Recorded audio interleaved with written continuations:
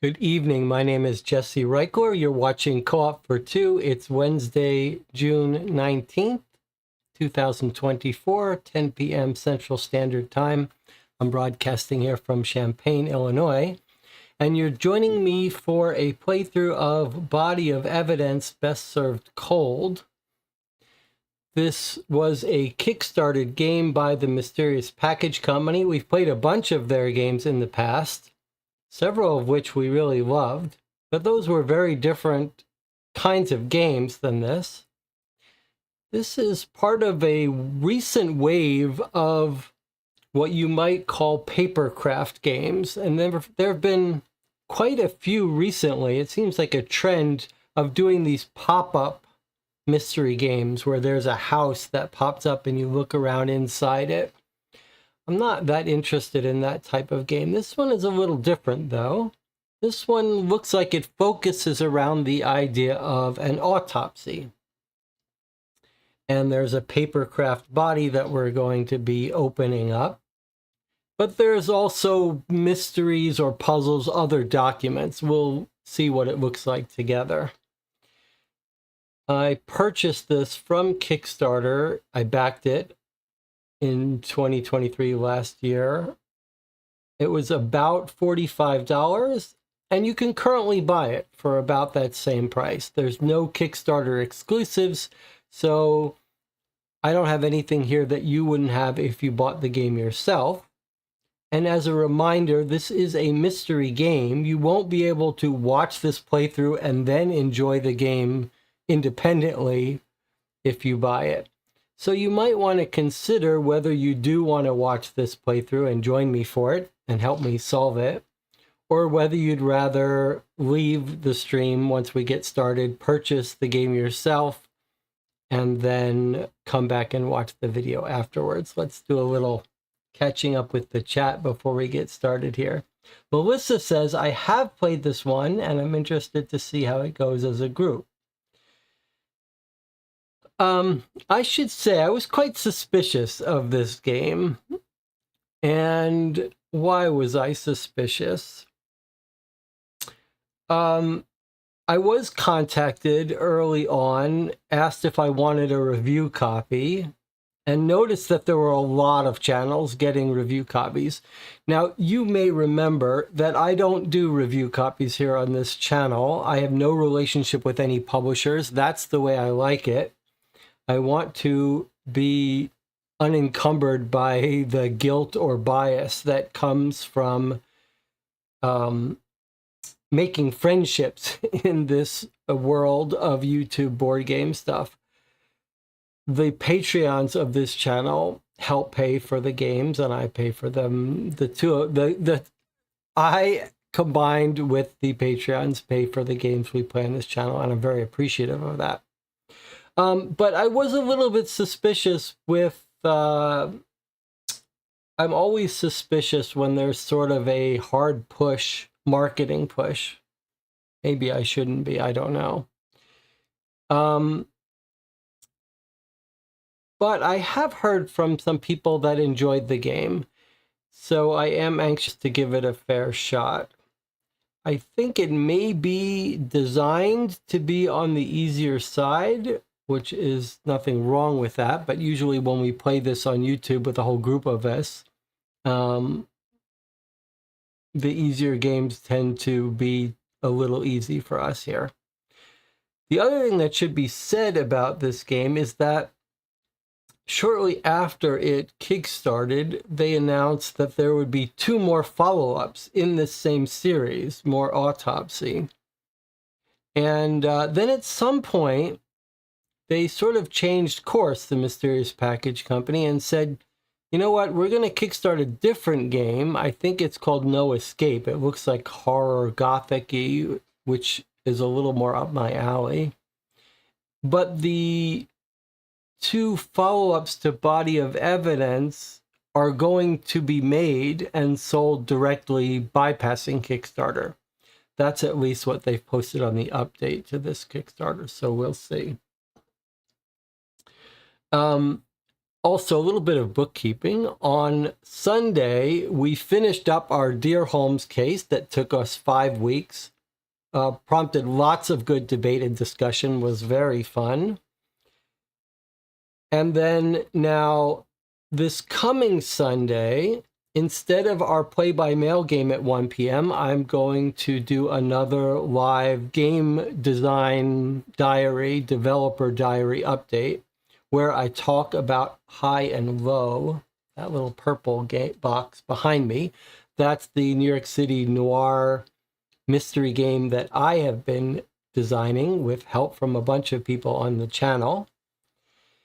And I'm going to give you some updates. I'll show you some new art, talk about some software that's been written for it, and talk about maybe some play-by-mail ideas we're working on for high and low system. As a related reminder, I will be at Gen Con in the first week of August. I will bring high and low if anyone wants to sit down and play it. I actually did create an official session that you can buy a ticket for at Gen Con if you want to play high and low. I set it up as a 5-hour block, so it's really for some serious players only. But there's that. So anyway, this coming Sunday at 1 p.m., Game Developer Diary number 5. I hope you can join me for that if you have any interest in the game, especially if you're interested in writing cases. That's been my focus, to make the tools to make it easier for people to write cases for it, and I would like to encourage that. James says he's going to just stop in for a bit to see if it looks like something he might be interested in playing. I think that makes sense.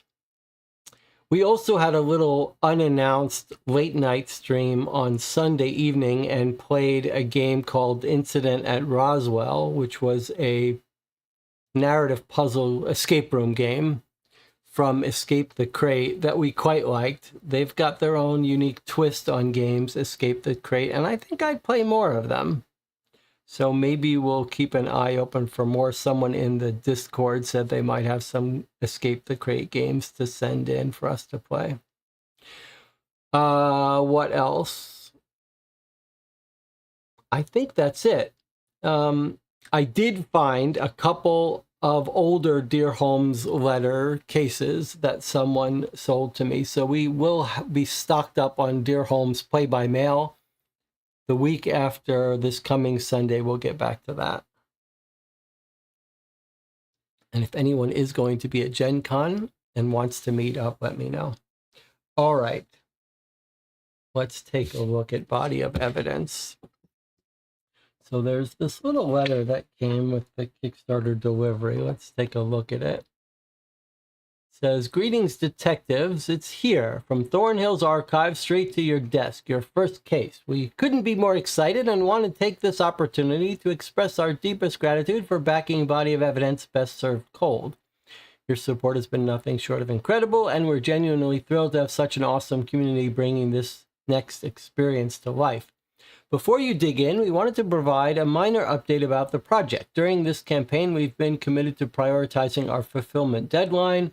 That means having Best Served Cold in your hands when we said you'd have it. While most of the huge number of components came together as intended, during assembly, your included cadaver body bag arrived with a slight sizing error despite previously raising the issue with our production partner at the sample stage.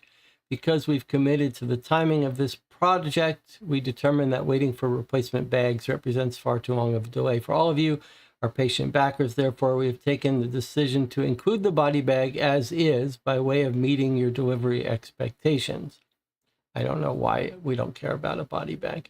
"We hope you understand our decision to proceed, namely to ensure Body of Evidence reached you as soon as possible. While this is obviously a tad frustrating, it does also come with some exciting news. Due to the success of this campaign, we have the opportunity to rectify this next time." Yes, that's right. There are going to be more Body of Evidence cases to dig into in the new year. Our game designers have already begun pinning up the red string and setting up the murder board. Your input is gold to us. Sincerely, as you gear up to tackle this and future cases, if you have any questions, thoughts, or just want to shoot the breeze, don't hesitate to reach out. We're all ears and ready to make the next adventure even more amazing based on your feedback. Thanks again for being a Rockstar backer. We hope you have a fantastic time with Best Served Cold. We're beyond excited to share with you. Until next time, regards, the Mysterious Package Company. Okay, so that's the little letter.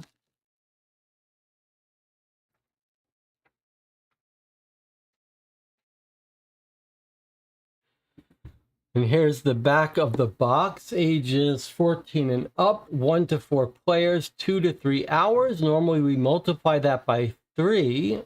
That would mean 6 to 9 hours. So I'm not sure if we're going to be able to do this in one session. I thought we probably would, but if it goes for 9 hours, obviously we won't. 2 out of 3 difficulty. Study the evidence, gather clues, sharpen your scalpel as well as your wits to perform a forensic autopsy in order to bring the perpetrator to justice. Conduct your investigation solo or with friends in this fully offline experience. Okay, that was the other question I had, whether it had any internet use. It'll take a keen eye, an iron stomach, and a steady hand to make the cut in body of evidence. The murder mystery autopsy game. Okay.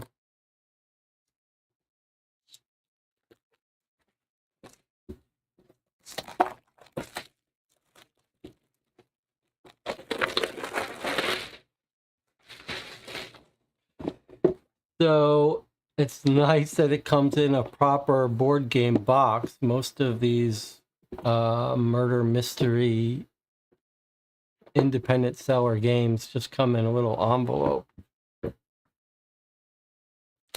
All right, we've got a little notepad. It's just a little prop that we can use to write. A metal shield. This is not stuff I care about. Like, I don't need you to spend $1 to make a big chunk of metal. That serves no purpose, but okay. Pencil, again, don't need it. Save your money. I'm more interested in this stuff. All right, so we've got a bunch of folders. It is actually packed with material. Let's maybe take all of this out of the box. All right, so I don't care about the badges, but this looks pretty interesting. What have we got? Thornhill Police Department, Office Internal Memo 1 of 5. Christian Leclerc, homicide. Attention, case 80327, Leclerc Christian. Welcome back, Detective. Another day in Thornhill, another soul on ice.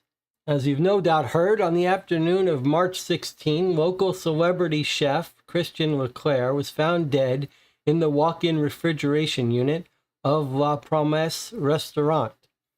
Certainly not a great start to anyone's week. The initial investigation deemed the mishap accidental, a wet floor in a high-pressure environment not too far of a reach. However, Leclerc Sr. has gone to the press, and it sounds like he's gearing up for a formal complaint. Before we close this one, I want a second opinion. I get the sense he's onto something, so this one's yours. As usual, Leclerc's case is being processed across 3 files. In time, you'll have access to all 3, but for now, I'll need you to start at the beginning. I'm sure you'll be caught up in no time. Speaking of procedure, I hate to be a stickler, but as always, I'm obliged to remind you of protocol. If you could take a moment to refresh your memory before diving in. Paperwork, am I right?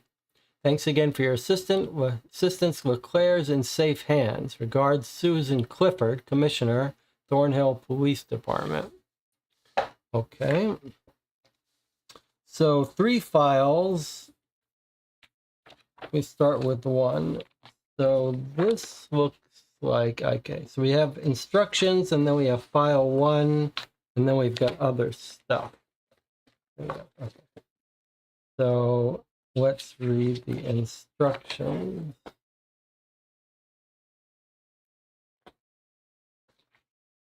Okay, a little pop-up. Little pop-up gimmick here with a body tag. Cause of death undetermined. Place of death, La Promesse, March 16th. Okay, before you begin, as an investigator, your goal is simple. Determine how the victim died and, if applicable, who killed them, how and why. At the close of your investigation, and once you're sure of your findings, you can submit your final report and check your conclusions in the file marked Case Closed. Conducting an investigation. Should you determine the victim's death to be suspicious, you'll likely find the culprit among the 6 persons of interest you have on file. First, of course, you should review the evidence gathered during the preliminary investigation. This includes witness statements, interviews, photographs, and physical evidence. The evidence presented in this case is contained within 3 files. You should begin by exploring File 1 first. Feel free to explore its contents in any order. Only once you have successfully answered the investigative question at the end of a file may you proceed to the next. 2 evidence cards, which you will find in the box, are required to correctly answer each question and gain access to subsequent files. It's up to you to identify the right combinations. So it looks like it's talking about these. This is an interesting idea. Not sure we've seen that in this kind of game before. For more information on evidence cards, consult the Coroner's Handbook. Once you have read the above, you can begin. Okay, we still have to read this. The victim's remains are waiting for you in the morgue. The Coroner's Handbook, which you will find inside File 1, contains helpful information about each stage of your investigation. Throughout the case, collect and use the 3 stages of the Coroner's Handbook to perform a complete analysis of the body. The coroner's office strongly advises against jumping ahead in the autopsy. Start with stage 1 and allow each file to guide you. Okay, so don't just dive in and start opening up the body. Make sure to consider the autopsy results throughout your investigation, particularly as you examine the supporting evidence within the 3 files. It's a good idea to keep tabs on your findings as you build up an impression of the case. Creating a timeline. Your timeline of events is an extremely important resource throughout your investigation. As you study the evidence contained in each file, you should keep track of the persons of interest in the case and their movements on the timeline sheet. Their whereabouts at any given moment on the day of the incident occurred may be critical to your case. Concluding your investigation. At the end of your investigation, you should be able to answer the questions on the final report with some certainty. When you think you've solved the case, you'll find the solution inside. Okay, so it says we can now begin File 1.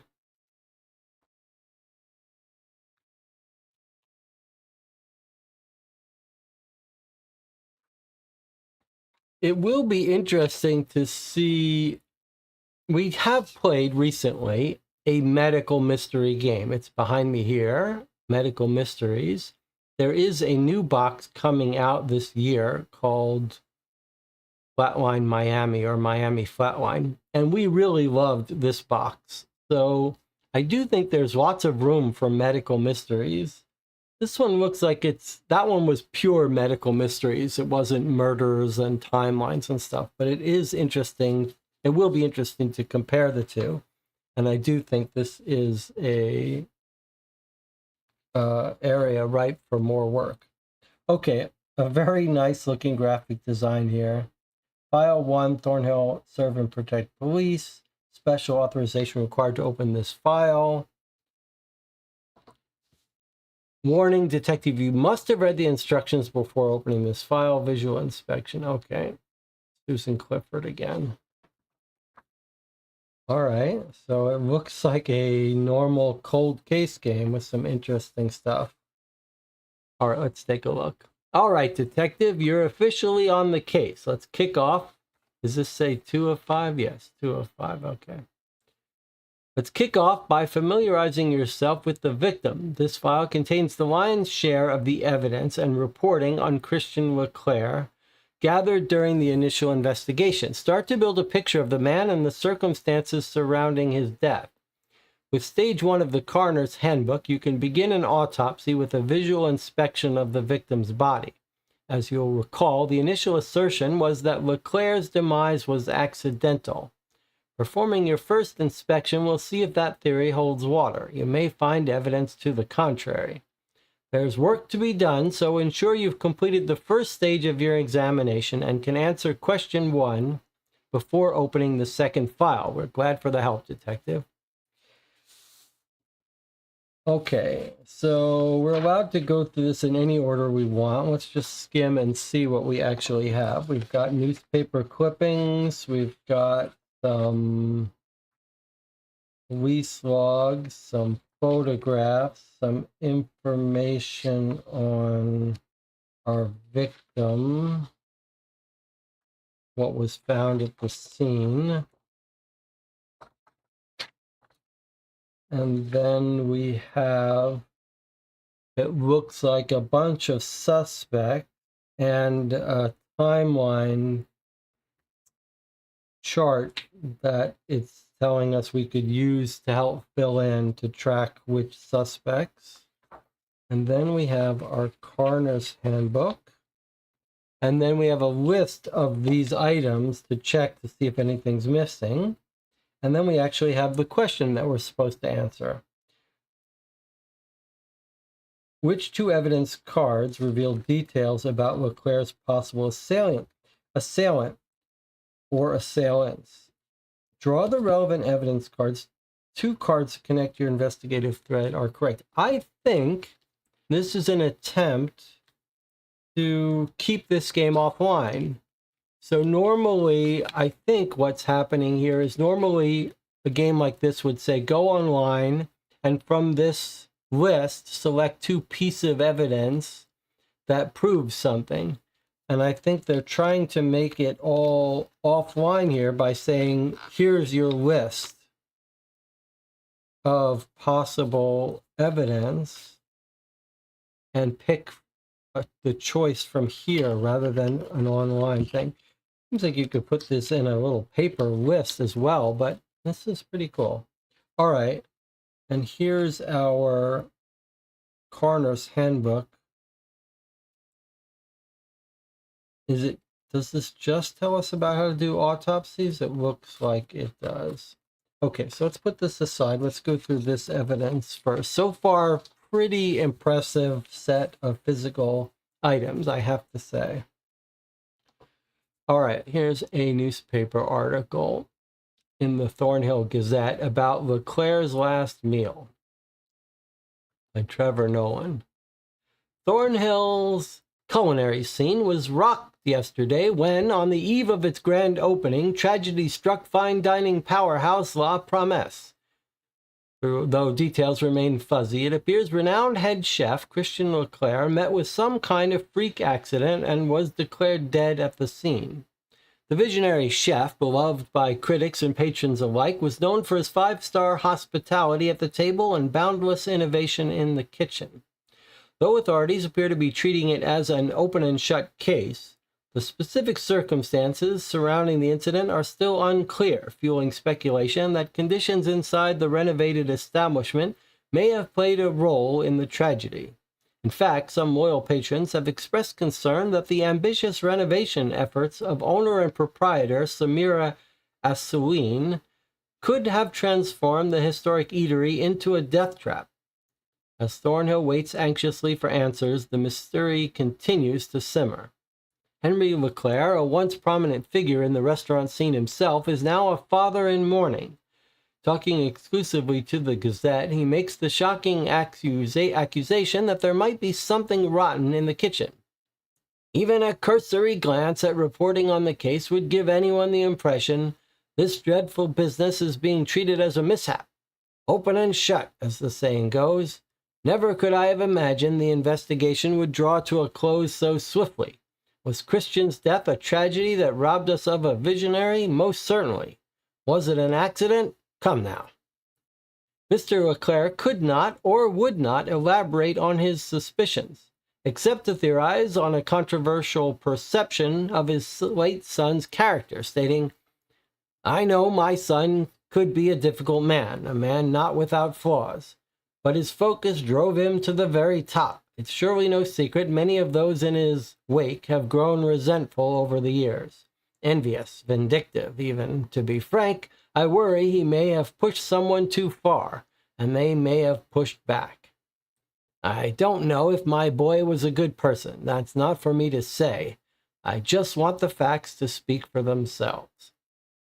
In the meantime, tributes have begun to pour in from fellow chefs, critics, and devoted fans, all mourning the loss of Leclerc's gastronomic wizardry.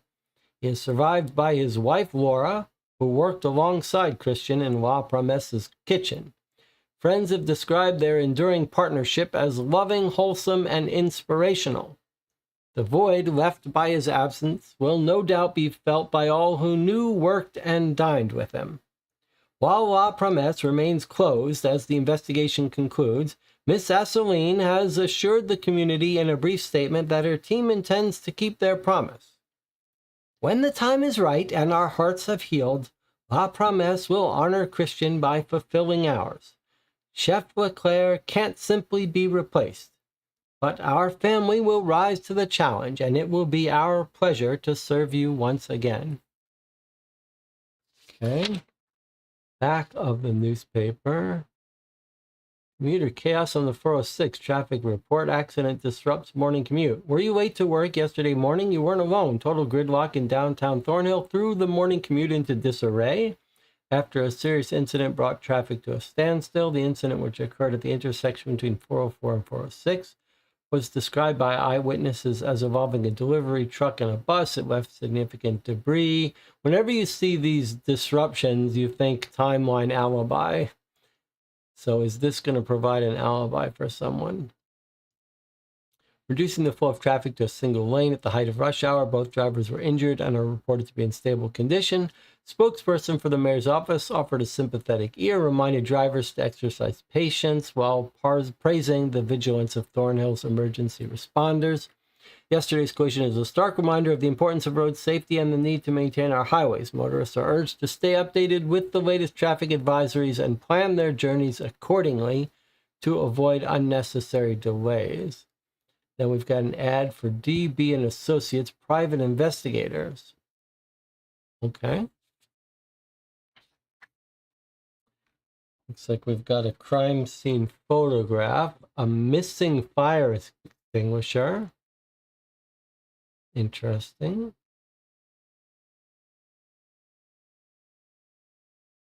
And that looks like the body in the walk-in freezer.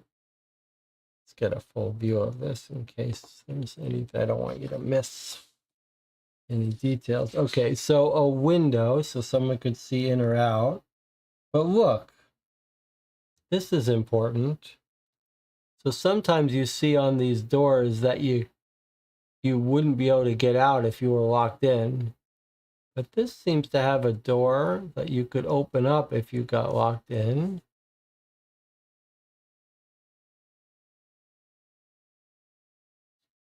Missing fire extinguisher, that's weird. Okay, anything on the back? No, just property of Thornhill Police. All right, this looks like the 911 call.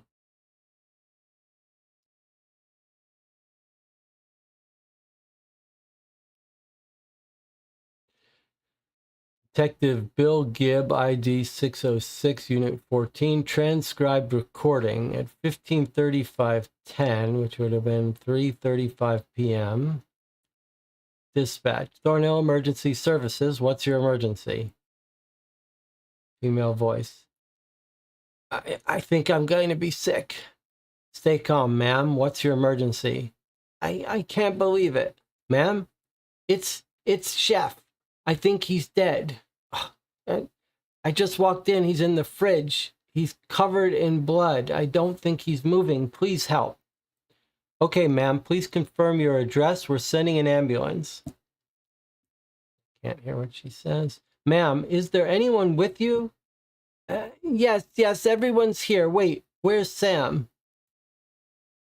Lottie, can you give me the phone? It's okay. It's okay, Lottie. Hello? Hello, who am I speaking with? Hello, it's Hiroshita here. There's been some kind of accident at La Promesse. Is someone injured? Yeah, Christian. There's a lot of blood. You guys gotta send an ambulance. We need some help here. Okay, so phone from start to end of the phone calls, 2.5 minutes. At the end of those 2.5 minutes, the dispatch sends an ambulance. Then she's back on the phone. Don't worry, sir, they're on their way. It's important you stay on the line. Can you tell me what happened? There's lots of talking in the background. No, he just got here. I think Lottie found him. I don't know, but it looks like he's bleeding from the head. What do you want me to do? Just stay on the line, sir. The ambulance will be there any minute. Are you with Christian now?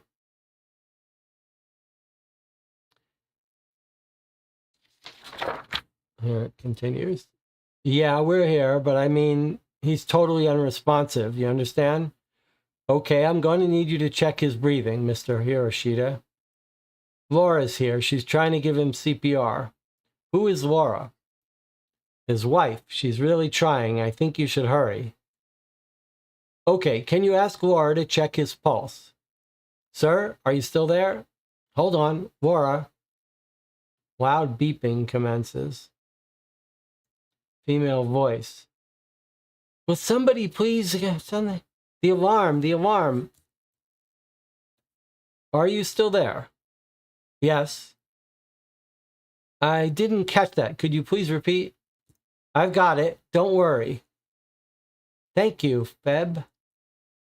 Thank you, Fab. Beeping stops. Okay, so alarm went off. Sir, what's the situation? Can you tell me what's going on? First responders are almost there. Sorry, yes. That was the door alarm. I couldn't shut it off. Sorry, I'm here. Okay, I'm going to need you to go to Christian and help Laura. Take over if she gets tired. Can you do that for me? Yeah, of course. I'll have to put the phone down, though. That's okay. Try to continue CPR until the paramedics arrive. Can you do that for me, you and Laura? Yeah, for sure. Lottie, can you take the phone? Okay. They end the call. They end the call 15:42. So total time 7 minutes. And blood. We got a list of people who are there. And then the door alarm goes off. What does that mean? Is this the kind of door that if you ever try to... Is it this door? No, this doesn't look like it's hooked up to an alarm. It might be an exit out of the building, an emergency exit from the building that's gone off. Someone has run away, perhaps. All right, and then we've got a list of people at the scene that might be relevant for us, and a specific mention of someone who's not there. He says everyone's there. Someone says, where's Sam? All right. Let's take our timeline page and just set it aside. Ideally, I'll make a copy of this during our first break that we can write on, so we don't have to write on that copy.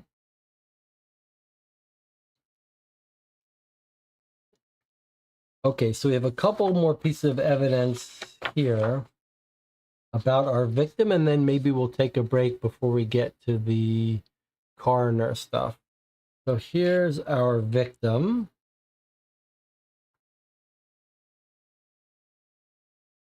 Christian LeClaire, 5 Silver Place in Thornhill. We've got driver's license, phone number, he's married, born April 15th, DOB, no year for some reason. But we are given his age. He's 43, male, 6'2", 250 pounds. No hair, blue eyes, size 12 shoe, right-handed. no distinguishing marks, no military service, no firearm ownership on file, no martial arts background. This is a weird little document. No outstanding warrants, no prior arrests on file, not currently under investigation. Head chef for 9 years at La Promesse, 57 Main Street. He's got a car, a Morados silver sedan, got his license plate. We've got information about this incident. 3:35 p.m. Accidental death. Remains submitted for autopsy. Next of kin, Laura Holloway. That's the wife. Living at their home. Reporting officer's statement overleaf per departmental regulation. Okay, let's take a look at the police statement. At 57 Main Street at the restaurant.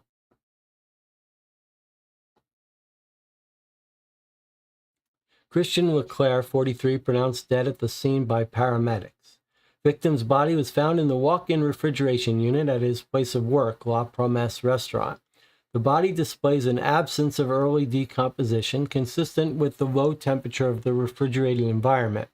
Low temperature of the fridge is unremarkable and consistent with its intended purpose of preserving perishable goods. The deceased was found face up on the floor of the walk-in fridge amidst storage containers of fresh produce and perishable ingredients. Adjacent to the victim, at a distance of approximately 4 feet, was caution signage indicating a wet floor. The sign appeared to be deployed appropriately and was adequately visible inside the room. Responding units were unable to adjudicate the condition of the fridge floor at the time of the arrival. They can't tell whether it's dry or wet. Victim is dressed in a white chef's uniform bearing embroidered La Promesse insignia. Victim appears to have sustained severe injury to the back of the head, possibly consistent with a fall and or impact with a hard surface. Information provided by an employee on file suggests the immediate location had been recently cleaned and possibly slippery. Presence of pooled blood on the floor around the victim's head indicates he remained motionless after coming to rest in the position he was discovered. Additionally, victim's wife, who's also a member of the staff, reports having performed CPR starting at the time that the emergency call was placed until the arrival of responding personnel. 4 additional staff members were present and have provided statements. A 5th individual, proprietor of the establishment, arrived after responders and has also provided a statement.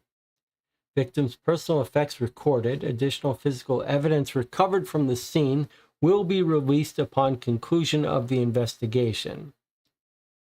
Okay, and this is the detective's report with Susan being the supervisor.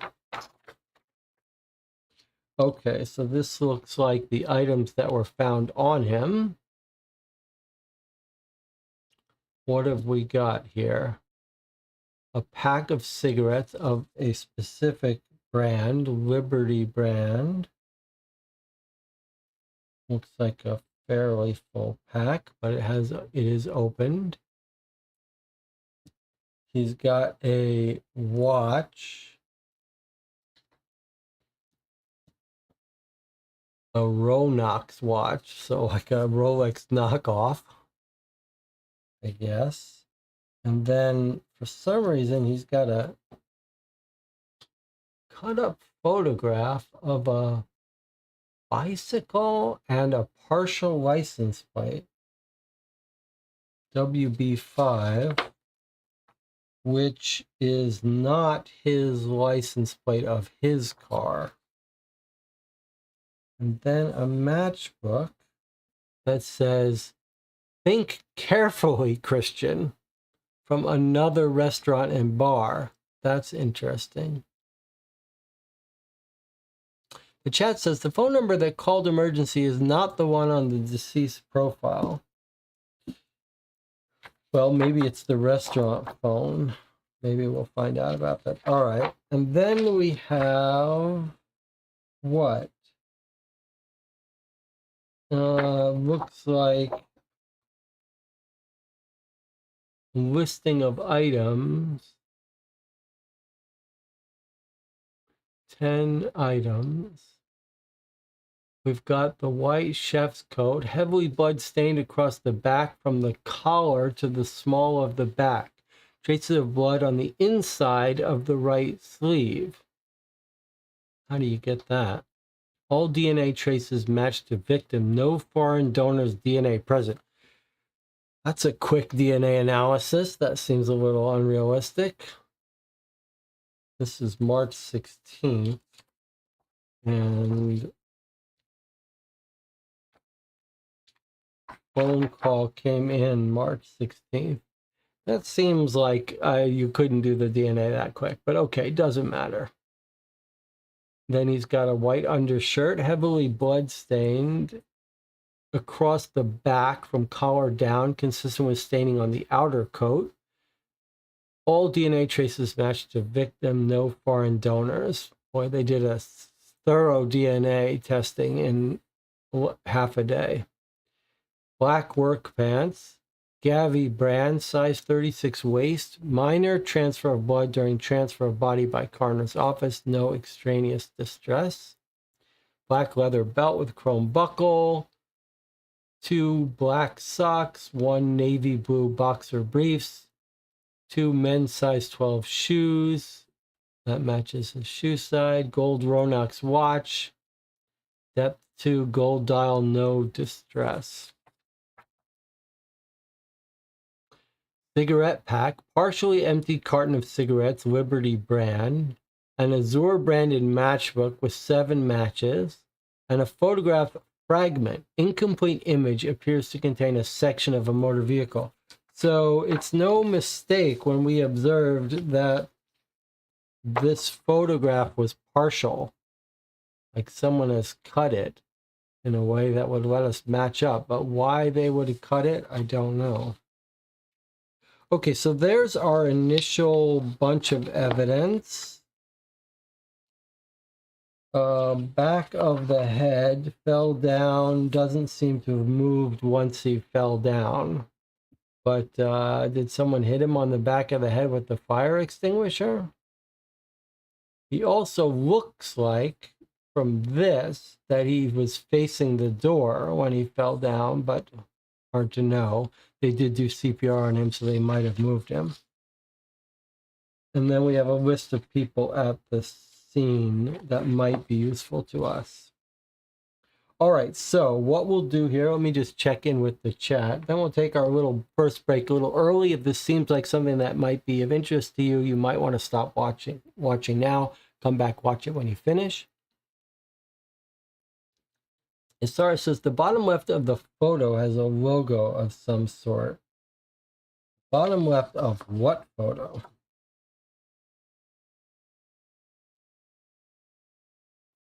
There's a whole bunch of photos.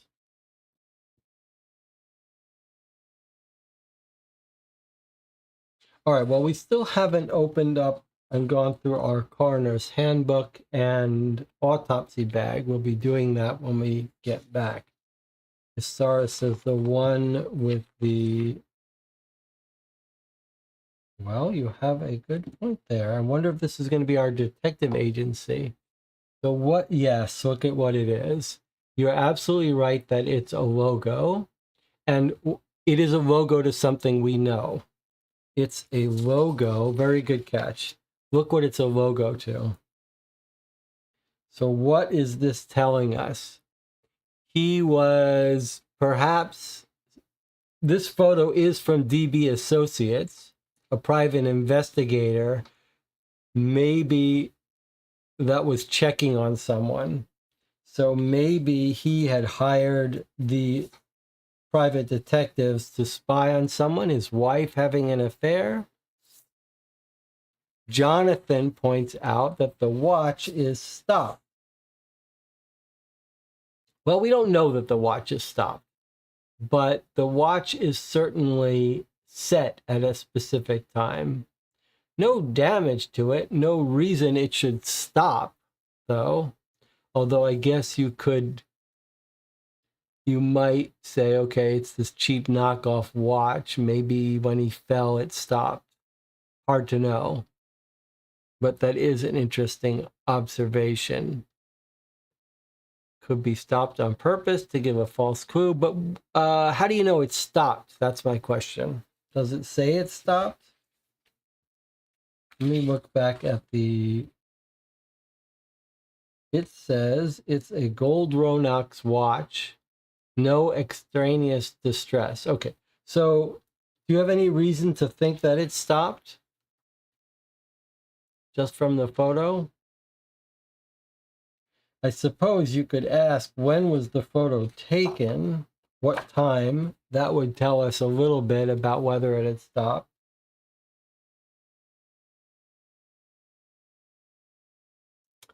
Or it could run out, says Perry, or it could be still running for all we know.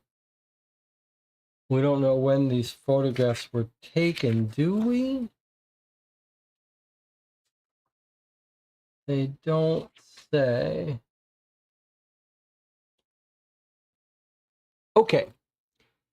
John says, I don't know it's really stopped, but I think from a meta perspective, it makes sense. I don't think the game would be that realistic where watch keeps going. I wonder, but I'm not sure. All right, we're going to take our first break a little early here. We'll come back and we'll wheel out the body from the morgue shelf and read our coroner's handbook and see what there is to see. I'll see you in 8 minutes.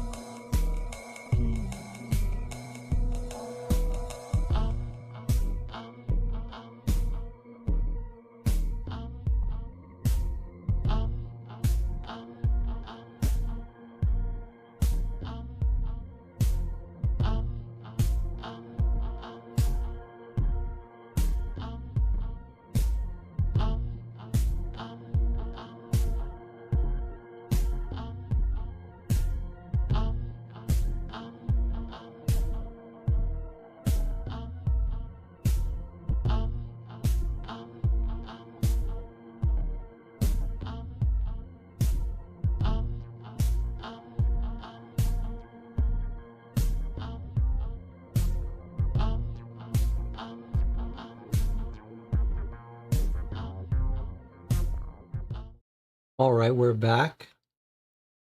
Let's see if the chat has any initial thoughts.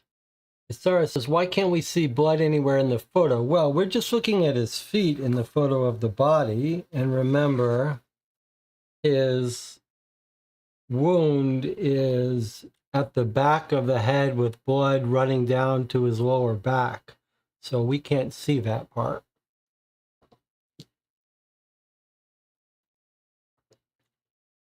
Marco says, refrigerator door seems to have some pry marks on the opening from the photo.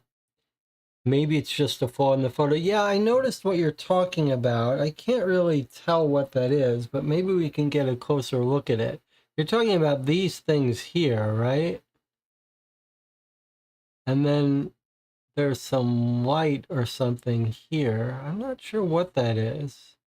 If it's light coming through or if it's some stain, but let's see if we can't get a closer look at this.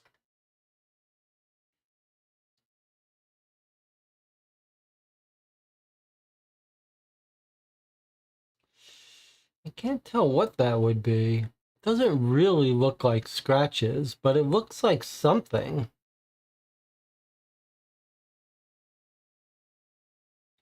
But, I mean, it's hard to see.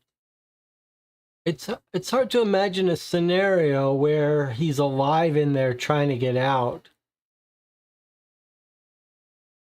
Right? I mean, there's no sign that he's trying to break the glass.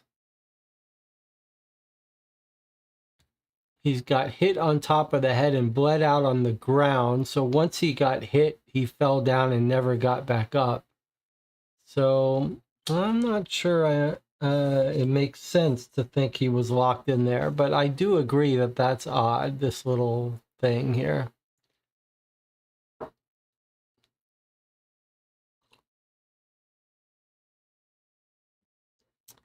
Jonathan says, it's odd that the watch doesn't seem to be on the evidence log. It is on the evidence log. Uh, it, uh, it is, Jonathan. Look.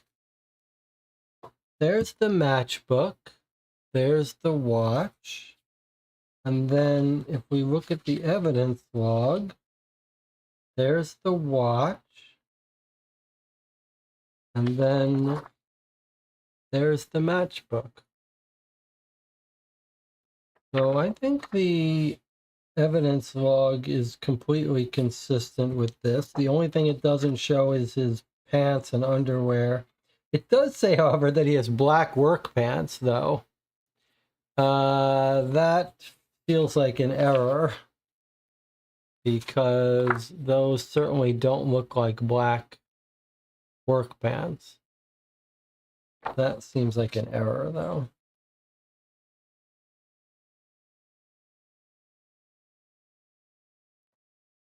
All right, so I did make a scan of the timeline document. Remember, we're going to try to figure out who the killer is here, if there is a killer. So I think we can fill out some of this right now based on the emergency transcript. So let's see what's already filled. Let's see what we've got here. So we've got Christian, and then we've got 1, 2, 3, 4, 5 suspects. Right? Just one-sided, yes. Okay. Christian himself was stuck in traffic in the morning from before 10 through 10. So we've got half-hour blocks from 9:30 to 4 p.m. Emergency call was made at 3:35. So let's fill in some details here. Female caller at 3:30. She says, I just walked in. He's in the fridge. He's covered in blood. Confirm your address. She says, everyone's here. Where's Sam? And let's take a look at these people. We haven't heard about them all yet.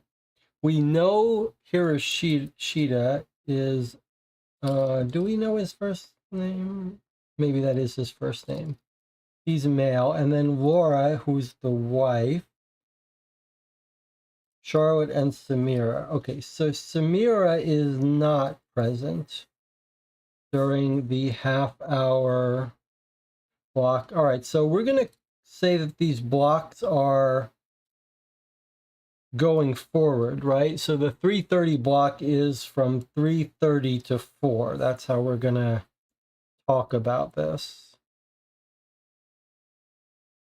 I guess. Or should we right-align it and say that this is 4 p.m. and this is 3 p.m., 3:30? All right, maybe we'll do it that way. So we're going to use this line. So this is the 4 p.m. line here. This is the 3:30 line. So at 3:35 is when the call comes in. Sam is not present. But we are told who is the caller. Okay, so Hiroshita is there. So we know from 3:30 to 4, we know Hiroshita is at the scene. Okay, and then who is this woman? Lottie, can you give me the phone? Okay, so our caller is Lottie, which is going to be Charlotte. So from 3:30 to 4, she's at the scene. We're going to note that this is Lottie, unless someone convinces me that that's a different nickname. Okay, so Lottie calls, and she's our initial caller. I'll just write down. She discovered the body. Hiroshita. Is someone injured? Christian. Okay, background noises I just got here.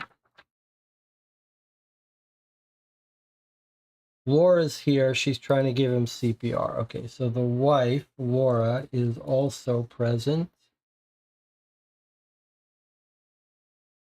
at the scene. So we've got Hiroshita, Laura, and Lottie, who's our caller. And then this woman says, everyone's here. Where's Sam? So I guess I'm just going to make a little question mark with Sam. But what we don't know is if Fabrizio is there. She says everyone's here, but oh, yes, wait, Fab was mentioned. Look, you've got it. I've got it. Don't worry. Female voice. Thank you, Fab. So I thought when I read it, it was an odd saying of like fabulous, which would be an odd context. But actually, Hiroshita is referring to Fabio or Fabrizio. Fabrizia. So she is actually at the scene. So indeed, everyone is there. And he's dead by 3:30. That's all we know. We don't know how long he's been dead yet. Okay, it's only Samira who's unaccounted for. Okay, so let's keep this handy. All right, time to break out the coroner's handbook. Okay, I like the production quality here. Coroner's handbook. Handbook for physicians and medical examiners. Do not commence an autopsy until prompted by the stages of this handbook. No exploratory incisions should be made until instructed. Failure to do so may compromise your investigation. Okay. So they don't want you to just go off on your own and start cutting into this body. Keep this handy. All right. 3 times during your investigation, you'll be presented with an investigative question. Each case file contains 1 question you're required to answer correctly before you can access the subsequent files. In order to answer these questions, you should turn to the deck of evidence card. Each card represents an observation, deduction, or critical detail discoverable during the various stages of the autopsy. So these are only autopsy related? Evidence cards are not intended to be studied. Rather, you should draw only the pairs of cards you believe correctly answer a given question. Okay, so they're just for answering questions. I like this idea. And look how well done this little document is. Okay, and then here's more on using evidence cards. How to use evidence cards. To use the evidence cards, first read the internal police memo. This sounds like this should be rules, but okay. Read the internal police memo found inside a case. At its conclusion, we'll be presented with an investigative question. We saw that. To find the correct answer, you have to successfully perform the associated stage of the autopsy. When you think you've deduced correctly, locate the 2 cards from the deck that represent the facts you wish to submit as your answer. Turning over the cards and placing them side by side face up on the table. The cards will confirm your answer is correct if the red threads displayed on each card connect from one card to the next. Retain these cards and continue your investigation. So a little analog way of checking your answer. The cards will reflect an incorrect solution if the red threads do not successfully connect from one card to the next. If you have drawn a pair of incorrect cards, you should return them to the deck and take a second look at your findings. You're free to try as many times as you wish to solve each conundrum. Building a chain of evidence. As your investigation progresses, your collection of correct evidence card pairs will grow. Each time you answer a question correctly, you should retain the cards you selected. By laying the cards face up, a string of correctly identified evidence cards will be recognizable by the continuously connected threads running from left to right. By the end of your investigation, you will be able to build a complete string of 6 answer cards, plus a victim and a perpetrator card found at the beginning and end of your time on the case. This can help indicate that you're on the right track. It serves as a reminder throughout of the discoveries made during your autopsy of the victim. Okay, cute. All right. Stage 1, visual inspection. So let's remind ourselves for file 1, what is our question? Which two evidence cards reveal details about Leclerc's possible assailants? Okay, so we want details about the assailant. Stage 1, visual inspection. Look at this. This is nice. I like the clean graphic design here of this document.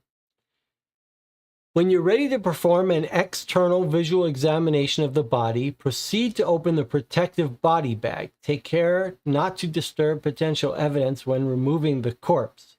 For record-keeping purposes, use the chart below to map observable damage or demarcation on victim's body. You may observe cuts or lacerations, bruises, scrapes or abrasions, puncture or penetrating marks, such as those indicative of a bullet wound or stabbing by a sharp object, broken bones, misalignment of limbs, compound fractures, distinct environmental indicators such as swollen or wrinkled skin, burns, stains, and tan marks, missing or severed body parts.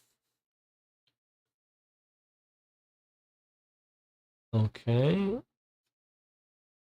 And then here's a little thing here on, I don't know why this isn't in the book. Maybe they thought to add this later. Locate and analyze, if any, instances of cuts, scratches, and lacerations. Does the injury feature a double parallel breakage in the skin? If so, consult the reference chart below to describe a likely candidate for infliction. Identifying a potential candidate may have implications on your case. Consider your findings as you continue your investigation.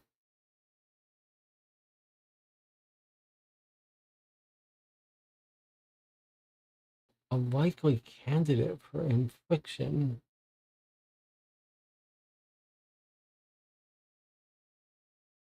I don't understand. Okay, let me tell you what I think here. I could be wrong, but I believe that this is an abstract puzzle rather than real. So I believe this is a little disappointing. It's trying to tell us that if we find a symbol like this, it'll give us a clue to whether the weight of the perpetrator. That's a very odd thing. And that's what I'm thinking. Let me see. What have we got here? On the other side of this page, it says, locate bruising, contusions, or abrasions. Does the injury feature on the front of the face or head? If so, consult the reference chart below to ascribe a likely candidate for infliction. A forward-facing bruise or contusion suggests the victim was facing the cause of the injury. This may be indicative of an accidental collision, physical altercation, receiving a blow, defensive action. Okay, this is all real. Consult the reference chart below to ascribe a likely candidate for infliction. Identifying a potential candidate may have implications on your case. Consult your findings. And here we have another abstract puzzle. In other words, we're supposed to look at the bruising color to tell the height of the attacker. This is not a real thing that you would see, just like this is not a real thing you would see. It's just a little bit of puzzle. And then it's got stage 2. I don't know. I guess we're not.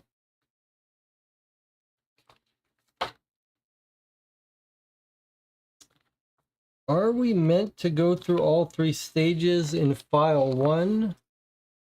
Or just stage 1 in file 1 and stage 2 in file 2? Well, let's, rather than worry about that now, let's open up the body bag and continue. When you're ready, proceed to open the body bag. Okay, so And this was the thing that letter said is not quite the right size. I'm not sure. I, I see. I guess the intent was that these documents get zippered up in this body bag, and you would unzip it to reveal it. But it was too small, so they couldn't get the document in here. All right, so, but I see that this is considerably bigger than I anticipated. Property of coroner's office. So I wonder if I'm going to need to zoom out my camera.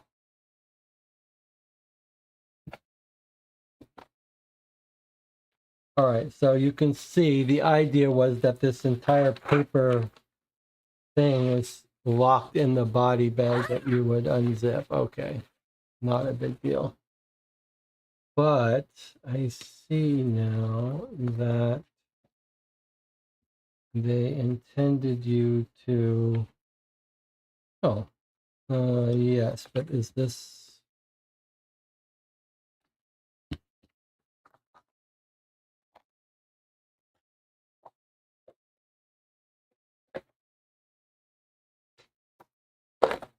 okay, so it looks like they intended you to have this whole entire body on the table. That's pretty impressive. But you can see that there's nothing.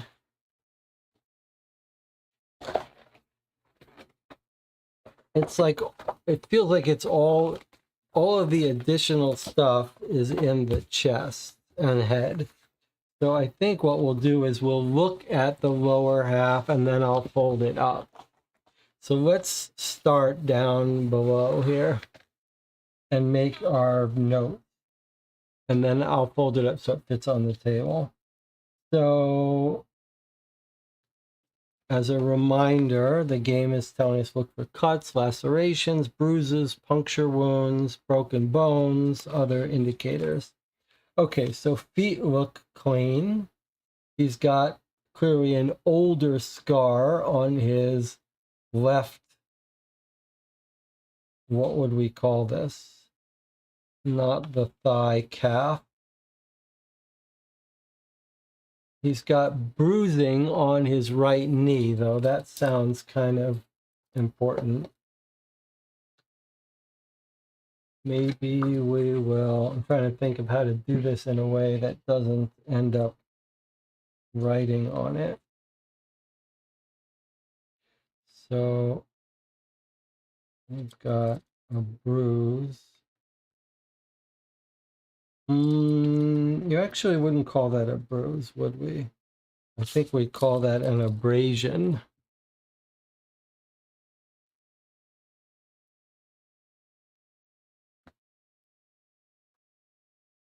Right? Scraping. Perry says front of lower leg is called the shin. I thought the shins would be down here. Calf would be here. Okay, not important though. All right, I don't see anything else of import to us. Feet otherwise look normal. So let me get rid of this. We can always open it up later if we need it. And then, okay, we've got a watch where his watch was. He always wore it because he's got a tan line. No cuts or bruises on the back of his hands. So if he was in a fight punching someone, you might expect to see abrasions or bruises on the knuckles. I don't see any of that. But look at this. Does that look to you like a wedding ring band is missing and that was not in evidence? That looks to me like he's missing a wedding band.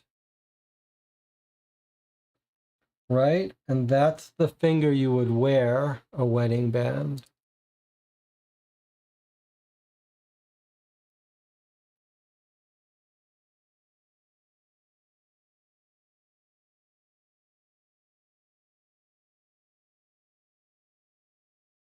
I mean, he is married. We don't have any wedding ring in evidence. And yet he's missing a wedding band. Okay. I think you can check the back side of the body too, says Jonathan. Well, that's a good point then. Yes, you're right. We can check the back side. All right, let's go back to the back side and look if anything looks weird about legs. Okay, so lower half legs look completely normal. Nothing to be seen in the buttock. So really nothing here.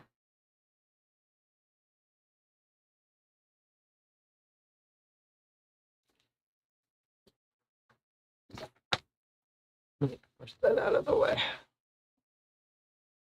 Okay. Sarah thinks there's some dark ankle. I don't really think there's anything I can see how you can kind of see it on the screen. It looks dark, but from where I'm looking at it, it definitely does not look like there's anything out of normal on the ankles. Let me see if I can get it to zoom in here. Why does it not want to zoom in now? Something's confused it. All right, but I don't think there's anything to see there. All right, so missing wedding ring. All right, now moving up. Hands we looked at. We said no marks on the hands except for missing watch and wedding ring. Now we've got, let me check in with the chat here. His right leg had a discolorization in the front side of him. I marked that. I noted the abrasion on his right knee and the old scar on his left leg. All right, now we've got these marks on his right upper, where would you call this, near his elbow. All right, let's take a look at what this thing trying to tell us. So we would match it to this, which is here. So I think this is not a natural medical thing. It's just a clue telling us that the double parallel cuts on right elbow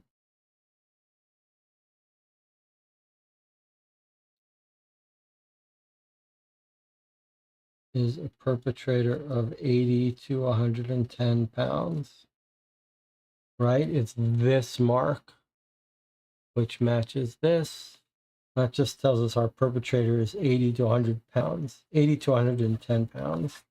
All right, what else? There's a little carve here, but this is not in the body. This is clearly some paper craft thing that we're supposed to cut to do the autopsy, the Y-shaped autopsy. I don't see anything else of import on the arms. I don't see any bruising to speak of. But clearly, he's got big bruising on his left eye.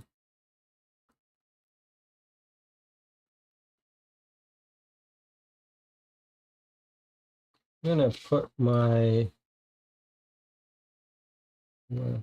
knee abrasion. I have everything on cards. Okay. Now, what was the color suggestion here? All right, so it said if we match up color,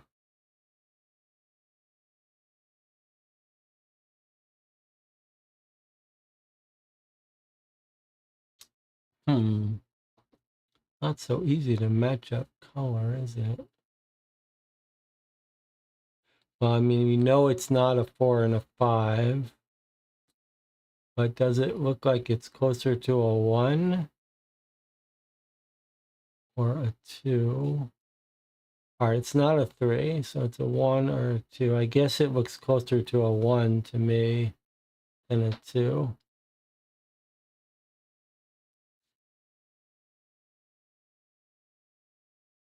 What do you think, 1 or 2?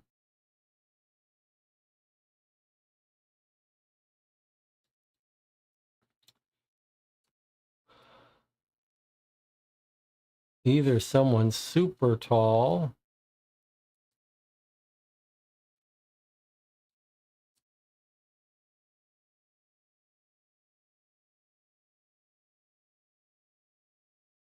either 6'7", or if it's a 2, 6'1" to 6'6".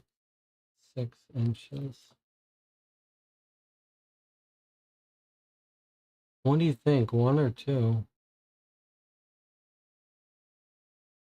You think it's 3?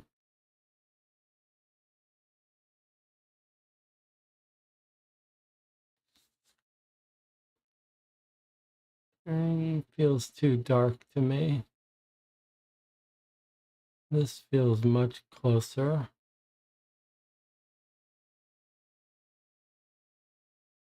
I feel like it's 1. Any other thoughts? Perry also says 1.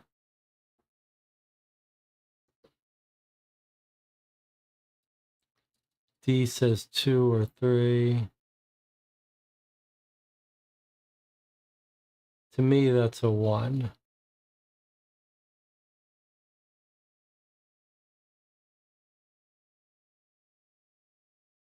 But it could be 2, or maybe we're meant to guess somewhere between a 1 and a 2. Okay, but let's put that aside for now. Isara wanted us to look at the right foot midway down from knee. Thought I saw a black spot. Well, yes, there is a little bit of a black spot here, but it's so small, I don't see what significance it would be.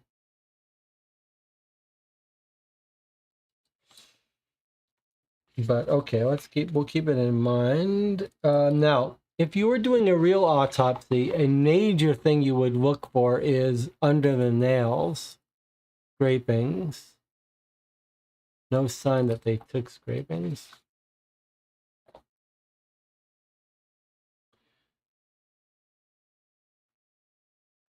All right.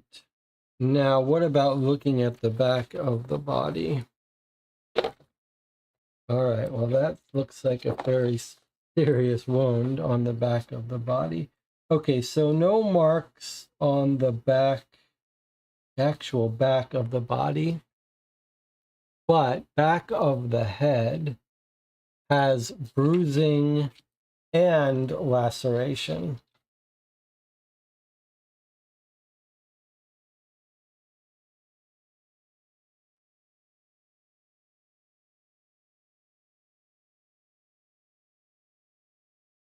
Okay, starting with the laceration.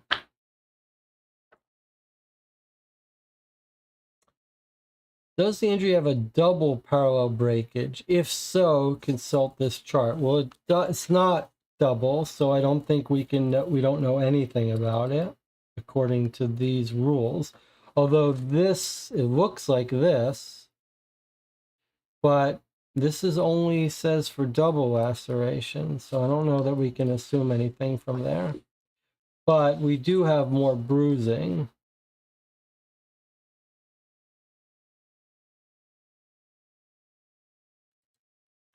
So I think what we've got is bruising between 1 and 2 again, which is what you would expect, that these would be the same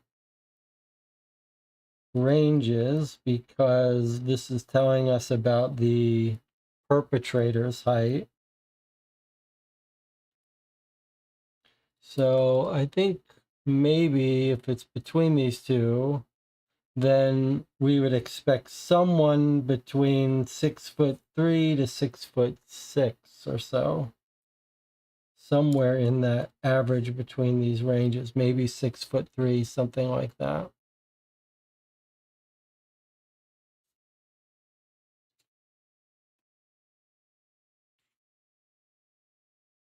All right.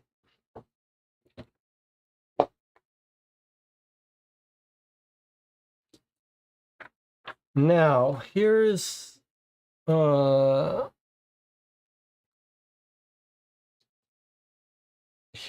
question. The file says what to evidence card reveals details about his possible assailant?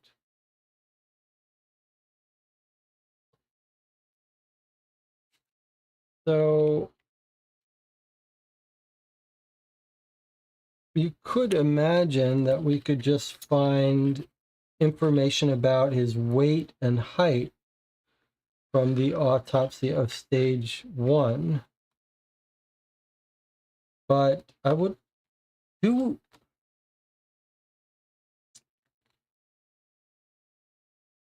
collect evidence card pairs will grow each time you answer a question. I'm trying to see whether we should go into stage 2 or if that's for file 2. Chest cavity, head examination. Okay, so look. It did tell us don't go opening things before we're told. And if you go to stage 2, head examination, there's nothing here. Stage 3, nothing here. So I'm guessing that it's going to give us sheets for that when we get into that. So I think that this is as far as we're meant to go in the autopsy.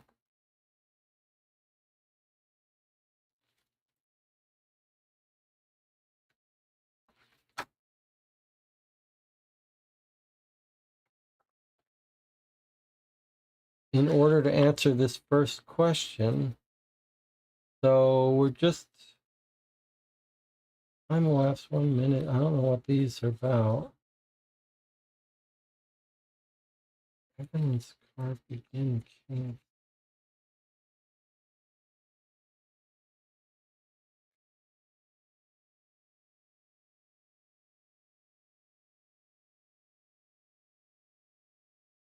I mean, surely we shouldn't be looking at this side, right? We should be looking at this side.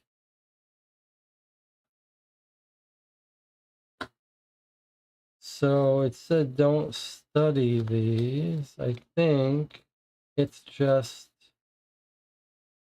the information about height and weight that we should be doing. So we should be looking for something that tells us the weight, 80 to 110, and then the height. If it's between 1 and 2, we should be looking for someone that's 6'1" to 6'7".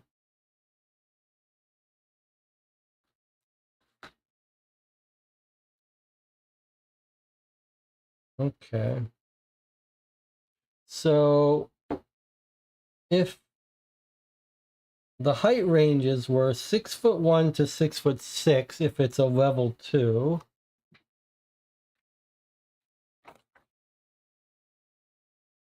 And then 6'7" if it's a 1.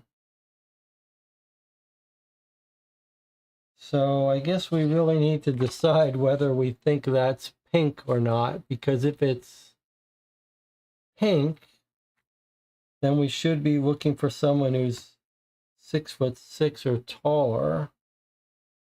Whether if it's closer to 2, then we should be looking at this one. I mean, I guess we'll find out, but we should probably do our best to guess.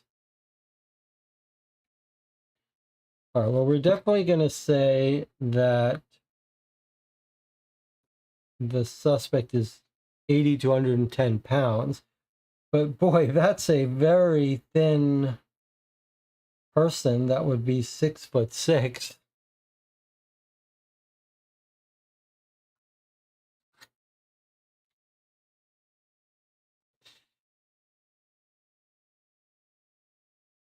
Let me bring these right up against this and you can tell me what you think. Maybe if we zoom in, it'll help us focus. All right, where do you see that fitting? Does that help or does it make it worse? You need all three here.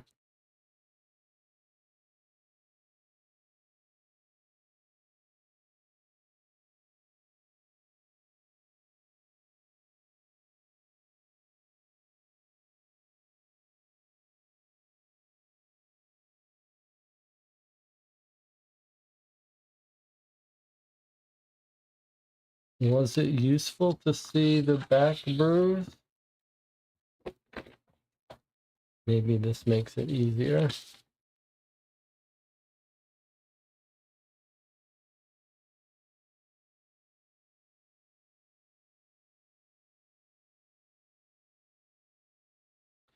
I mean, to me, the back bruise looks closer to pink, doesn't it?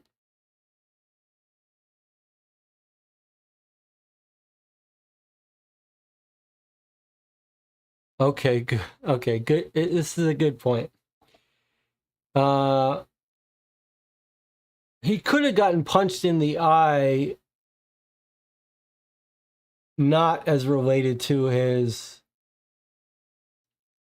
killer, but whoever hit him in the back of the head is the killer.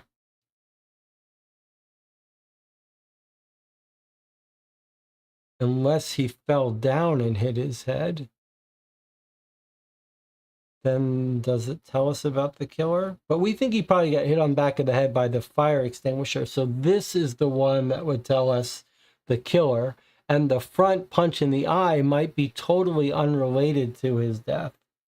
So if we look at this one, this sure looks like it's closer to 1, right? But Annette points out, or he was punched in the eye and fell down backwards and hit his head.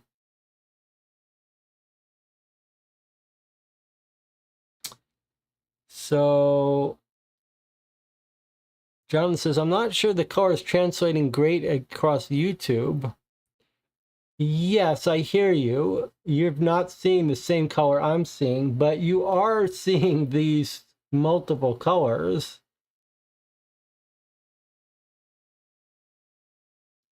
I mean, you are seeing the colors next to each other, so it feels like you've got as good a chance at looking at that as I do.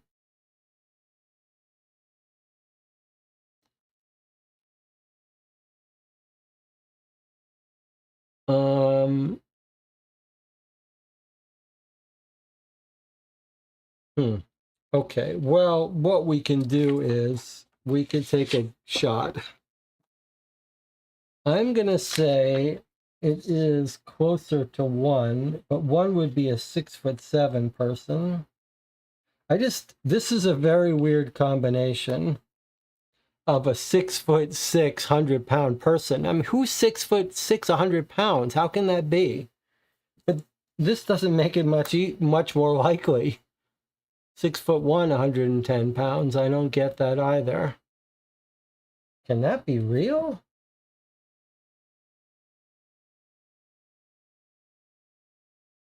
Is there something we're not understanding?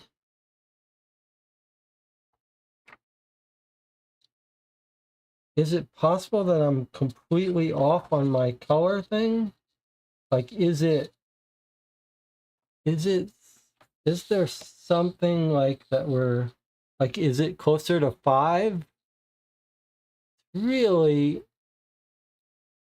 boy, colorblind people are screwed. But I mean, is there something that I'm... 2 people, huh? That's an interesting theory.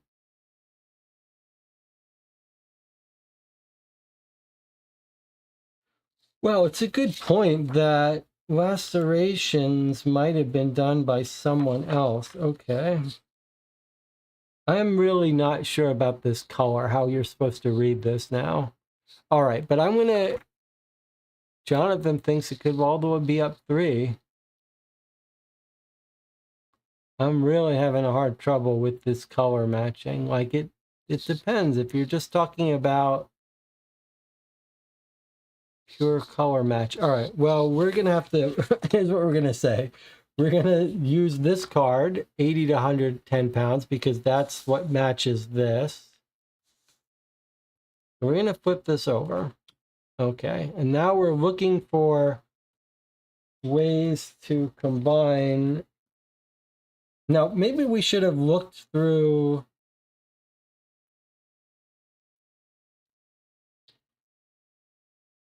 This is a very weird situation we're in.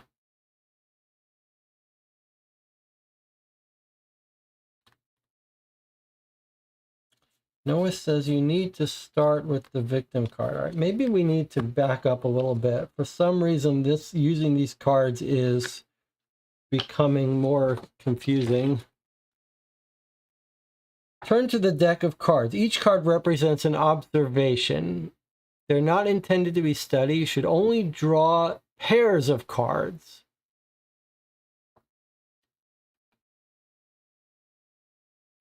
Draw pairs of cards. Okay, how to use.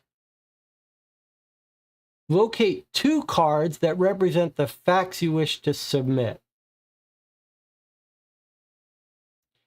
It'll be correct if they connect. And then,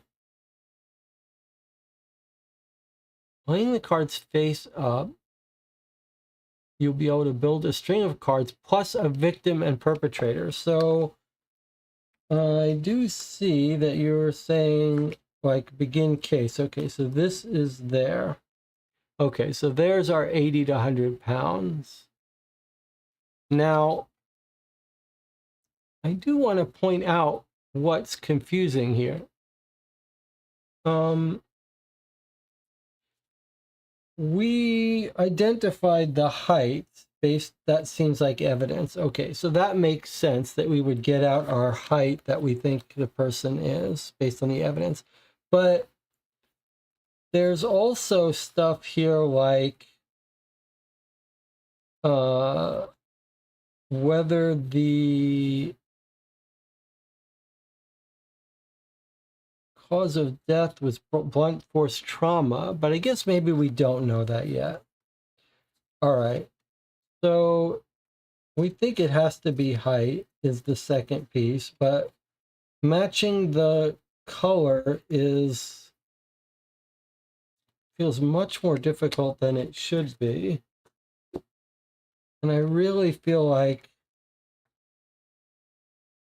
you could convince me that it's 3 instead of 1. And I find that very troubling. 3 would be 5'7". I'm going to leave all 3 of these out. I really would not be surprised by any of these answers. But I am going to pick the one that looks closest to my eyes.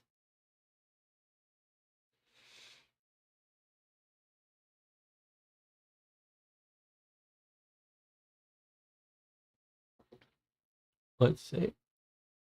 Start with the victim, put each pair, finally the culprit. Read the bottom portion. It didn't really say that by my eyes. I wish it would have been easier if it did say start with the victim card, but okay, it doesn't matter. We've got it.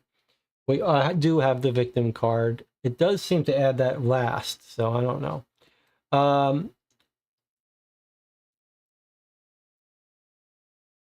I agree with Autumn's comment. The color sort of looks different depending on how close you zoom in. Autumn says, from further away, it looks like 3. Up close, it looks like a 1. Yeah, I just don't, it doesn't seem feasible that we could have a 110-pound person who's 6'6". But, well, let's see who's more on, let's just have a vote to see what color you think it is. Do you think it's 1, 2, or 3? But probably it's not the eye we decided that we should be looking at. It's this. This looks distinctly more pink to me, especially near the upper fringes.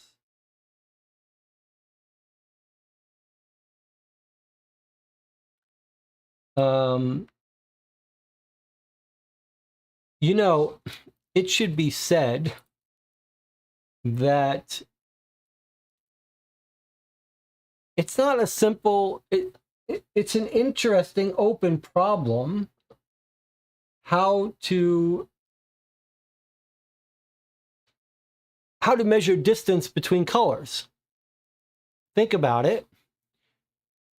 It's an open question, and there's a whole science of how do you specify algorithmically a color. You probably know that there are lots of different schemes for specifying colors.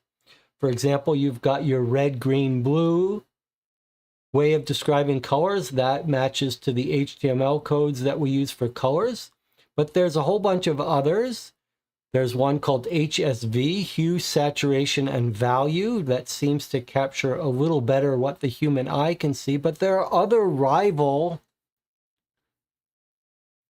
systems for classifying colors, and measuring the distance between two colors is not a solved issue.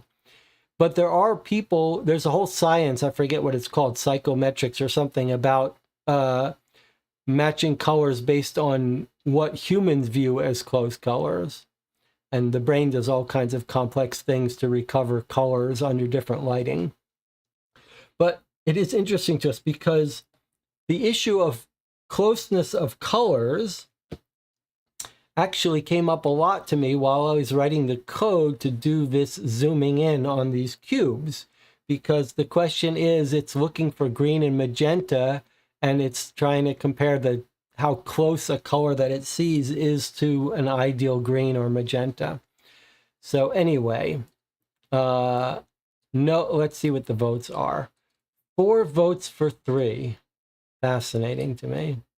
1 vote for 1, which would be me. All right, we're only going to look, I think we're looking at the backs make the most sense. So it looks like most of the group thinks, except for Marco, thinks 3 is on the back. All right, well, let's try our wisdom of the crowds here. I'm going to stop the vote.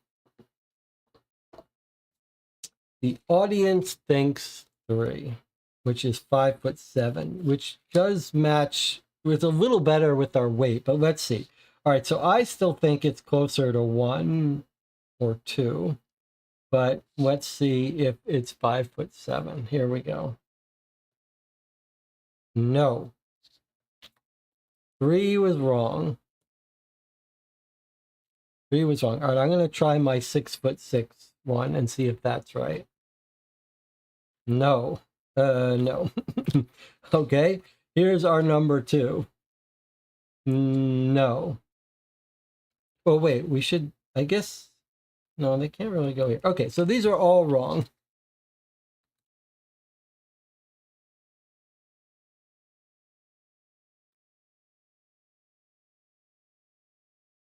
That's wrong. That's wrong. That's wrong. Maybe all the heights are wrong. Maybe you can't guess height from this because it's too confusing.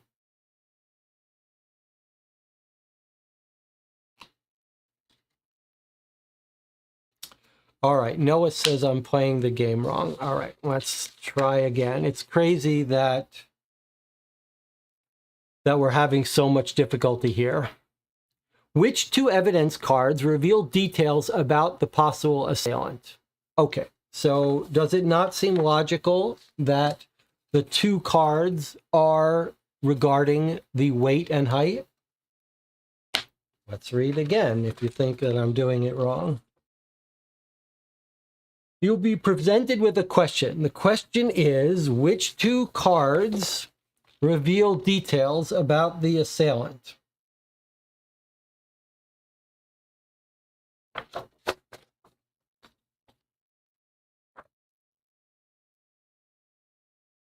Turn them over.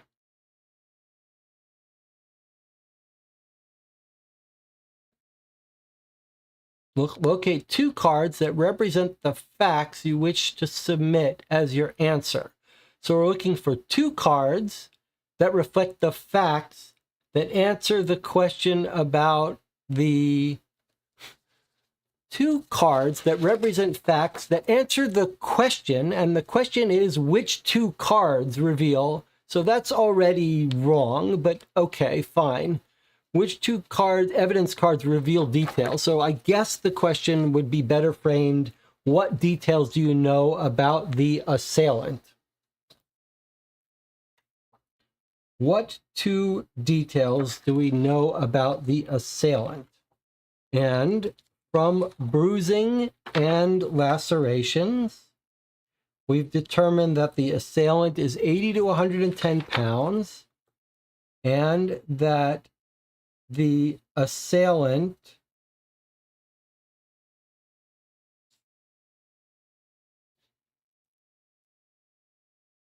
is this height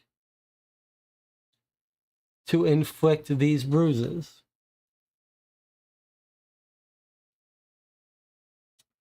So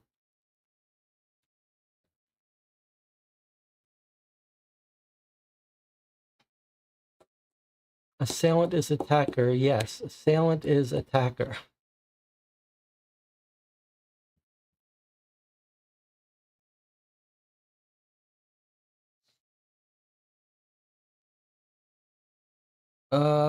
I'll tell you what I'm going to do. I'm just going to look at the other two heights and see if we get a match. And if we don't, we can back up and figure out what is going wrong here.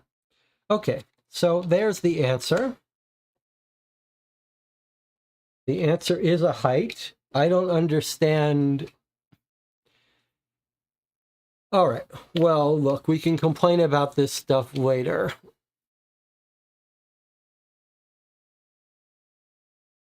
This doesn't make, Noah, what you're saying makes no sense.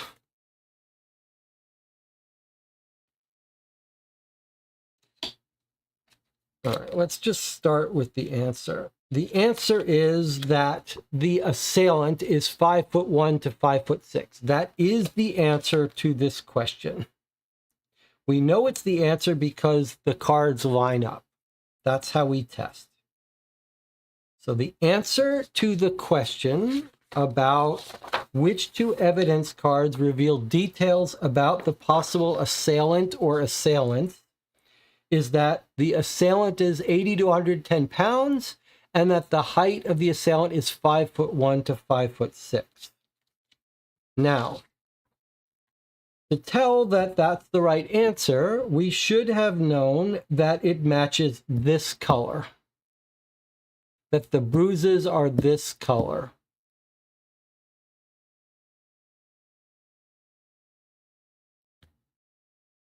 So apparently this is this color, or we're meant to ignore this bruise and look at this bruise, and this bruise is closest to this color.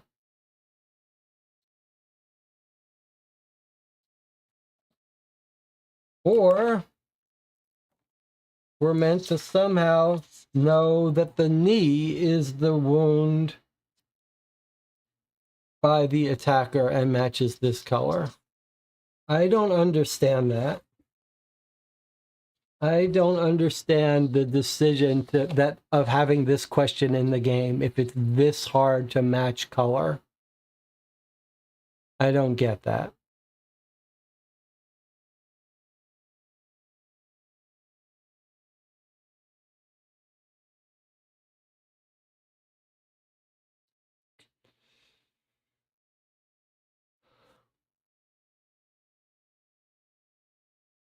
There is no possible way that we would deduce that we should be looking at the knee instead of the clear death wound.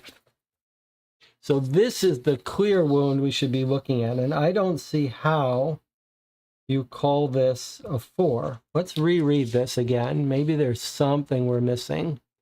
Locate bruising, contusions, or abrasions. Does it face the front or the head? If so,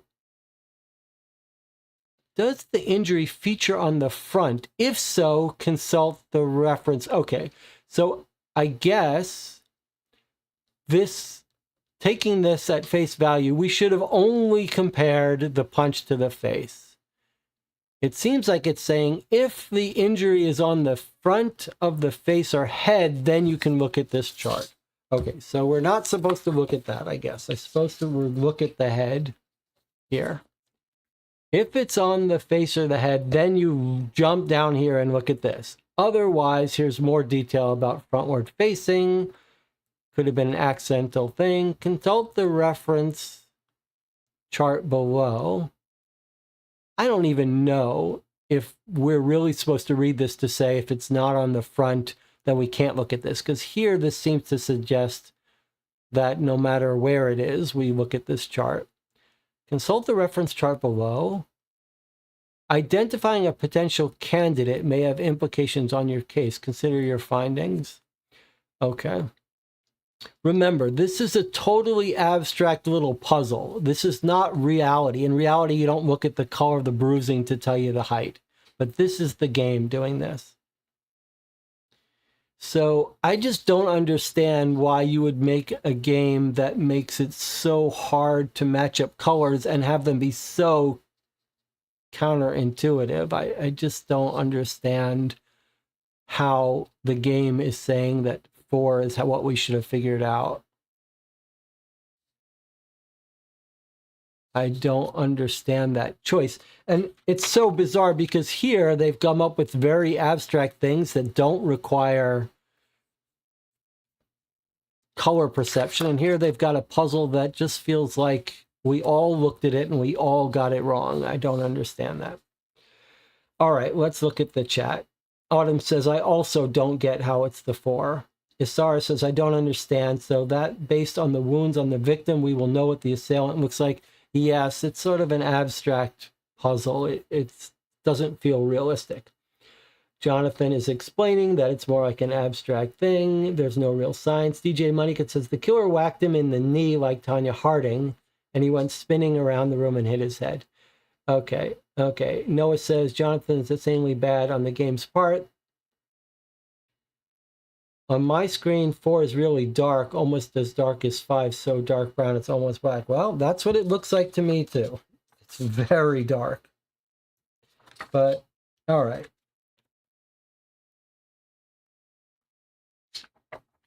So, regardless, there's our answer. That we've got a 5'1" to 5'6" assailant. That's 80 to 110 pounds. We'll do our complaining at the end. A little bit of complaining in the middle, and we'll do most of our complaining in the end. I don't like this abstract puzzle stuff, and I don't like this crazy choice of this color matching puzzle.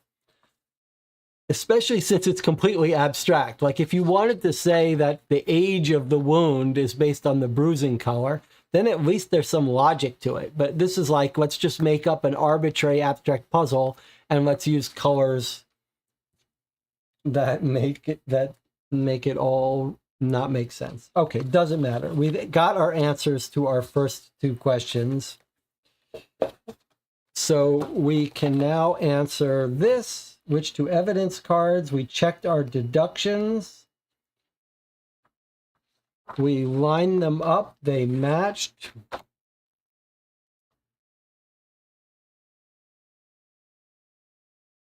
We're retaining these and continuing our thing. So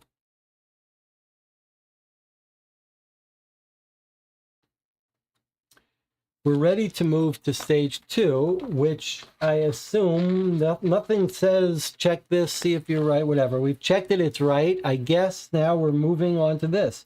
You must have correctly answered question 1 before studying this file. So we're ready to move on to the second case file. We're keeping our height and weight information. We don't know which of our suspects that matches yet, but we are ready to move on to head examination. However, we will take a break first. Let's check in lastly with the chat.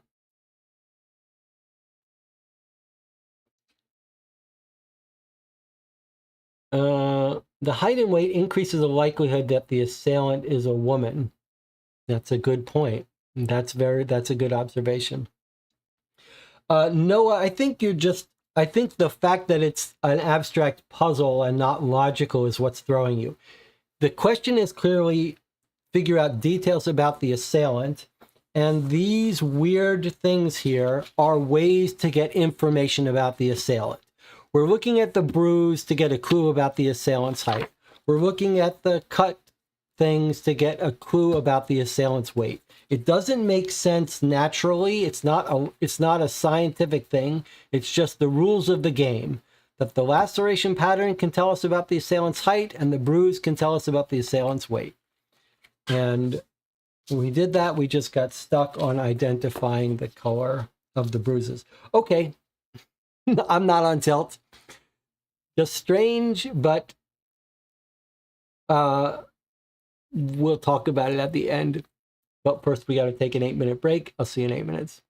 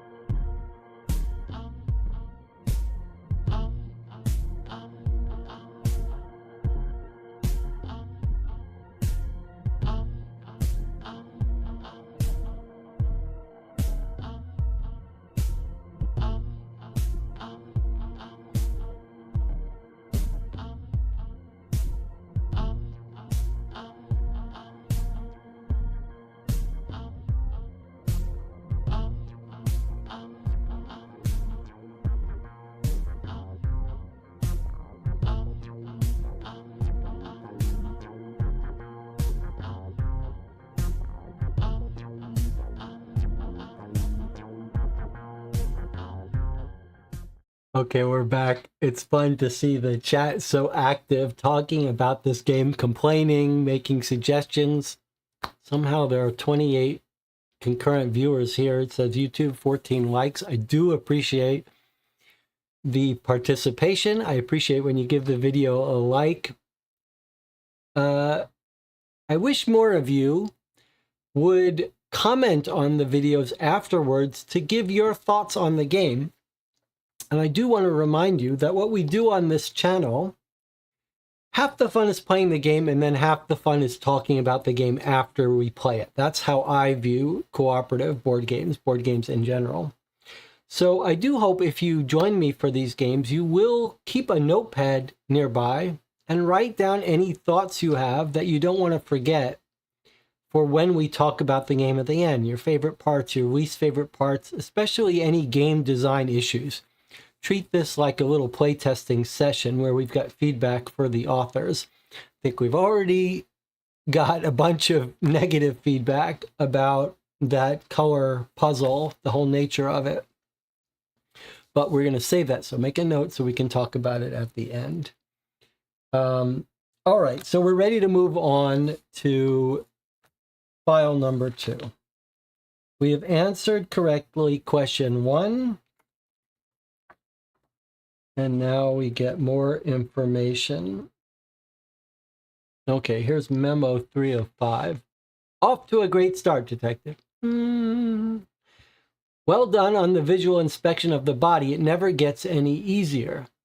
File 2 contains statements and interviews provided by 5 persons of interest connected with this case. The victim's wife and colleague, Laura Leclerc, his line cook, Fabrizio Rossi, La Promessa's trainee chef, Hiroshita Nakamura, business owner Samira Asseline, and the establishment's maitre d', Charlotte Moreau. With Volume 2 of the Coroner's Handbook, you'll now be able to make a closer examination of the victim's head and analyze any physical evidence you find in that region of the body.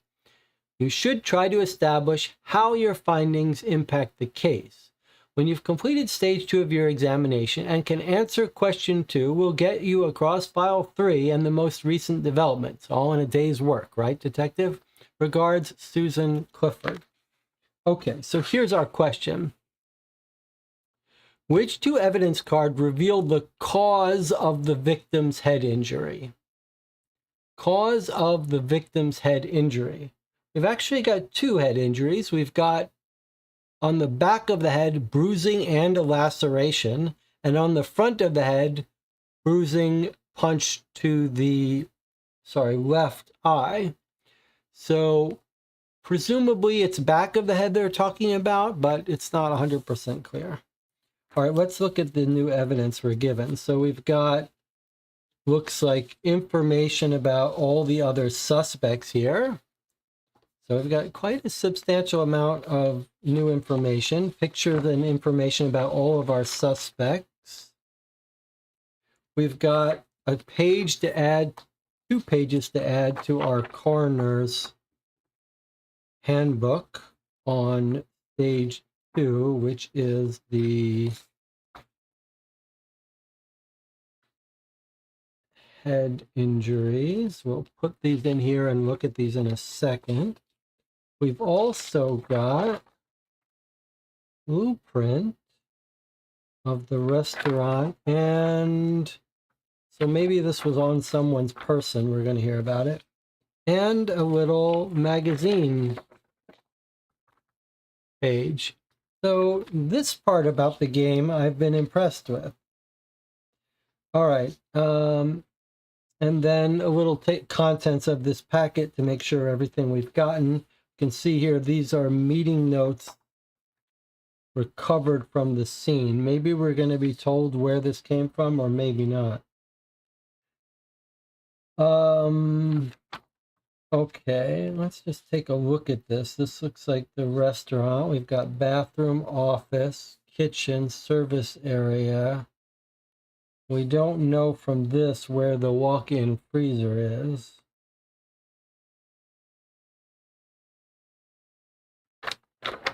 But we do have some notes here. Let's just take a look. We don't know whose notes these are, so keep that in mind. Nice weekend. This is at the Monday meeting. Do we know what day this was when our case has occurred? We know the day of the month. We know it's March 16th. And we had an article here. Where were you yesterday morning? So I'm not sure we know what day of the week it is. Let's see. Okay. Call from Janice. Staff at Thornhill Post excited for the launch, feeling really positive. Gustav review in Thornhill Food and Wine. Nobody's in trouble, but a reminder to be more careful. Not a great look.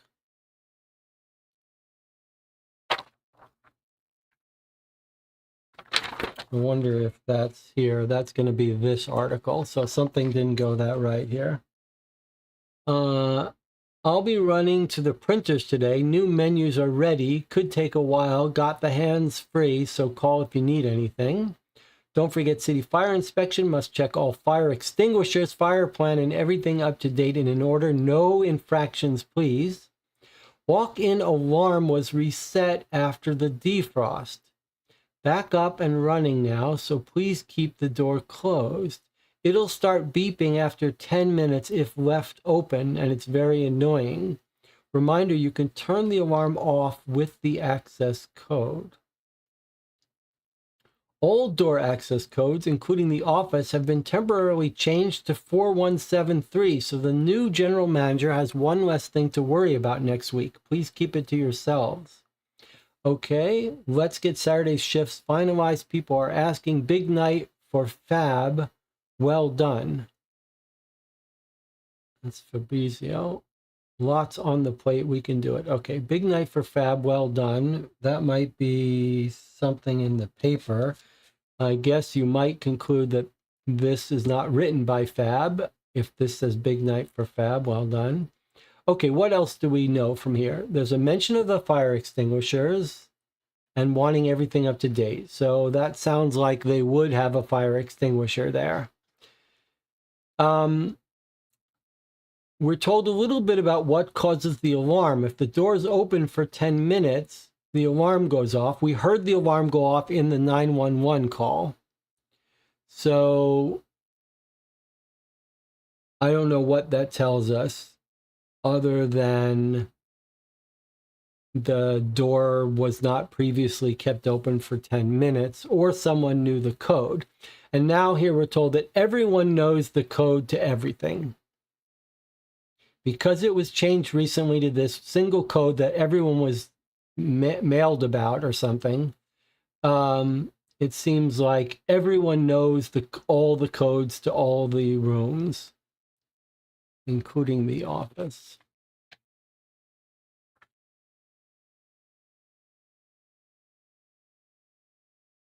Okay. Let's take a look at what we've got here. Let's start with the article that they said got them in a little bit of trouble. Gustav's gavel with Matilda Gustav, keeping their promise. What's in a name? Well, if that name is La Promesse, you have a lot to live up to, something owner Samira Asseline is acutely aware of. I chose it carefully, she says. It's as clear a representation of our passion as I can think of. Ours is a promise to each other, to support, encourage, and elevate. It's a promise to our forebears to always be pushing the boundaries and forging ahead. But most importantly, it's a promise to our guests that by dining with us, they will experience a night to remember. On paper, the upcoming reopening of La Promesse is, well, promising, with the third generation Leclerc at the helm. Asseline's legendary eatery is in good hands. In fact, Chef Christian has promised a profound reinvention with next week's launch of La Promesse. That said, I'd be remiss not to mention an error in the wine service at the recent soft reopening that I had the pleasure of attending. Despite the best efforts and intentions of the maitre d', a Chateau Margaux will never be a Sassicaia. In my experience, seemingly benign oversights such as this are often manifest symptoms of deeper, more intrinsic failures of communication. I dare say one might have expected more from those sailing under Leclerc. Nevertheless, our overall experience remained afloat, and our hopes for the new Promesse remain high.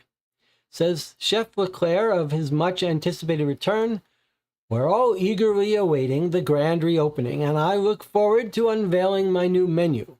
I think it will shock, it will please, and it will intrigue. We look forward to welcoming you back. If you, like me, are excited about the new promise of La Promesse, I recommend booking a table as soon as possible for their March 17 reopening. Okay, so this was just the day before the reopening. And it sounds like the sommelier made a mistake recommending wine. I don't know what a Margaux wine is or a Sassicaia. Does anyone know what these wines are? I'm not much of a wine drinker. I do like Sauvignon Blanc. That's my favorite. And Cabernet Sauvignon. Okay. Local chef shines at 31st Street Clean Plate. So could this be a rival restaurant? By Jason Abernathy. Past weekend, regional culinary scene was abuzz with excitement as the 31st annual Clean Plate brought together top chefs from around the state to showcase their gastronomic prowess. Among this year's talented participants was the meteoric Fabrizio Rossi from Samira Asseline's La Promesse. Okay, this is why the note said, big day, big night for Fab. Well done. Okay. Rossi's innovative and contemporary interpretation of this year's prompt, spring, all but stole the show. His terrine of milk-fed rabbit was a thing of beauty. From the moment his offering graced the judge's table, it was evident that Rossi had poured his soul into every element of the dish. Crafted with finesse, it boasted layers of expertly seasoned, tender milk-fed rabbit. The roast loin, cooked to perfection with a succulent pink center, added a depth of flavor that elevated the dish to new heights. In short, it was masterful. The terrine is Rossi's personal dish du jour, and he prepares it carefully. Rossi explained, I wanted to create a dish that pays homage to traditional flavors while presenting them in a modern and inventive way. I wanted to challenge myself and push the boundaries of what a classical terrine could be. The result is truly a demonstration of wisdom and experience beyond his years. Expectations are high to see Rossi take home the golden plate for La Promesse at the formal awards ceremony on March 16th. He certainly gets our vote. Bravo. So March 16th, the day of the death, is the date where this competition was. And could we have a rivalry going on between the top chef and the sous chef? Is that what Fabrizio is, did we say? Let's find Fabrizio.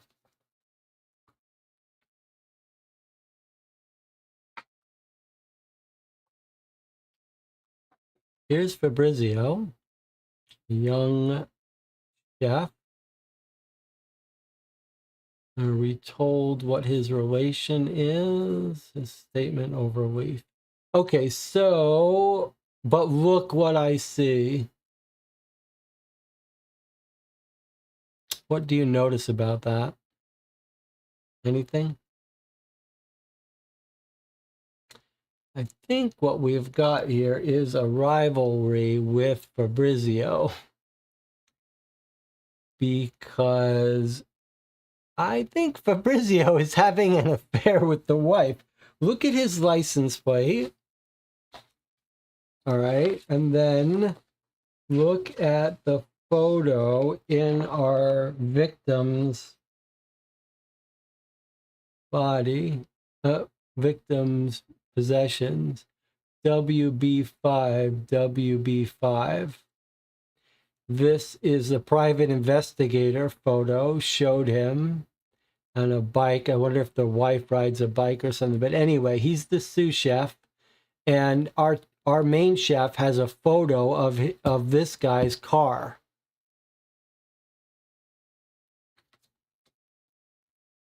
So it seems like this guy's being investigated by our chef. Maybe an affair with the wife would be classical, but maybe something else. All right, let's see more details. He's 6'2", 210 pounds. Well, that does not match with our assailant's stats. So I guess we could rule him out on that basis if we're to trust this game. Let's see any other details. He's 30 years old. He doesn't have a criminal record. No warrants. Not under investigation. Been the sous chef for 3 years. Drives a red Alsu. And let's read his statement.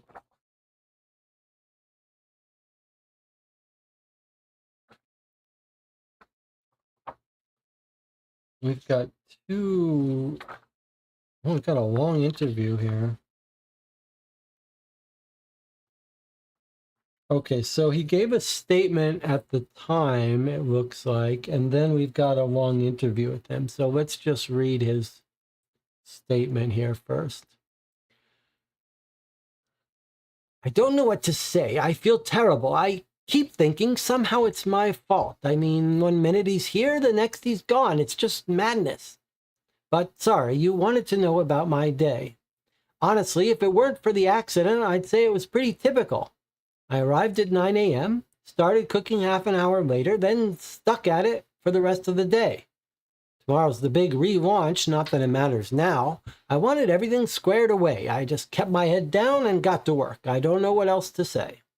As for chef, He came for his regular tasting. Each time a tray of appetizers was ready. Once at 10:30 when he arrived, again at midday, then 2:30.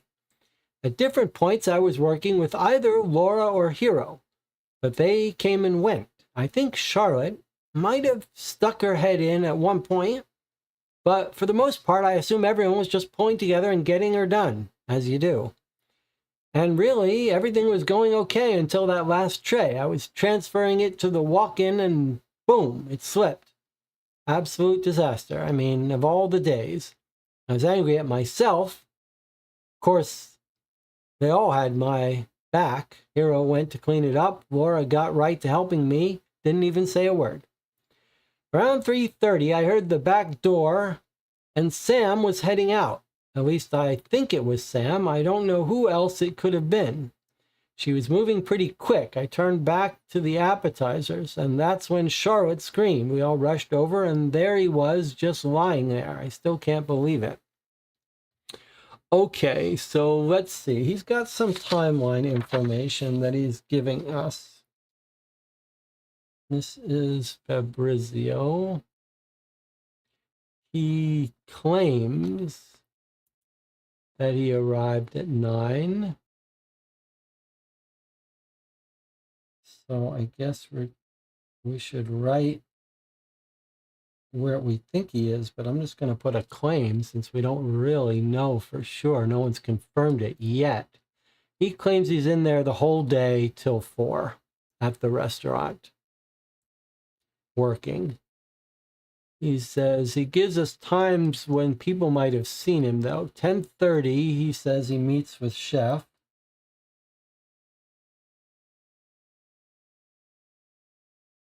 Okay. Then again at midday and again at 2:30. So I'm just going to put meets Chef at 2:30. And then what? You think maybe somewhere around 12:30 meets Chef. Okay. And then he says Laura and Hero should be able to alibi him. They came and went. Charlotte may have seen him. Then he slipped on his way to the walk-in. Remember, they were told there was a sign that said slippery, so maybe someone cleaned it up and put the sign. At 3:30, right before the emergency call, he thinks Sam was leaving. So I'm going to put here, says Sam left. We know Sam wasn't on the scene and the rest of them were, so it makes sense that this is Sam actually leaving. Either Sam leaving or an unknown person leaving. But if it had to be from our suspects, the only one who had left the scene was Sam. So that sounds right. Sam, the owner of the place. Okay. Now we've got a second interview with him.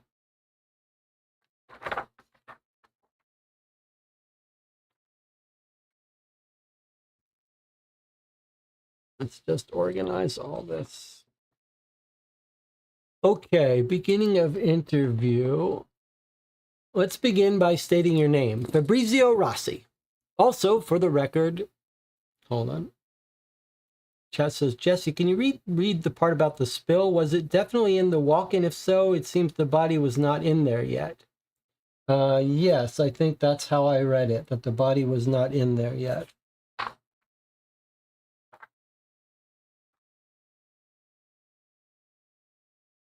Everything was okay until the last tray. I was transferring it to the walk-in, and boom, it slipped. So somewhere between 2:30 and 3:30, he went into the freezer. Well, that's a good point. So I think that's a very good point, actually. So his body's not in there yet, but I think what you're suggesting is that between 2:30 and near 3:30, somewhere in here,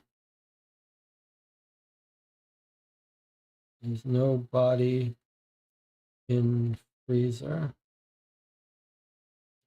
somewhere in this time frame, in this hour-long time. So in other words, we know he wasn't killed. He wasn't in there back at 2 p.m. if this is true. I believe that's right. I believe we can assume that. Okay. For the record, would you state your occupation? He says, sure, I'm the line cook at La Promesse. I thought he was the sous chef. Thank you, Mr. Rossi. I'd like you... Oh, wait, this is... Yeah, Fabrizio Rossi.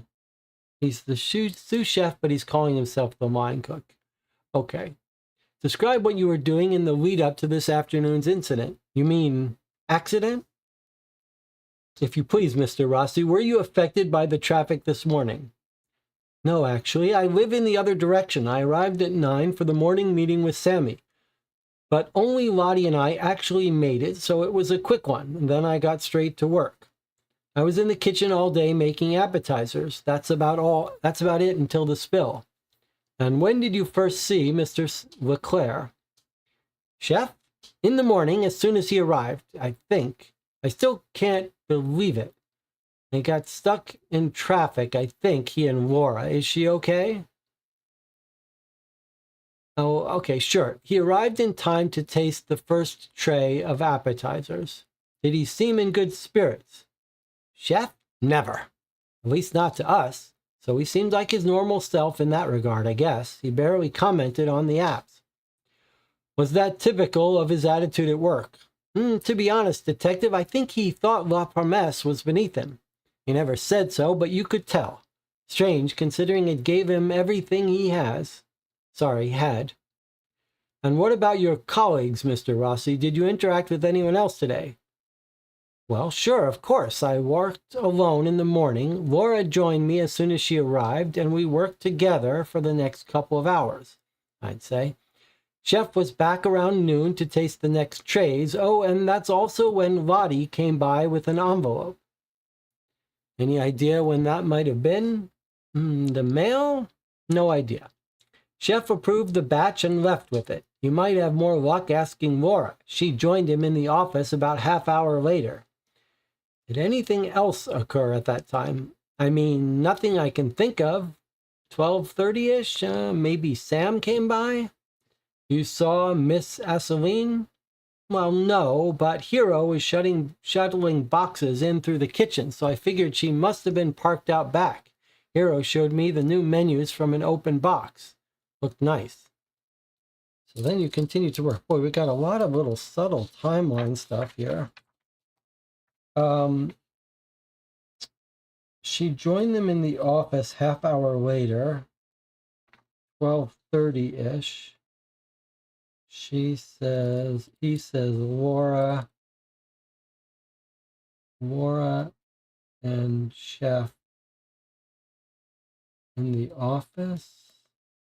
And then he tells us when Chef came by for his midday appetizer testing. Let's see. Back around noon. So we wrote 12 that he met the chef, but it looks like 12:30, but it was 12. He met the chef again. Okay, and he says Laura drove in with them. All right, continuing with his statement. You continue to work, and he says, yeah, mostly on my own. Oh? Well, Lottie went with Chef out the front, I'd say about 1 o'clock. And Laura and Mr. Nakamura? Yeah, them too, briefly. They headed out back. I don't know, maybe Hero left something outside? Either way, he came back about half an hour later, saying he was going to cover for Laura and work on her tray. Said she wasn't feeling well. I see. So Hero's a cook too. That's complicated. Officially, he's a trainee, which basically means he does what Chef tells him to do. I don't know how he puts up with it. No promotion on the cards? I guess he works hard. Chef's been making him that promise for a while, but it wouldn't be the first one he's broken. for example? Well, all of them, actually. Chef never made a promise he actually kept. Sounds like you're talking from experience. Ha. Can you tell me about it? What's there to tell? Chef took every ounce of credit and not one share of responsibility. He promised that would change, that the hard work of others would be recognized, credit given where it's rightfully due, but those were just more broken promises. That's a strong opinion, Mr. Rossi. Did his wife share it? You'd have to ask her, but I wouldn't be surprised. We got a call from Sam around 2 p.m. asking if everything was all right. Apparently, she'd just seen Laura wandering around town looking fairly distressed. Sorry, you took this call? Yeah, in the office. It was just Hero and me on site at the time. It rang for a minute before I realized there was no one else to pick up. Did Leclerc upset anyone else today? Well, Hero punched him. Does that count? I didn't see it, but he'd come to taste the last batch of appetizers, and I was carrying my last tray to the walk-in when I heard the smack. Then all the pots and pans. Do you have any idea what started the incident? As I say, I didn't see it. At that moment, I just spilled an entire tray of appetizers, so I was a little preoccupied. I would have asked Hero, but he'd left to clean up my mess, and Laura and I had our work cut out remaking the tray. This brings us to the discovery of Mr. Leclerc, does it not? Yeah, Laura and I were in the kitchen. Sam was back by then, because I saw her leave via the rear exit with a fire extinguisher. Hero was round front returning the mop. Next thing I see is Charlotte storm past, and a few moments later we heard the screams. We all dropped what we were doing. All right, stick around, would you, Mr. Rossi? I appreciate your time. Well, okay, lots of information here. Lottie went with the chef out front, 1 o'clock. So I'm just going to put her with chef out front.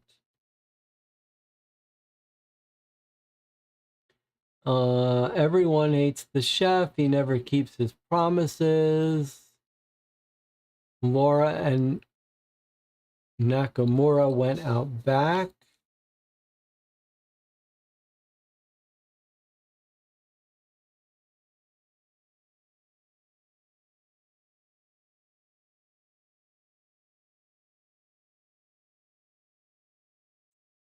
He's a cook. No, he never gets credit. Okay. We got a call from Sam around 2 p.m. asking if everything was all right. So Sam at 2 p.m. calls in. So she's not on scene at 2 p.m. She'd just seen Laura wandering around town. So at 2 p.m., Laura is wandering town, at least according to Sam.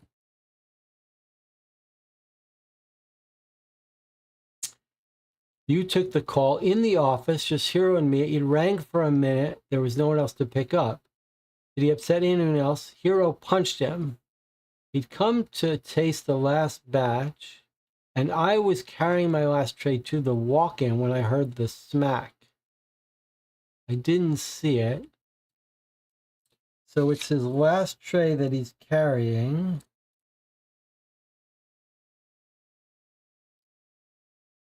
Which we think is when? Somewhere around 3, before 3:30. Let's see. At that moment, I just spilled an entire tray of appetizers. So when does he say he spilled his appetizers?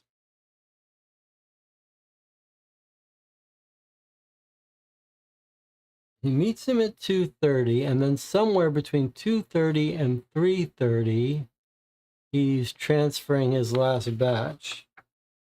So somewhere maybe at 3,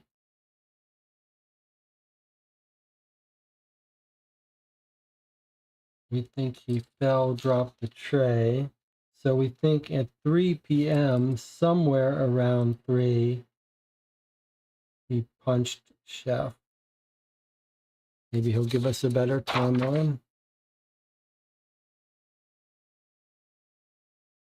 Pots and pans. And then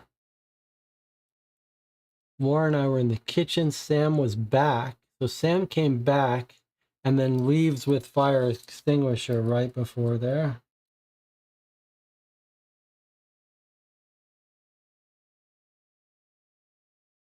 I mean, there she's our number one suspect.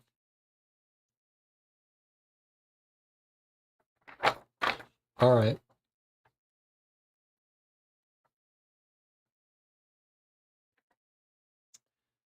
So we read about Fabrizio. What about this? Local baker creates miniature edible Thornhill. For all the fine art foodies in Thornhill, we have a deliciously adorable story about the local baker Emma Rogers, known for creating miniature wonders out of flour, sugar, and love. Nestled in her cozy little bakery on Elm Street, Emma has recently unveiled her latest masterpiece, an edible miniature Thornhill City. In addition to the remarkable aesthetics, Emma had thoughtfully incorporated a variety of flavors into her miniature world. We couldn't resist trying a slice of the miniature chocolate cake, delicately balanced atop a tiny table. Guests and cafe patrons are invited to come view and taste this delightful creation. And on the next 2 Saturdays, she'll be hosting a special icing sugar class to teach kids how to create their own tiny models. Remember, magic can be found in the most unexpected places, even in the nooks and crannies of our neighborhood. Sometimes all it takes is a talented baker like Emma Rogers to turn flour, sugar, and a dash of imagination into something truly extraordinary. Okay. Then on the other side, we have Conference on Sustainable Farming. Anyone in our story involved in this? Doesn't look like it. But Azure, remember the matchbook is from Azure.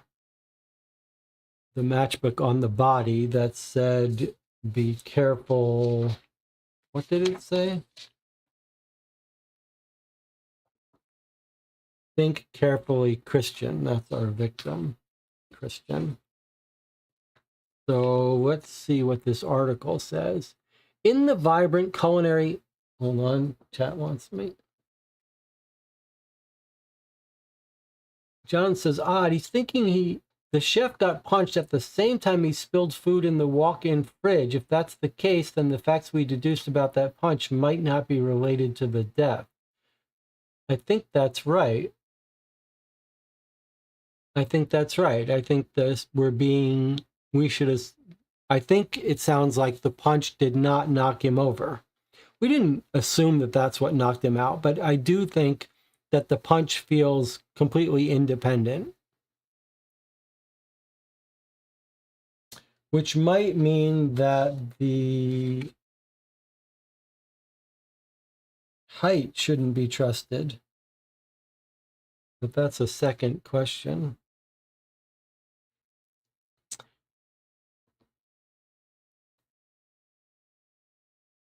Okay. In the vibrant culinary landscape of Thornhill, one name stands out like a shining beacon.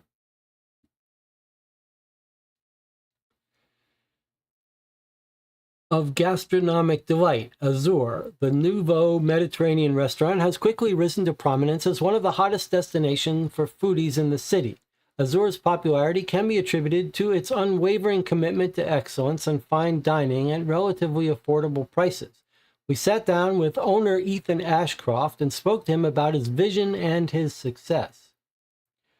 We've attracted an ensemble of world-class chefs and sommeliers from renowned establishments around the globe. There's something so enticing about what we're creating here at Azure, and the recent acquisition of award-winning chef Andre Lefebvre is the icing on the gâteau, so to speak. As Azure's empire expands at an impressive pace, it's true that some local businesses have begun to feel the heat.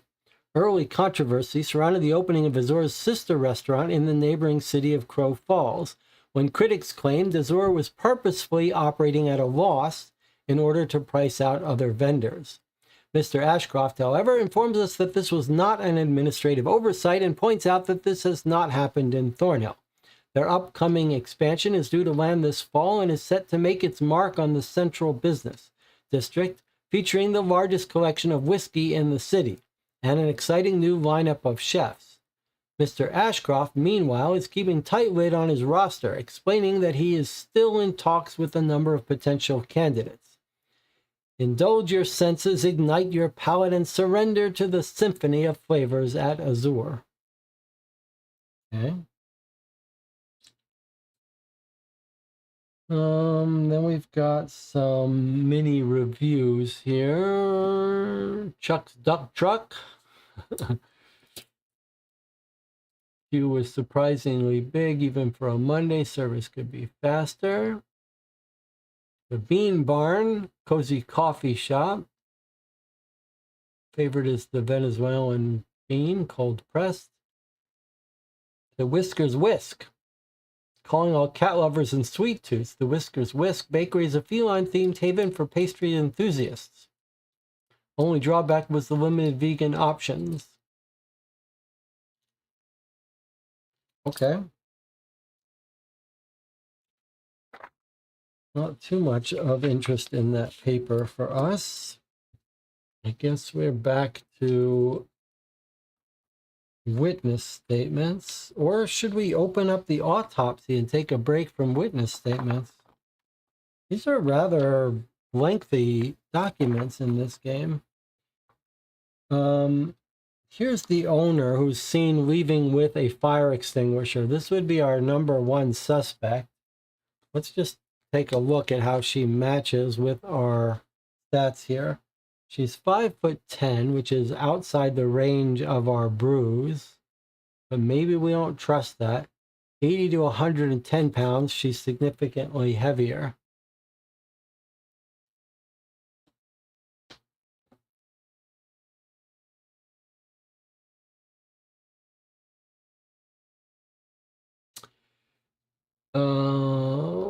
Cody says, I think we shouldn't have looked at the head at all for the first question, since it said the head was examined in the second session. This seems to confirm it. Only the knee was needed.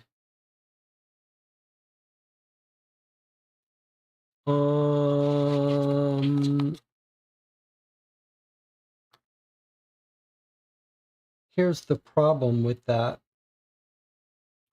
Look at the instructions here for bruise.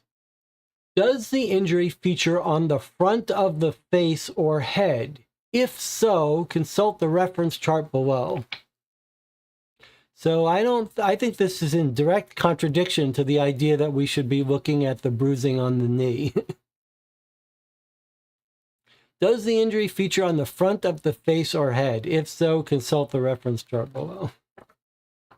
So that lies in contradiction to the idea that we should be looking at the knee bruise. The knee bruise doesn't even have a color from what I can look of it, though, so I don't even know how we could match it to that.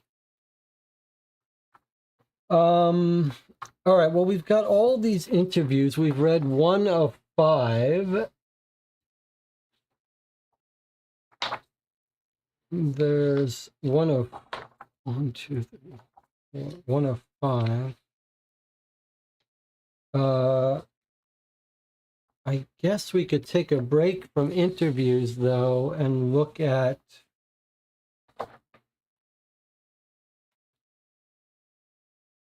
stage 2 autopsy. It's weird that it doesn't give us guidance on this. But all right, let's see. Autopsy stage 2. Locate and analyze, if any, instances of skull damage. If the victim displays evidence of skull damage, further investigation is necessary. Does the victim display a head injury that has resulted in damage to the skull? Yes, at the back of the head. If so, consult the reference chart below to ascribe a likely candidate for infliction. Identifying a potential candidate may have implications on your case. Consider your findings as you continue your investigation. So, determine how wide the area of damage measures at its widest point.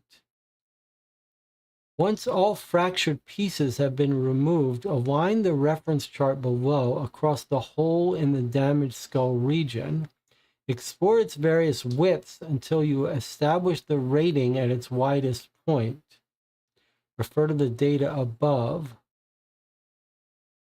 So we have to find a skull fracture, find the area of damage at its widest point, find the fractured pieces, remove them, line this up with the hole to get the width, and then it's either going to be a bullet wound, a heavy foreign object, a falling impact, the person fell, or severe violent trauma, a vehicle collision. Okay. And then we've got this thing on head injury analysis. If the visual inspection revealed evidence that the victim sustained a head injury, you should now perform an internal examination of the affected area. So these are both stage 2. Maybe this is meant to come first. For record-keeping purposes, use the chart below to map observable damage or demarcation on victim's body. You may observe cuts or lacerations on the skin covering the head, bruises, contusions, or abrasions around the affected area, presence of foreign objects or materials such as a bullet or fragment of glass, cracked or fractured skull, damage to bleeding inside the brain. Begin by making opening incisions that span the height and width of the area under inspection. Fold back the tissue along the exploratory incisions to reveal the skull. Examine the condition of the skull. If applicable, extract any damaged bone fragments. And then, if you find skull fragmentation, if loose fragments of skull are present, the fracture pattern should be analyzed, another abstract puzzle. If the victim displays a head injury that has resulted in physical damage to the skull, you should remove each component from the damaged area. Consult the reference diagrams below to ascertain its likely impact on the victim's cause of death. Consider your findings as you continue your investigation. So if we see 1, 2, 3, or 4 pattern, we find out whether it's an irregular surface impact, concave surface impact, convex surface impact, or a flat plane surface impact. So falling on the floor would give you a 4. Falling on an irregular surface. So this would be like a bowl. This would be if you fell, you hit your head in a bowl.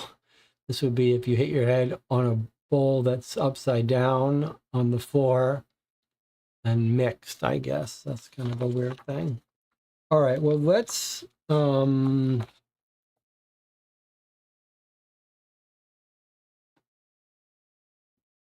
we could do a little bit more autopsy before we go back to the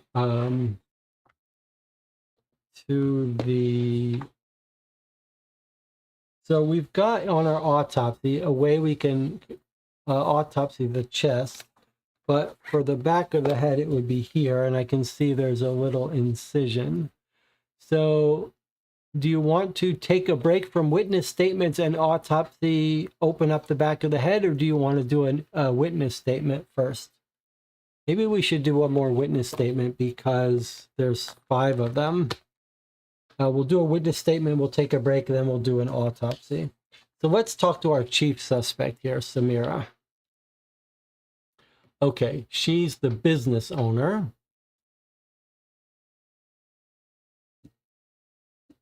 Samira Assouline, here she is. Let's see, she's 39 years old, 5'10", 160 pounds, brown eyes, shoe size 6, right-handed, no prior arrests, no, not under investigation. She's been the owner for 9 years. Remember, it's having a reopening. So here's her initial statement, I guess, at the scene. At 7:35, so 4 hours after the body was found. The day has been devastating, not only for the team, but for me personally and for the businesses I've been working so hard to build. Chef Christian Leclerc was a big part of all of our lives, and my heart goes out to Laura. I was on site to host our 9 a.m. meeting, but only half the team made it because of traffic. I ran through the key points with Charlotte and Fabrizio, then left them to it. I had a lot to do, including tasks in town, picking up menus and so on. It took longer than expected. I got back around 12:30, but only briefly. I asked Hiro for help unloading the boxes, then left for another appointment. There really is no downtime in these situations. Tomorrow is make or break for La Promesse. The only other thing I can really think to mention is seeing Laura down on Main Street. At least I think so.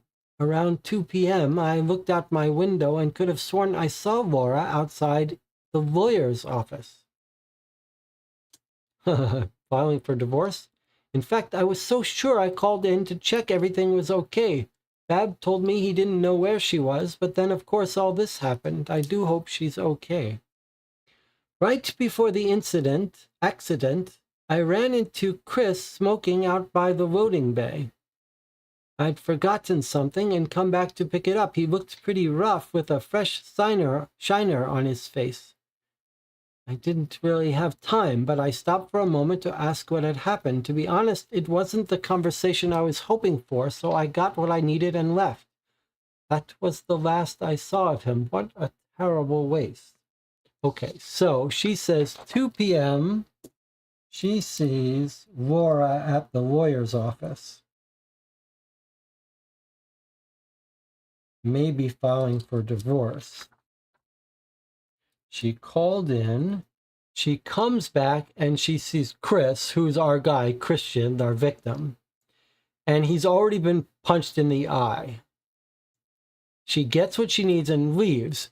Now, so I think her answer is that she is going to say that she took the fire extinguisher to get it refilled so that they would be in compliance. That's the thing that makes her look suspicious. We're told she's going out the back door with the fire extinguisher. We thought maybe she hit him on the head with it. But I think she's going to complain that we must check all fire extinguishers and everything up to date. So I think she's going to claim that that's what she was doing. But that's her actions are consistent with what the other witnesses said. But she also said she had a bad conversation with him. All right, so then here's this undated full interview. Whoa, what happened? Oh, it's the cubes. Okay, here's her more full interview. Thanks for waiting. Could you please state your name? Certainly. It's Samira Assouline. Sam or Sammy, either is fine. And you're the proprietor of this venue? Yes, I actually prefer restaurateur, but sure. If I understand correctly, tomorrow's a big day for your business. Correct. For all of us. Tomorrow was supposed to be our grand reopening, a sort of rebirth for La Promesse. Our make or break. I don't know what will happen now. It's all such a shock. Tell me, Miss Assouline, how was your relationship with Mr. Leclerc? Oh, we had our ups and downs, like any working relationship. Can you give me some specific examples? Examples. I don't know what to say. He liked doing things his own way. Maybe more than once I had to play the financier card to get him on side. Christian pulled a tremendous amount of weight with the critics, and you have to play the game. He often spent more time out front flirting with reviewers than actually cooking. You need charisma to sell a restaurant, and that he had in spades. Was he prone to leveraging his influence against people? I mean, sure, maybe once or twice, but I don't see your point. I like to establish if someone might have taken issue with him. Taken issue? This was a terrible accident. Please just answer the question, Miss Assouline. Look, we had our issues. I trusted his instincts on some matters and my judgment on others. When I lobbied to have something a particular way and he disagreed, then sure, we got into it. But that's part of the business, detective. When the pressure is on, the stress is real. Can you give me an example? Something he might have pushed back on? Fine. He was stubborn about personnel, promotions. To be more specific, hierarchy is necessary in a kitchen. Our line cook, though, Fabrizio, he's one of the best. Genius, actually. And I've been lobbying for a long time to bring him more into the foreground. And Mr. Leclerc objected. Resolutely. I was also disappointed to learn that Christian has had Hiroshita cleaning dishes and mopping floors. That kid has talent. I hired him as a trainee because he has great potential, but Chris wasn't having it. He said the team was critical to his process. He really dug his heels in. And how is their situation now? Mr. Rossi, for example, does he stand to receive a promotion to head chef? Honestly, detective, I haven't given it a moment's thought. But it's fair to say the role will need to be filled. When the time is right, I'm sure we will have a conversation about the future of La Promesse with the team. Okay, well, let's revisit the events of today. You were running errands? That's right, I really wasn't around, just dropping things off. And the times of those drop-offs. Let's see. I ran the morning meeting at 9 a.m. I dropped off the new menus at about 12:30. Then I was back again about 3 p.m. Did you see anyone at 12:30? Just Hiro. He came out to help me. And how did he seem? Fine, I think. We didn't exactly have time for chit-chat. And how about 3 p.m.? Why'd you come back then? I had to collect an expired fire extinguisher. Is that so? Leclerc was overheard arguing around that time. Oh, well, yes, Chris was being snippy, even threatened to leave. It looked like he had been in a fight, but I didn't have time for it. Do you know how much work I've put into tomorrow? Anyway, it was just Chris being Chris. So clarify for me, what actually occurred when you returned at 3 p.m.? You can take a moment. All right. Well, when I pulled up out back, Chris was there lighting up with a black eye. I thought he might need to talk, so I figured I'd have a smoke with him. I asked for a light, and I guess he was pretty distracted because he handed me this matchbook from Azure. I was like, what? I mean, seriously, I couldn't believe it. The most important day for our restaurant ever, and he's off flirting with Ashcroft. He gave some bull about keeping options open. I couldn't even. And then nothing. I didn't want to see his face anymore. Oh no, that sounds awful now. I went in to get the fire extinguisher from the fridge. It's expired and we're expecting a city inspection before tomorrow. Chris followed me inside, but I ignored him. I took what I needed and left. I'm not sure you realize, Miss Asseline, but by your account, you were the last person to see Christian Leclerc alive. Okay, last question. We have on record that you made a phone call to La Promesse at 2 p.m. Could you explain what that was about? It's like I said in my statement to check on Laura. I really thought I'd seen her downtown. It looked like she'd been crying. And was it her? I don't know. I never got a chance to ask. Don't worry, we'll check. Where was this again? The corner of Redbridge outside the lawyer's office. So if you didn't speak to her, who did you speak to? Fabrizio. He must have been the only one available. All right, well, thank you for your time, Miss Asseline. That's all for now. All right, so indeed, as I theorized, she claims that she got the fire extinguisher left out the back right before this guy dies.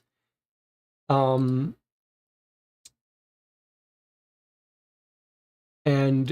had a good reason for taking it to be refilled before the inspection. All right. And then she catches him with the matchbook. She thinks that's suspicious. He says he's keeping his options open.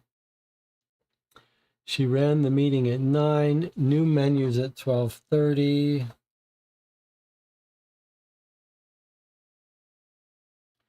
Dropped menus. And then Hiroshita helped with the menus at 12:30.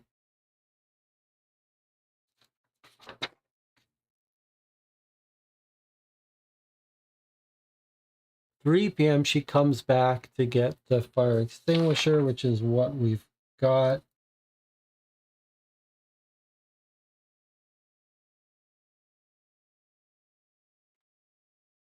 Does she give us any other information about what's going on at 3 o'clock? She comes back. She sees Chris, who's been punched in the eye by then. So by 3 p.m., Chris is out back with black eye. So he's alive at 3 p.m. Half hour before he's found dead, he's alive, having gotten punched in the eye.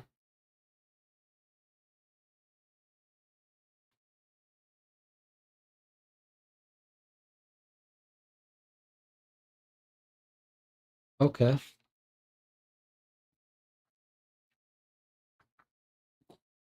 So Sammy is dropped off my suspect. She's not our prime suspect anymore, I don't think. She's got a valid reason for leaving. But also hard to think of a motive for her. She wants the opening to go well. You don't kill your chef right day before opening.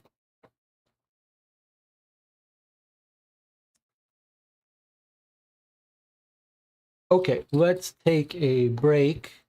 We'll come back and we'll do part 2 of the autopsy. I'll see you in 8 minutes.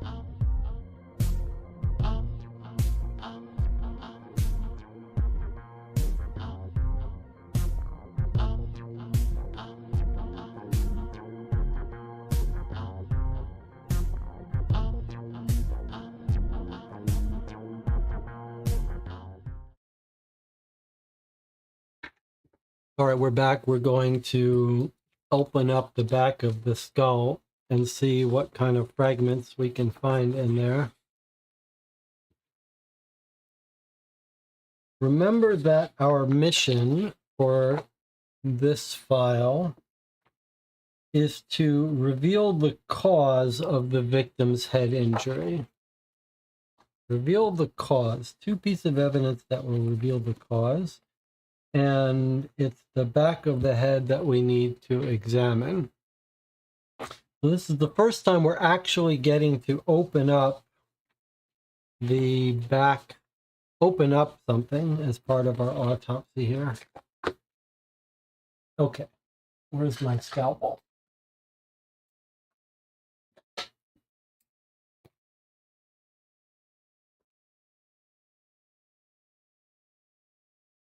All right, let's see if I can get you close in here. Has anyone in the audience ever been to an actual autopsy?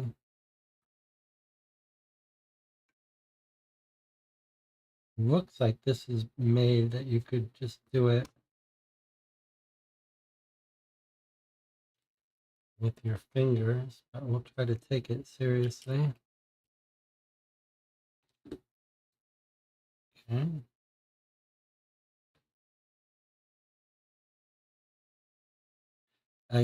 I guess now that I'm cutting this open, I realized, why was I taking care not to write on the documents? Obvious you have to open this up and destroy it. So maybe it was pointless to avoid writing on the documents.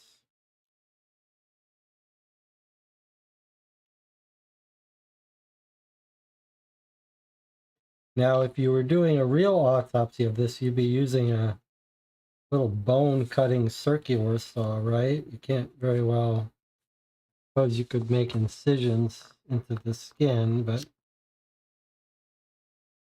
oof, we tore his skull a bit.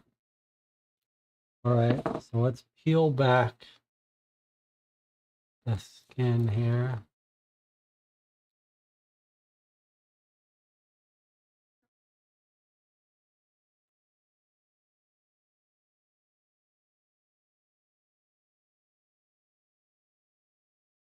All right, so we peel back the skull and we see fragments of broken skull. Now, if we look in our coroner's handbook,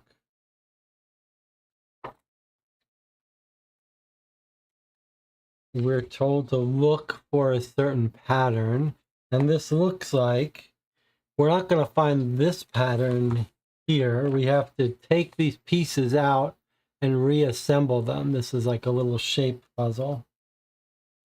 So I guess we actually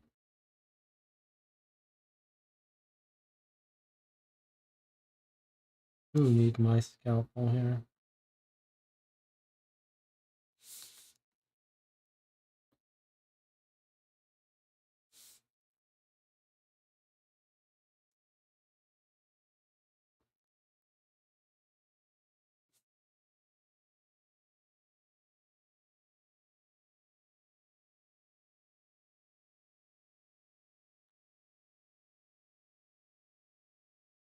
Oh boy, I can see the back of the brain now.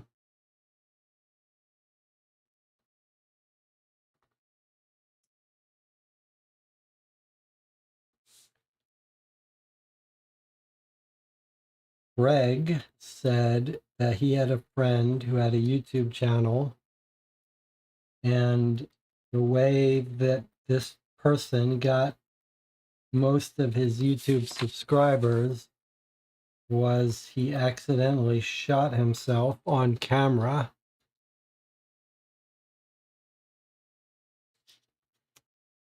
And that's where all the subscribers came from. So you could imagine if I caught myself badly on camera, we might get a lot more subscribers here. But on the other hand, I was thinking, do we really want more subscribers? I mean, it is fun to check the subscriber counts and see that they're going up. There's a saying that what's measured gets better. But in the case of YouTube, it's kind of like, well, what do I look for? What tells you you're doing something right? Or I guess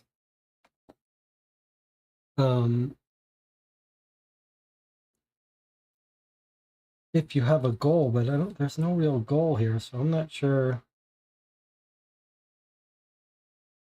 what you'd be looking for, but I do look at the numbers.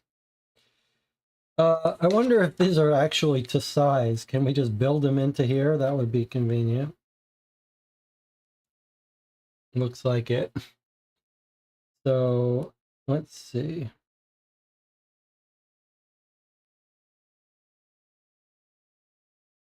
Now I'll tell you what would be disastrous is if we were supposed to look at the shape. Okay, I can see that certain things don't fit. Like this triangle doesn't fit in 4. But let me see if it fits, if they all fit in 2. Like this can't really go here. So I don't think it's 2 either. I wonder if it's 3. Not quite. Now I'm a little bit confused. Okay, let's see. Maybe it all fits in one. No, now I'm definitely confused. So they are different shapes. So it's not a matter of all the same shapes, but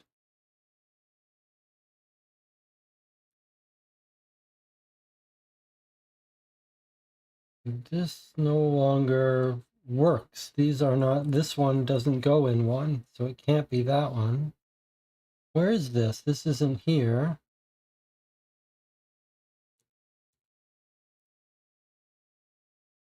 Like, is this triangle anywhere? Yes, this triangle is in 3. Maybe it's all 3.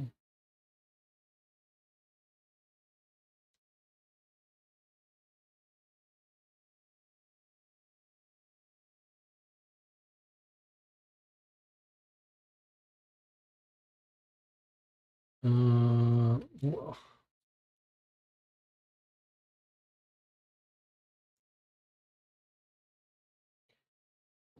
1, 2, 3, 4, 5. 1, 2, 3, 4, 5. 1, 2, 3, 4, 5. 1, 2, 3, 4, 5. They all have 5 pieces. For some reason, I'm having trouble fitting these in when it feels like I shouldn't be. I think this is it here. It's 4. I don't know why that felt like it wasn't going to fit in anywhere, but it does fit in 4.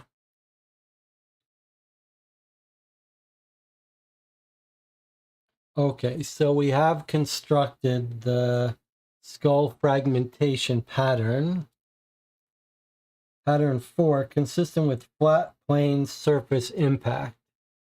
In other words, falling backwards, hitting your head on the ground.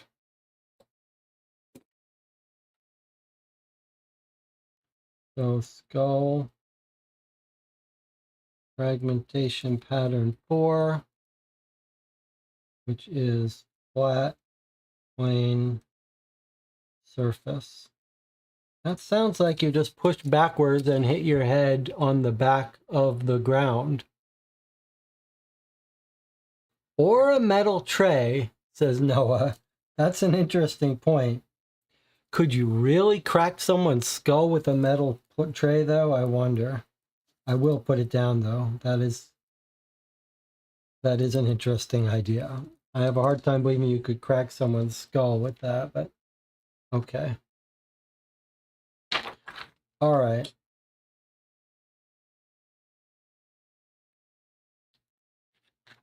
Now, the second part of skull fracture was this. Consult. You must determine how wide the area of damage measures at its widest point. Once all the fractured pieces have been removed, align the reference chart below across the hole in the damaged skull region. Explore various widths until you establish the rating at its widest point. Okay. So I gather what it's looking for is the widest point, like from this corner to this corner. So, for example, that would be a distance of 7.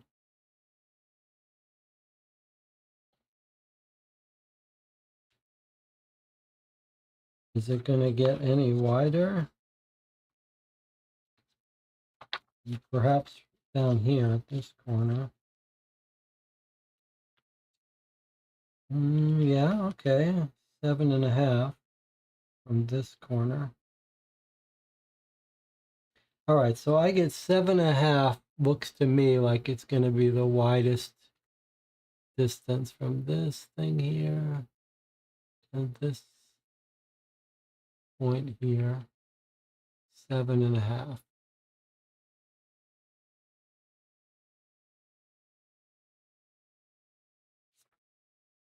I don't see any way you could get any wider than that. All right, well, 7 to 9 is a falling impact. So there you have it. And injury rating 7.5 equals falling. So I think our two answers for stage 2 are going to be evidence of flat plane surface impact and evidence of falling impact. So let's just look at our cards and find those two.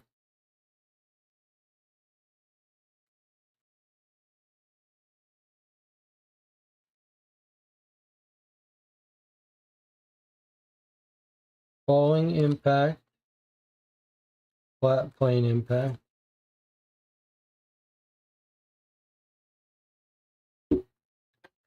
Could have been a complete accident. All right, so if we're correct here, these two should connect with each other and connect up with these. All right, let's see if we're right. Flat plane, falling. Okay, this is a clever little thing. Even though, boy, this autopsy so far has been pretty just mechanically doing the thing. Not really required that much thinking, except for the bruise color, which was impossible. All right, so fell and hit his head and died. Okay, let's put these away. That's the entirety of the autopsy for stage 2. We still have a stage 3 that we're going to get to. Let's put these items into our stage 2 coroner's report. Put the autopsy thing away for now. Put away our scalpel. And get to our remaining 3 witness statements. All right, let's talk to Nakamura Hiroshita, the assistant hired who punched him in the eye. Let's see what he'll tell us about that. Okay, so no military experience. He does own a gun. He doesn't have outstanding warrants. He has a prior arrest for aggravated assault, and he's full of tattoos. He's left-handed. It's weird that he's left-handed and our guy got punched in the left eye. That's pretty hard to do. But maybe you punch him from the side. Okay. Or maybe he's 5'6", 195 pounds, so he doesn't match that stuff either. All right, let's see what his statement is. Today was messed up from the get-go. First, I was late because of the bus. There was tons to do at front of house. I helped Charlotte moving furniture and stuff, and Sam with supplies from her car. After that, I was just trying to be nice and cover for Laura with her apps.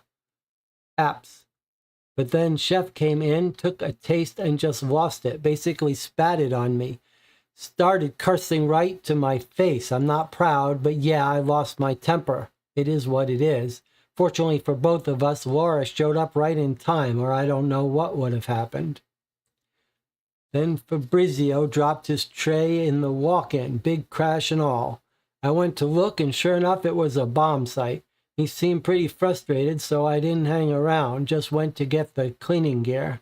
That was about 3 p.m. And then that was me for the next while, just cleaning up the mess like usual. I put out the warning sign and took the equipment back to the closet. Then sometime later, Charlotte started screaming. You know what happened next. Is that what you need? All right, so he gives us a little bit more timeline.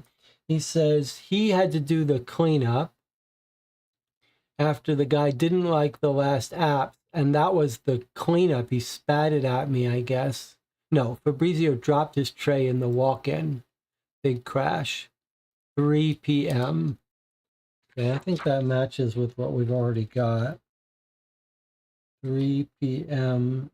Hiroshita is a little bit before he punched him, and then he's cleaning. So the cleaning starts at 3 p.m. By 3:30, our chef is found dead. So cleaning must have finished like at 3:15, and then something happens to our chef where he gets killed. So our timeline window is closing slowly. All right, let's listen to his full statement.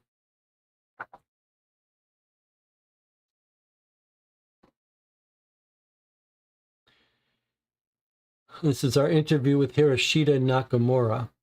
Can you state your full name for the record? Hiroshita Nakamura. Call me Hiro, everyone else does. Thank you, Mr. Nakamura. First, let me begin by stating we know from our investigation that the wet floor warnings were properly in place after your cleanup. Okay. I wasn't worried, but thank you. Okay, well, we'll start with a description of your day. All right. I was late to work and didn't get in till around 10:30. Then spent most of the morning helping Lottie. Was that because of the traffic? Not really. My bike had a flat tire. Remember that bike from that photo? Bike had a flat tire. You might want to see if we can check and see if that bike had a flat tire.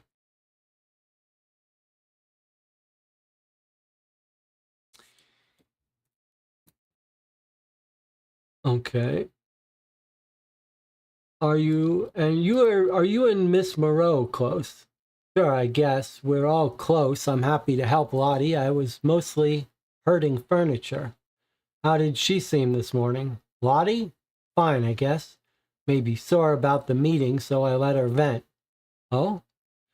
Yeah, I guess Sam had brought up this hatchet job review or whatever. I don't know. I wasn't there.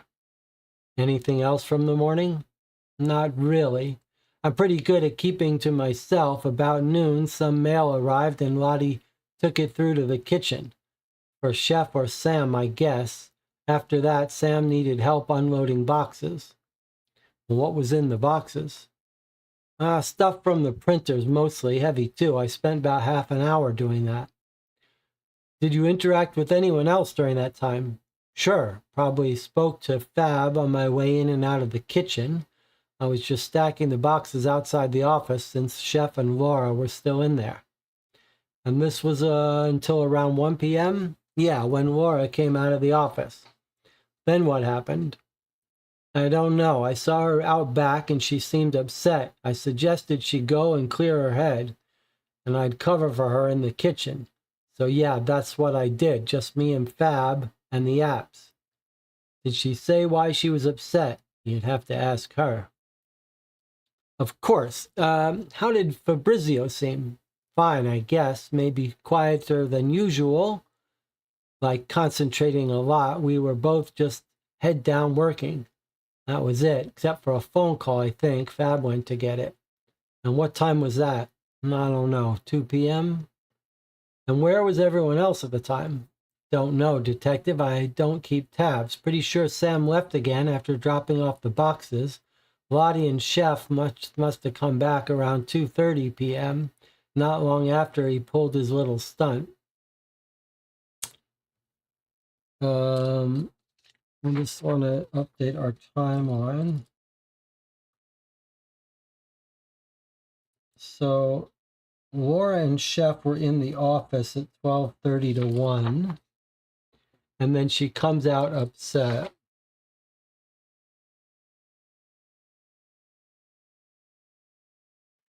And then she's later seen at the lawyer office. So it sounds like they had some conversation. Maybe he told her, hey, I know you're having an affair. I want a divorce.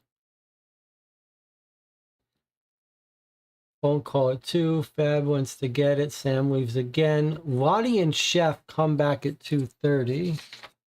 So back with Chef. I don't think we knew that before, that Chef and Lottie were out together. Do we get told where they went? No. Okay, let's talk about that. About what happened from your perspective. From my perspective, you sure? Well, from my perspective, Chef was an idiot. Sorry to say it, but it's true. I mean, I've been in kitchens where they'd kill a guy for stuff like that. Stuff like what exactly? Can you take me through it? Sure, I could tell right off he was in a mood and not happy to see me in the kitchen. He took a sample of Fab's tray, then off mine. I mean, the guy literally spat it out, then he started in. But of course, he didn't know, right, that it was really Laura who done the lion's share. I was just finishing her batch, and it was just too much, too obvious. I mean, he never would have dug into her like that, certainly not about her craft. It was a last straw kind of thing, I guess. Is that why you hit him? Nah, I hit him because he pushed me. It's not like I meant to. I've worked hard at not losing it like that, but who knows what would have happened if Laura hadn't pulled us apart. I was pretty hot. Hot enough to harm Mr. Leclerc? A reasonable question, no. Under the circumstances, and like you said, in some kitchens like in the pen. No, detective, it was a gut reaction. I worked hard to put that stuff behind me. Yeah, but clearly you two had your differences. Clearly. Mutual disrespect, I guess you could call it. You spend enough time around a guy and get to see what they're made of. Leclerc was a bully. He talked a big game, but inside he was hollow. How do you respect a guy like that? But anyway, it was one and done. Laura broke it up. Fab dropped his tray. End of story. But not really. No, I guess not. So what happened next? With me? Nothing really. I went to grab the cleaning stuff from the bathroom. I think Lottie was in there, but I was too in my own business to ask her if she was all right. I grabbed the mop and went to take care of the walk-in. It was a good excuse to be away from Chef. So, was that the last time you saw Leclerc alive? Saw? Yeah, I guess. But I heard them outside. Sounded like him and Sam. He must have been smoking when she got back. It sounded like they were arguing. I heard him yell something like, maybe I should. But I was done by then. Went to wash out the mop. Okay, thank you for your time, Mr. Nakamura. I advise you not to leave town. Detective, I couldn't even if I wanted to. All right, well, he gives us the consistent story with Chef and Sam arguing out back. He says maybe I should. Maybe they're talking about leaving and working for that other place she's mad about. The only interesting thing here was who he sees. He goes to get the mop. Went to grab cleaning stuff. Lottie was in there. And this is right before he's cleaning.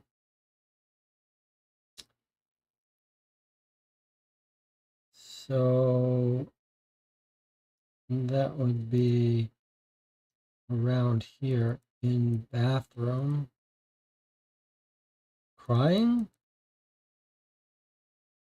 So sometime between 3 and 3:30, he thinks he sees Lottie in the bathroom. crying. Wait, does he say she was crying? I think Lottie was in there, not crying. Maybe Laura was crying, but Lottie wasn't. Okay, so Charlotte is our sommelier, or whatever she is. She's the person who got yelled at for the wine pairing. And we do have our plan of the blueprint. It might tell us where things are. There's the office. We're told Laura and Shep are in there arguing. There's the bathroom. Maybe you could hear what they're saying from one or the other. Okay, so Nakamura goes to get cleaning supplies and he thinks maybe Lottie is in the bathroom. Maybe she'll tell us herself.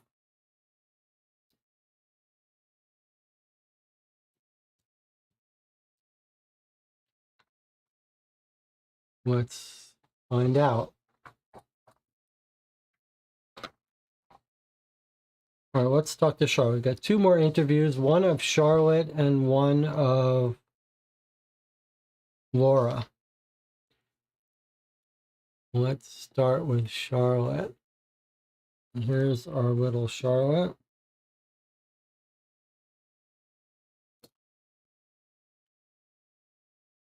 Let's see what Charlotte's all about.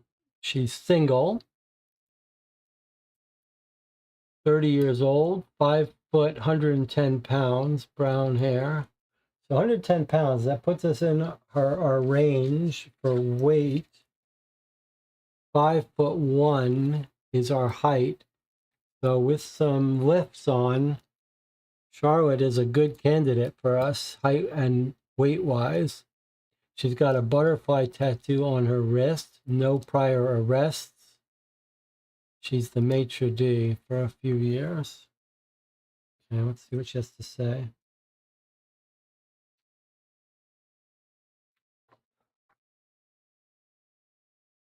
Charlotte Moreau.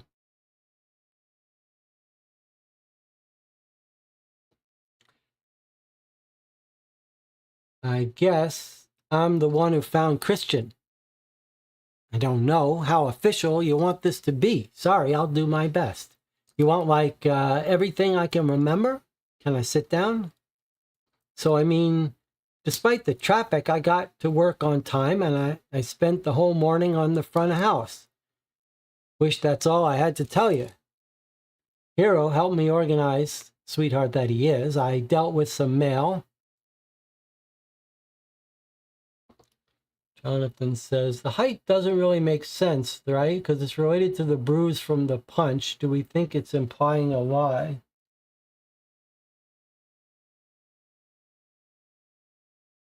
I don't know. I don't know if we should assume that the bruise... So you think the bruise, which gave us a height of the assailant from 5'1" to 5'6", it sounds like you're saying that that's Hero's height because he punched him 5'6", but it's not really our killer, perhaps. So maybe our height is totally irrelevant for our case.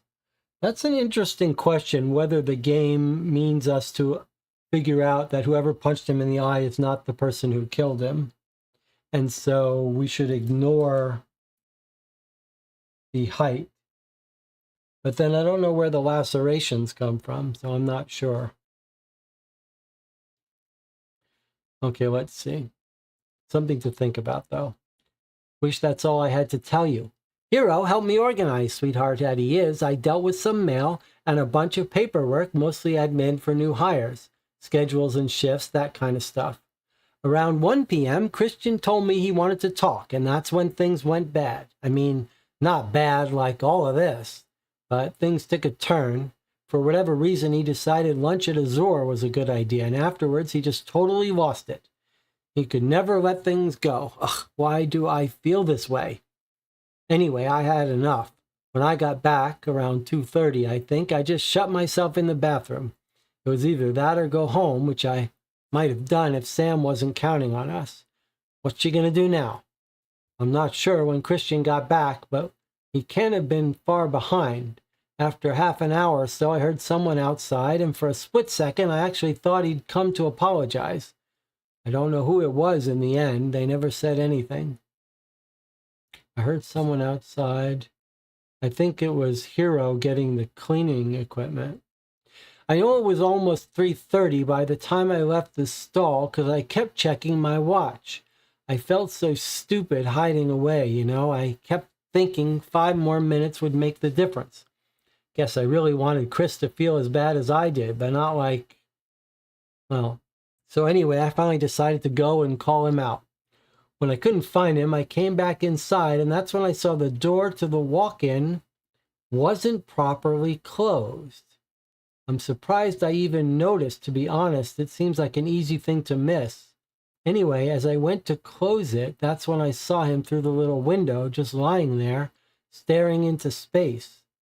I guess I just screamed. So she's the one who finds the body, and she says that the door was ajar.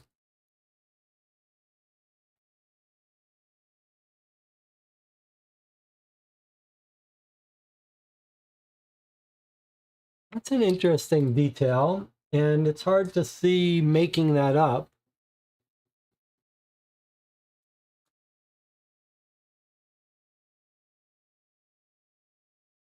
It's hard to, that's a detail that psychologically I wouldn't think you'd make up.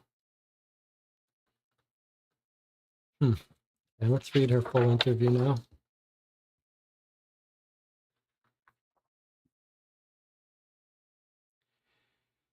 Okay. This is Philippa Morris is transcribing this interview from Detective Bill Gibb with Charlotte Moreau. Let us know if you need anything. I'm fine, thank you. Okay, please state your name for the record. Charlotte Moreau. I also go by Lottie. Noted. So I know this might be difficult, but we're here to talk about Mr. Christian LeClaire. You were the one who found him? Chef. That's right. At 3:35, and he was in the refrigerator? Yes. And how did you come to find him there? I was in the bathroom for a while. I guess he'd upset me, but then I came out and went looking for him. You were looking to confront him? I guess. I went through the kitchen to outside where he smokes. He wasn't there. So I came back inside, and then I felt cold air as I passed the walk-in. That's when I saw the door was ajar. And you checked inside? I walked up close, and I saw him through the window. What did you do then? I guess I just sort of freaked out, just screamed, I think. Next thing I knew, the whole team was there. I called an ambulance, or somebody did. I didn't really remember what happened after that. Okay, Miss Moreau, I appreciate that can't have been easy. Do you mind if we step back a little? What was the morning like? Did you notice any tension? The morning? I mean, sure. We were launching tomorrow. Everyone's been on edge. Some of us are dealing with it better than others, but little things don't help. Little things? You know, like how you're the only other person to arrive on time for the morning meeting, and you still have to start your day being criticized. Something happened in the meeting? Not that anyone besides Fab would have known, but yeah. We got a mean review from a critic last week, or more like it was a good review except for something stupid I did. I don't think Sam meant anything by bringing it up, but it's so awkward. I was hoping we'd all moved on, but I guess it's the gift that keeps on giving. How so? Well, it's also the reason Chef blew up on me on our way back from lunch. Today's reason, anyway. There's always something. Can you tell me what happened? Okay, so I want to point out something. I think this makes our time of death after 3:25 because they find him at 3:35 and they call in, and then the door alarm goes off. and we're told there's a 10-minute window for door alarm. So I think that means that that the door was open and he fell or hit his head, no earlier than 3:25. If it was earlier than 3:25, the alarm would have gone off. And then she does give us a little bit of blueprint plan, right? She says she was in the bathroom. She went out through the kitchen to the outside. She's in the bathroom. She goes out through the kitchen to the outside. Doesn't really help us much.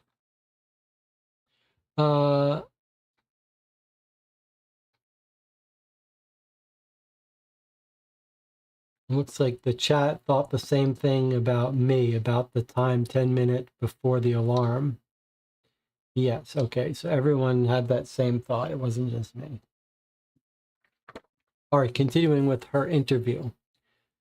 He was embarrassed by Azur's chef at lunch. He'd happily dish it out, but he didn't like taking it. I guess Christian blamed me for giving them something to poke him with, like it even matters. And then what? What happened, Miss Moreau? He yelled at me on the walk back like it was all my fault.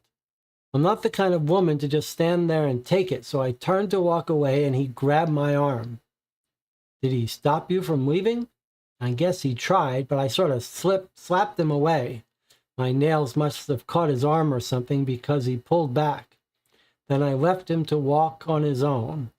By the time I got back, I was more sad than angry. I guess this is the key thing, what we were saying about Hero's punch in the face being the bruise. Here's her double laceration nail cut that explains why a 110-pound person gave him those cuts to his arm. So now we have no sign of any separate murderer. Okay, by the time he pulled back, then I left him to walk on his own. By the time I got back, I was more sad than angry. I went to the bathroom and shut myself in a stall. Okay. Before we move on, was there anything else that happened at lunch? Something of note? I mean, well, on our way out of Azure, the owner slipped something into Christian's hand. There's no way it was a bill or a receipt. That meal was definitely on the house. Okay, last question then. Did you notice anyone else coming or going today at La Promesse? Besides our team, I mean, Sam and Laura have been in and out all day, and we had one delivery. Guy came at midday, dropped off an envelope for Chef. I took it to him. Sorry, when was that? About an hour before we went to lunch.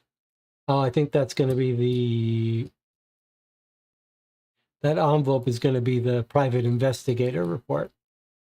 An hour before we went to lunch. I remember because in between he called Laura into the office. It must have been about 30 minutes because I had enough time to finish the schedule before they came out. And he insisted we leave. How did they seem, the two of them? To be honest, I don't know how Laura did it, staying married to that man. She didn't look me in the eye when they came out, just headed straight out back. It didn't seem like they'd had a constructive conversation. I'll put it that way. Okay, thank you, Miss Moreau. And remember, the department can put you in touch with someone if you want to talk about things. You've been through a traumatic event. Okay, thanks. I'll keep it in mind. Okay, so he gets an envelope. It shows that his wife is having an affair, maybe, with the Fabrizio. He confronts her. She goes and looks for a divorce. But more importantly, I think, is the fact that the cut on his arm and the bruise on his eye do not look related to our murder at all. So we might be dealing with an accidental death. I think we may be dealing with an accidental death. And as a meta standpoint, since the one thing we haven't autopsied yet is his chest, It wouldn't be that surprising if we don't find he had a heart attack or something.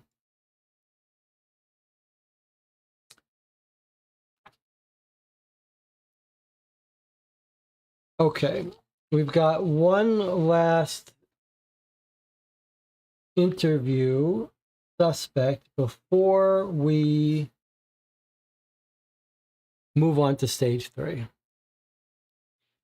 And that is with Laura LeClaire, the wife. Here she is, Laura.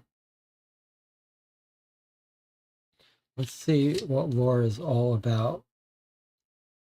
She's 115 pounds, 5'6", female, no prior arrests, 3 years the chef. She's got a Toyota hatchback, red, license plate WB5. So Fabrizio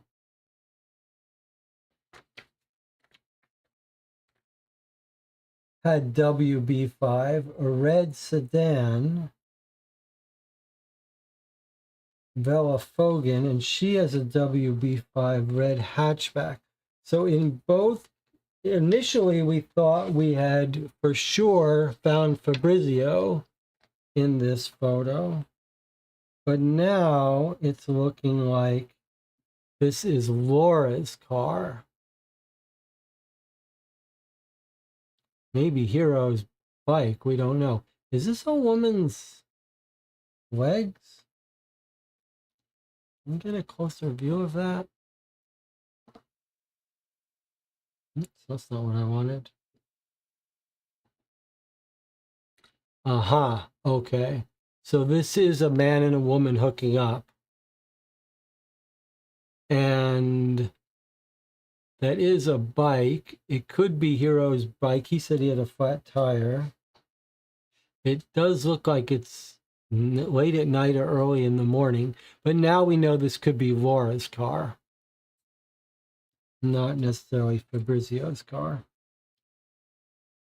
Okay, it's red, but we can't tell colors from that.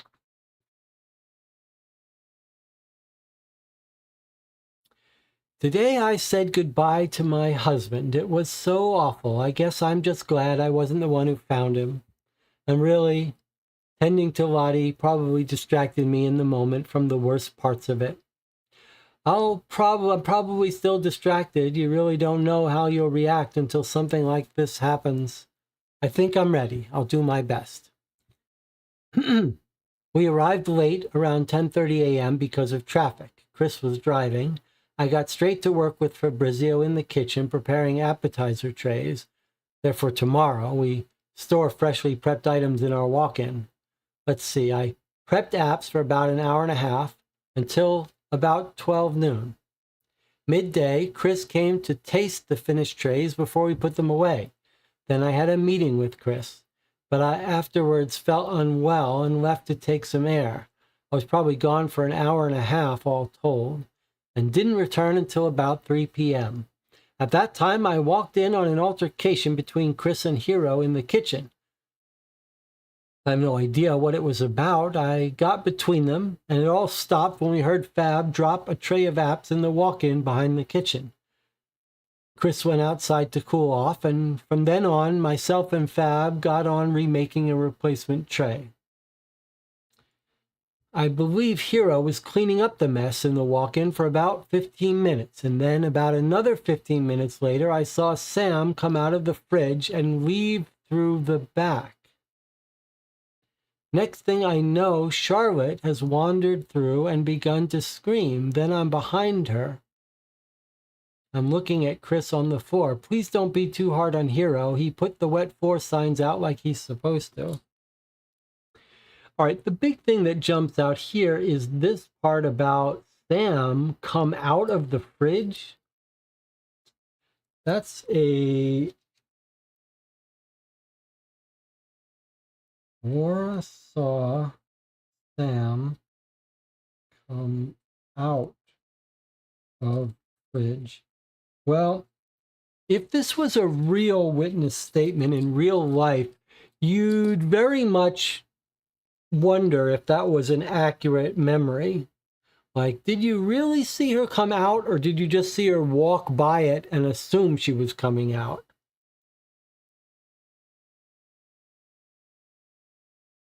But maybe it doesn't. Yeah, let's see. Hero cleaned up the mess for about 15 minutes, and then 15 minutes later, Sam came out of the fridge. So that would put her there at the right time, coming out of the fridge. Or she could be just trying to put blame on Sam. All right, let's read her full interview. This is our last full interview. A lot of interview reading in this game. Detective. Okay, if you could please begin by stating your name. It is weird that they seem duplicative too, these two interviews for each person. She says, my name, and it's on the same date. A little weird. My name's Laura LeClaire. Okay, if at any time you want to take a break, please let us know, okay? All right. No doubt this will be difficult, but I have some questions about the events of today. Like, from before the accident? Can't you just use my statement? Your statement's helpful, but I'd like to check a few things. Such as, well, let's start at the beginning. You arrived late this morning? Yes, unfortunately, the traffic was awful, so Chris and I missed Sam's meeting. When we arrived, I got straight to work in the kitchen, and that was alongside Fabrizio. That's right. I'm the sous chef, and he's our line cook. He'd been at it for about an hour and a half. He'd done a tray already. And where was Christian during that time? After we arrived?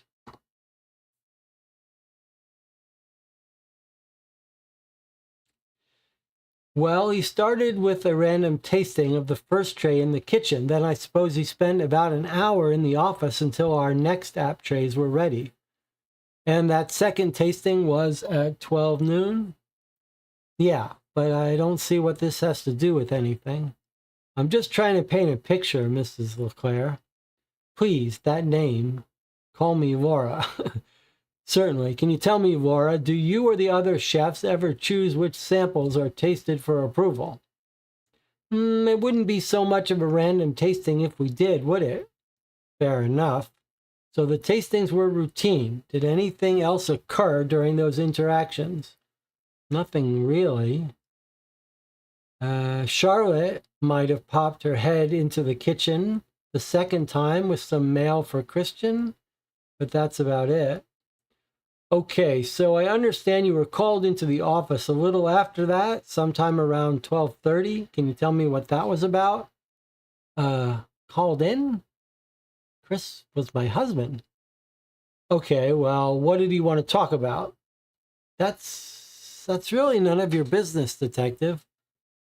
One of your colleagues said you looked upset when you emerged, then you left shortly after. Where did you go? For a walk. Are you married, detective? Have you ever needed to take some space? Were you alone? Yes. I went for a walk alone. Before the walk, Laura. I don't know. I may have bumped into Hero on my way out. I probably passed Fab in the kitchen too, so what?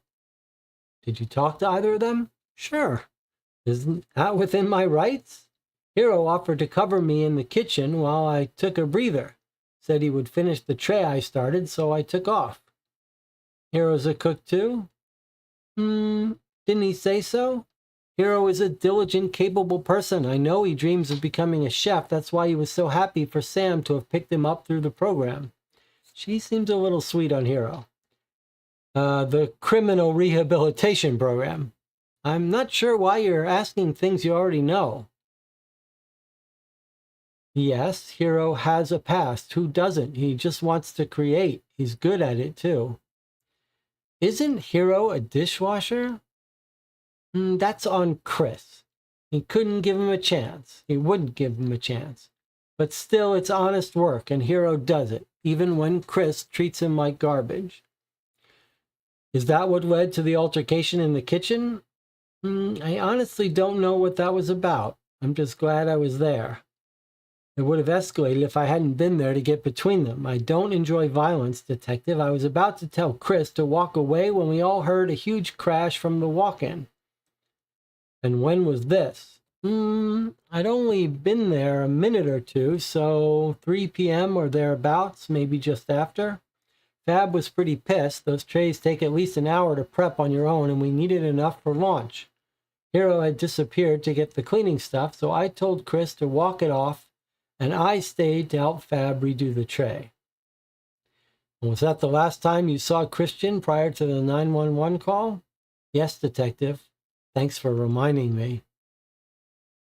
Forgive me for saying so, Miss LeClaire, but you don't seem especially upset at his passing. Do you know what it's like to be married to someone like him? No, Mrs. Claire, tell me. Laura? It's complicated. It's complicated. I think I need a break. That's all right. We'll leave it there for now. All right. So she seems the most iffy in terms of a suspect. She's tried to put the blame on Sammy coming out of the freezer.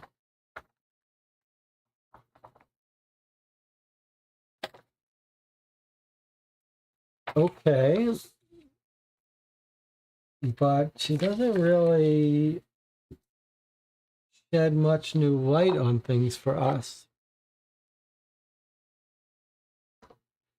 John says now it's probably Hero and Laura having the affair. I think that's right.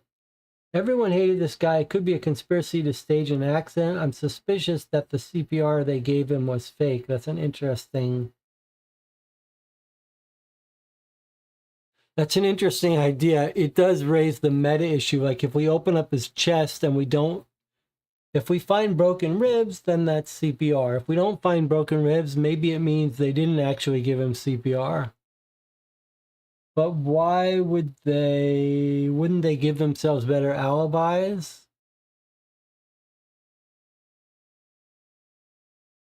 Maura is the one person that seems like she might have an alibi, though, right? And not an alibi, a motive, a real motive. He catches her having the affair. He says, I'm going to divorce you for cause. You'll get nothing.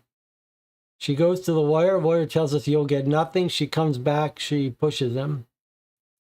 Can we revisit the phone call to see exactly when the alarm goes off? Okay, that's a fair point, since we do have timelines with that. Okay.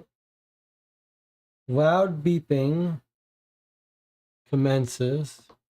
All right, that was a good decision.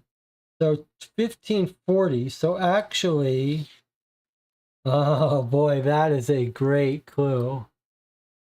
So actually, that means the door opened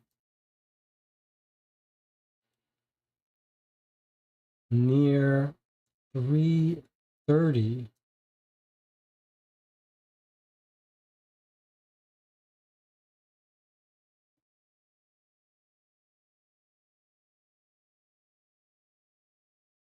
The alarm goes off 10 minutes after the door was open. That's 3:30. Boy, that's like the latest possible time.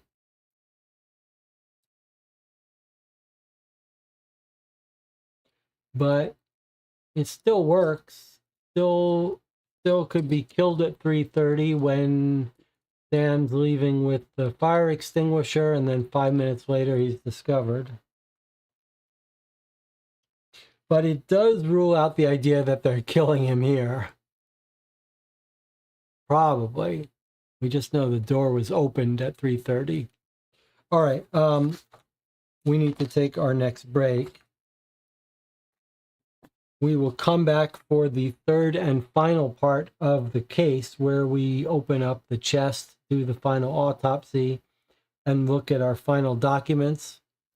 I'll see you in 8 minutes.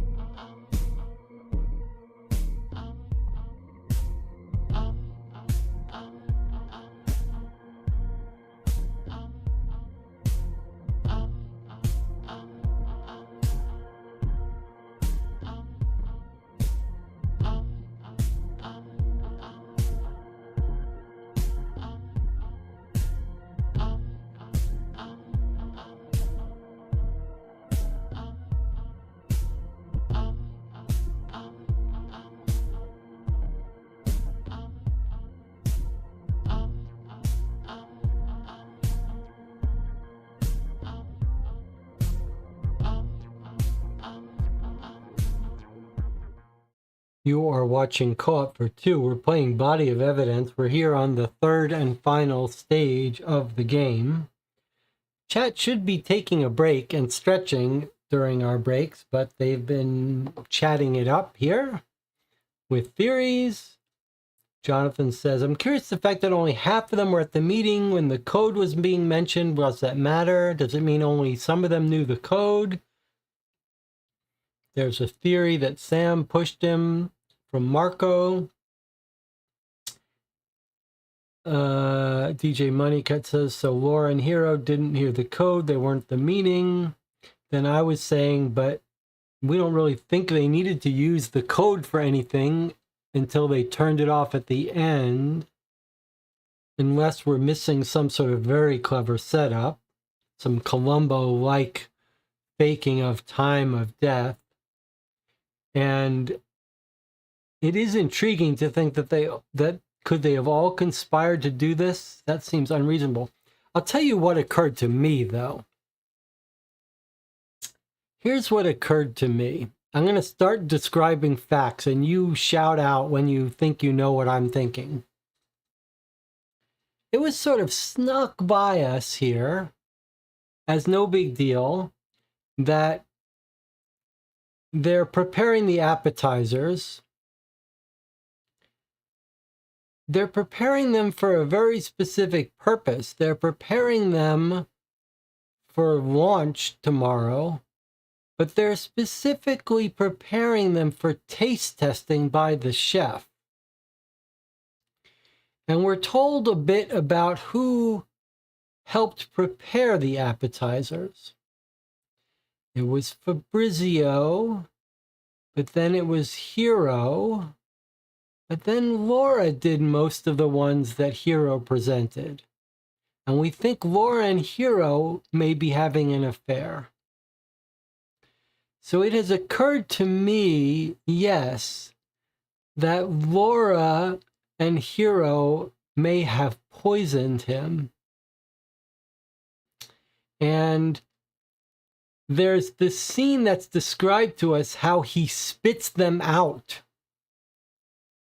That's what gets him punched in the eye. He spits out the appetizer at Hero, and Hero gets mad, and he says to himself, or tells us, I didn't even make those appetizers. Laura made them. I just finished them up. And he never would have spit out and yelled at Laura like he did to me when he tasted the appetizers. So I'm wondering if Laura didn't poison the appetizer, specifically knowing the chef would taste it, and if he didn't spit it out because it tasted of poison. What do you think of that theory?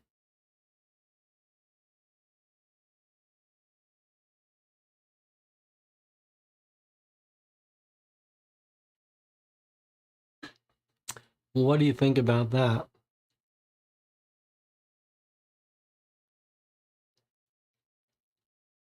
DJ Moneycut likes it. Well, we're going to open up the chest and we're going to see. John says, are these part of the appetizers that wound up being dropped? Is that part of it? That's an interesting... That's an interesting theory. That's an interesting point. Purposefully dropped because they had poison in them. Yes, they are part of that appetizer tray, I think. We'd have to look at our timeline, but I think that's right. I think it's the last tray that gets dropped right at the end. We might want to go back and double check it, but let's go into the third file and see if we can't get more evidence to this effect. All right, here we go. File 3. We already answered the question file 2 questions, which were the falling on hitting your head. So it seems there's more beneath the surface after all. Excellent work, detective. The plot indeed thickens. We caught up with a 6th person of interest in this case, Mr. Ashcroft. Along with additional evidence recovered at the scene, you'll find his interview contained within. Furthermore, the final volume of the Coroner's Handbook will guide you through stage 3 of the autopsy. I can't imagine it's ever a pleasant affair, but the forensic information available is critical to this investigation. I dare say a careful examination at this stage should enable you to determine a definitive cause of death and break this case wide open. With the completion of the autopsy behind you, it will soon be time to point the finger and corner the perpetrator with the evidence of their crimes. As a final order of business, however, you'll need to gather the evidence to answer a third and final question. When you're ready to conclude your investigation, review your findings, study your notes, and when you're ready to head over to file your report and solve this case. It feels like it really should say, aha, maybe it was an accident after all, because the skull fractures are all consistent with him just falling. So I'm not sure why this person thinks things have gotten thickened up. Jonathan agrees. How is this case thickening? What we found so far in the autopsy seems to be confirming the accident theory. That's exactly right. We found a non-cause of death related eye injury and a completely unrelated scratch on the arm, and then a head injury consistent with the fall. So it seems to us, from what we've seen, that it's an accidental fall, but we have a different theory. But I don't know what this woman's talking about. Maybe that's just how you do it at the police station. You're just like, aha, it's suspicious. No matter what you tell them, it's suspicious. Okay, we've got a little tasting menu folded up. Diver scallops, artichoke ravioli, pan-roasted quail, Leclerc special. There's the milk-fed rabbit that Fabrizio makes. Chocolate cremeux. Seasonal cheeses. Maybe this is going to be relevant for some reason. At this point, it doesn't seem like it. This is their opening menu tomorrow. And we've got a bag of evidence found in the office trash bin. Torn photograph fragments. Aha, the photograph of the cheating wife. The remnants of the picture were found. And then a branded envelope. Is that going to be something that could kill you with poison? Cocaine, something that could give you a heart attack? I wonder. Or it's just going to be the envelope from the private investigator. Before we open it, the only other thing we have is the interview. Oh no, we've got more items for our autopsy, and we have the interview with the restaurateur Ashcroft. Okay, let's go through these in turn then. Let's start with this bag of evidence.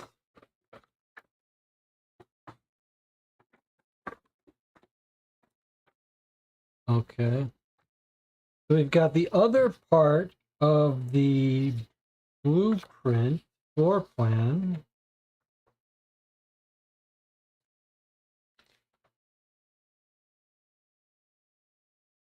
Which tells us where the walk-in fridge is here. What would that, how does that help us?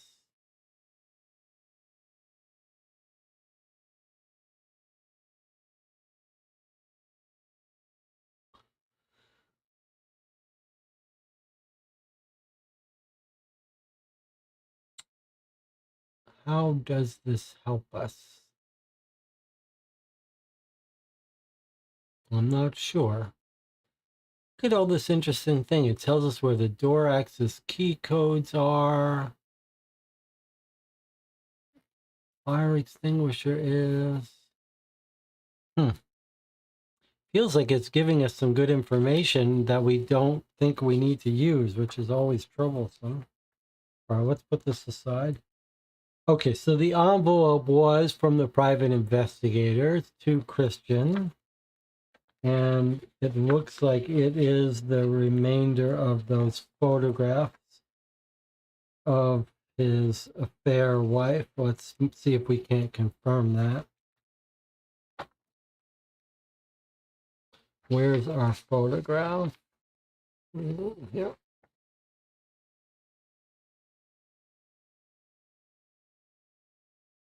Okay, well, there's the rest of the car.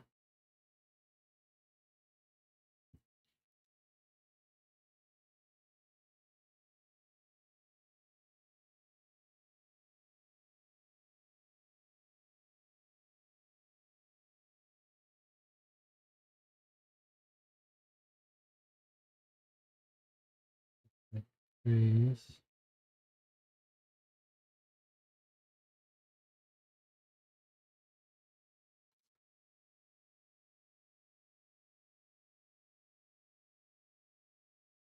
Well, that's going to be the wife's hatchback. Surely. And there's the wife having the affair.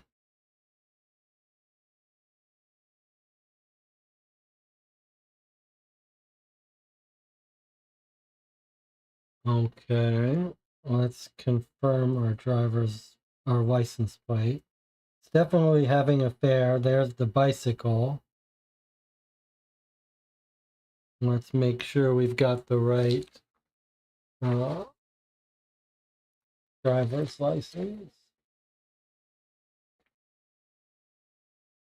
Well, we were right. It's absolutely Laura's car. WB58GH, WB58GH. Here she is.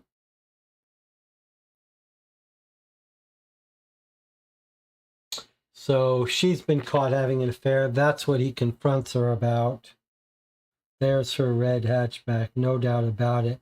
The bicycle seems like it could be Hero. Now, if you were wondering if it's Hero, I'm going to check with the chat in a second to look at John. If you were wondering if it's Hero, what else could help you answer that question? It's a bicycle. We were told the bike had a flat tire, Hero's bike, right? That's why he was late. I can't really tell if that has a flat tire. How else might you figure out whether that's Hero? DJ Money Cut, got it. Height. That's exactly right. This person is shorter than the wife. It's a little unusual. She's 5'6". Let's find Hero and see what his height is. We've also got perhaps hairstyle. The person in the photo has a short cropped hair. Okay, what's Hero's height? 5'6". They're about the same height. She's in maybe a little bit of heels.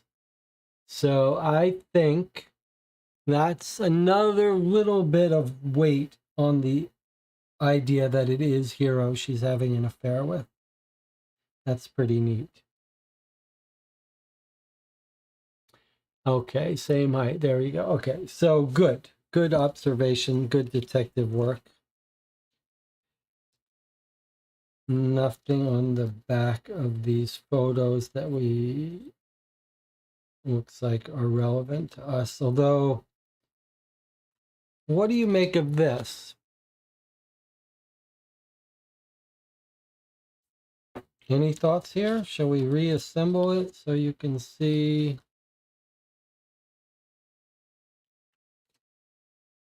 Let's put this back for a second.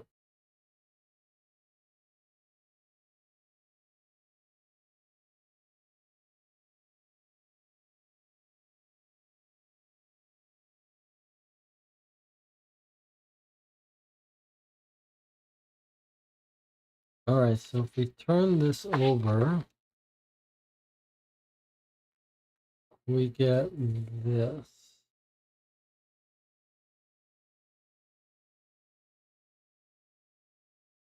All right, what do you make of this? Anything?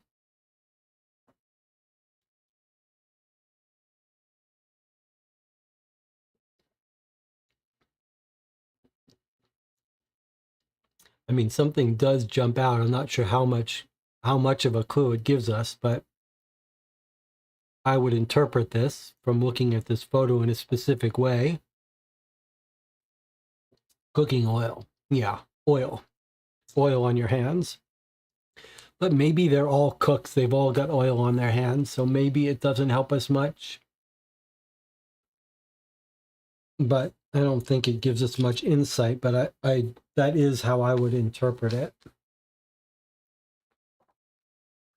Okay, let's put this away in here.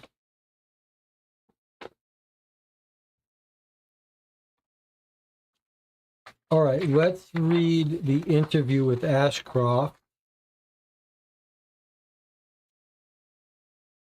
Nothing to look at in this envelope either extra. Okay, let's read this interview. Ethan Ashcroft. Thank you for taking the time. This will only take a few minutes. That's all right, Detective. I quite understand. Would you mind stating your name and position for the record? Certainly. My name is Ethan Ashcroft, owner and proprietor of Azure, Thornhill's premier dining experience. An unbiased assessment, no doubt. Ha! No doubt. Have you had the pleasure of dining with us, Detective? On a policeman's salary? Oh, actually, you'll find our prices are extremely reasonable, especially for those who serve and protect. Are you offering me a bribe? Wouldn't dream of it. Oh, you really should try the arancini. Maybe later. Now I'd like to begin, Mr. Ashcroft, by asking you to characterize your relationship with La Promesse. Of course, it's the competition, Detective. Simple as that. But can you elaborate? All right, I own a number of sister establishments across the region, but Azure is my flagship. It's become very successful, but it wasn't always that way. I know what it's like to be intimidated by a bigger fish swimming into your pond. I have to say, Mr. Ashcroft, that sounds mildly threatening. Oh, don't get me wrong, Detective. I'm no predator, but space is scarce in Thornhill, and Samira has a tremendous location down there on Main Street. So I take an interest. Who wouldn't? Let's change gears. Mr. Leclerc and his colleagues dined here today, did they not? What was the nature of their visit? Well, Leclerc had a 1:30 p.m. reservation, Detective. Nothing nefarious about that. He simply kept our appointment. So the two of you spoke. Well, the four of us, if you count his lovely maitre d' and my charming head chef, Andre. And what was discussed, Mr. Ashcroft? Well, I dare say we would have eventually discussed terms of employment. That, and I was keen to ask what he'd be wearing to the ocean plate ceremony that night. I'd heard we were to be seated at the same table. You never want to clash with an award winner. In any case, we were cut short. I'm sorry, you openly admit you were trying to poach Mr. Leclerc? Of course, Detective. Leclerc is a name that critics will follow. I don't even need him to cook. It would be enough just to separate him from Samira. I have to say, Mr. Ashcroft, I'm a little taken aback by your candor. Refreshing, isn't it? Here, you'll like this. So Leclerc and his delightful maitre d' are sitting right where you are now, and my chef Andre arrives to present a special dish. And just as he's placing it in front of Leclerc, he says, "And may I recommend the Chateau Margaux with that, or the Sausica?" Either one, really. It was perfect. That's because he's referring to the fact that in the article criticizing the maitre d', there was a joke about this wine being about her not picking the right wine. I'm not sure I get it. In fact, I'm sure I don't. Well, the review from last week, you must have read it. Now Charlotte, poor girl, turned bright red. And Leclerc just through gritted teeth says, "At least Gustave comes to my restaurant. Oh, it was just delightful." Sounds incredibly awkward. Don't you see, Detective? Leclerc revealed himself right out of the gate. He was deeply insecure. He might have been the face of La Promesse, but he wasn't the heart or the brain. I'm going to need you to elaborate. Well, they love him because of who he is, not what he does. The critics, the patrons, whoever it is that keeps the lights on. They all came for him, and he certainly took all the credit. But Samira is the beating heart of that place. I have a lot of respect for Samira Asseline, and I don't blame her for partnering with Leclerc. His name brings a certain crowd, after all, the kind with deep pockets. And who, in your opinion, is the brain? That would be Mr. Rossi. Fabrizio Rossi? The same. And I dare say Samira's got a prodigy on her hands. Then why not focus your attention on him?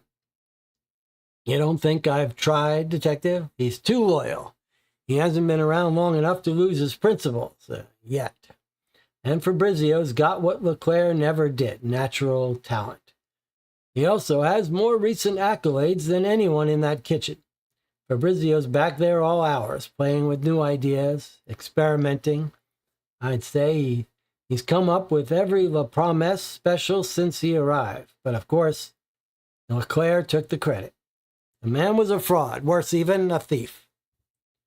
You seem to have quite the insight, Mr. Ashcroft. I have little birdies, Detective. And Mrs. Leclerc? What do your birds have to say about her? Well, that I've seen with my own two eyes. Laura's too invested to rock the boat, but she really should be captain. We've rubbed shoulders more than once at industry shindigs. She's an incredibly driven young woman. Cooking is her one true love. I get the impression nothing is more important to her. One more question, Mr. Ashcroft. Are you familiar with a Mr. Nakamura? I know who he is. Samira's trainee, yes? To what extent do you know him? Yeah, he doesn't work for me, if that's what you're asking. I heard in a past life he did time for aggravated assault. I believe his victim sustained a head injury, no? Either way, Samira hired him as part of a rehabilitation program. I've done the same once or twice, always good people. You work hard when you've got something to lose. And the desire to outrun your past can take you places, especially combined with a work ethic. Thanks for your time, Mr. Ashcroft. It's been enlightening. My pleasure, Detective. Now, how about that Arancini? All right, so he gave us some insight, and he put the scales a little bit on our little Laura. She's super ambitious, driven, and it sounds like our guy might have been planning to divorce and ruin her. Fabrizio the poisoner? I don't think so. I don't believe it. Jonathan makes a good point, though. Like, Fabio could be the poisoner since he dropped the tray. He was destroying his own evidence. Did he mess with Laura's apps when she went to the lawyer? Does that line up in the timeline? Marco says it's called arancini. Well, what is arancini? What is arancini? I've never heard of it. We need to bring it up on the tablet, or can someone tell us? We're going to have to look at the timeline and look at the dropping of trays more, because I don't think we looked sufficiently at that part of the timeline since the poison theory is new to us. Now, let's look at our questions here. Marco says it's a typical Sicilian dish, some kind of rice ball dish, fried rice ball. Okay, interesting. Which two cards reveal the victim's cause of death and the time that elapsed until death occurred? So cause of death and the time that elapsed until death. I think we're going to get poison. That's what I think. Which is going to tell us the time between what he ate and when he died. And that'll tell us. Okay, let's see. Let's take a look at our autopsy stuff. Know your anatomy. As you conduct the autopsy, take care to correctly identify the organs of the body. So this is how we're going to identify large intestine, small intestine, bladder, pancreas, kidney, stomach, lungs, heart, liver. Here they are in the body. Okay.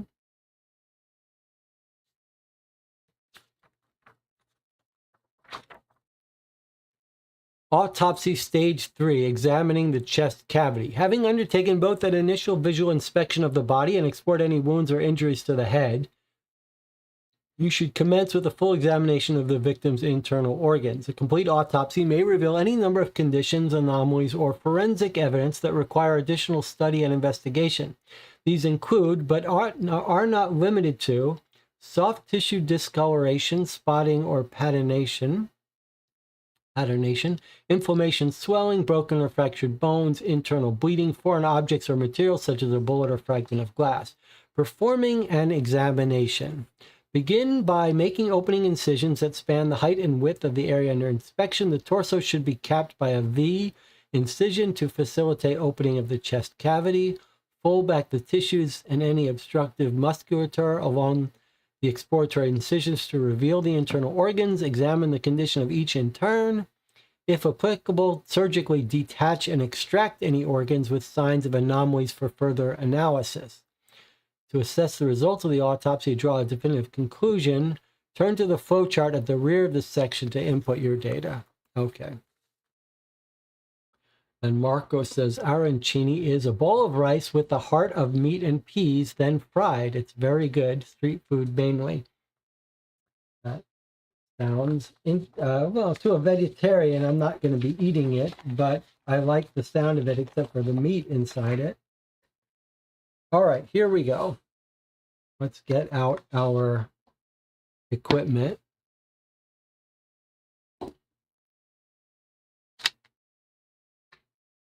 Okay, that's the back of the skull. Now we're going to open up the chest cavity here. Maybe we can close up his skull. All right, here we go.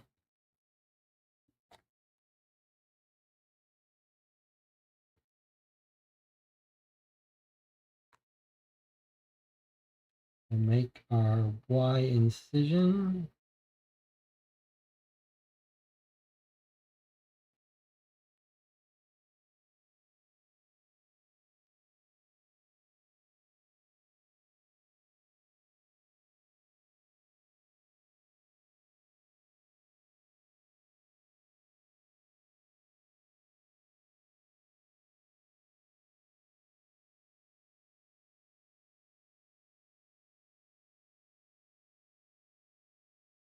I understand when you do an actual incision on the autopsy, you might go around the belly button. And we've got here.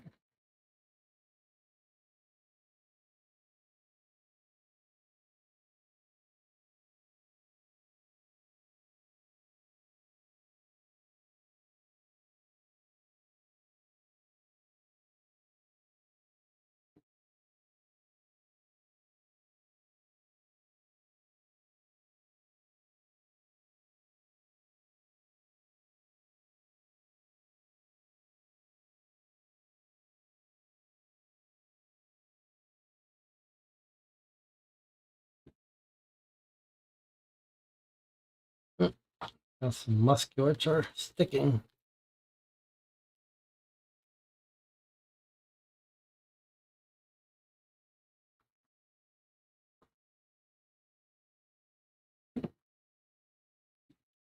Boy, you've got some. Why is that so tight in there?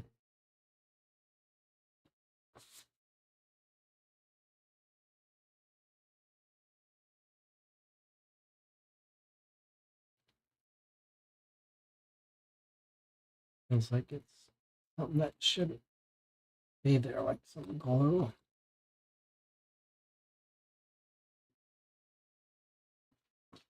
Maybe it's just his muscles. Maybe there's some strong muscles there. All right, well, a little bit of a flawed thing, but okay. And then we can open up.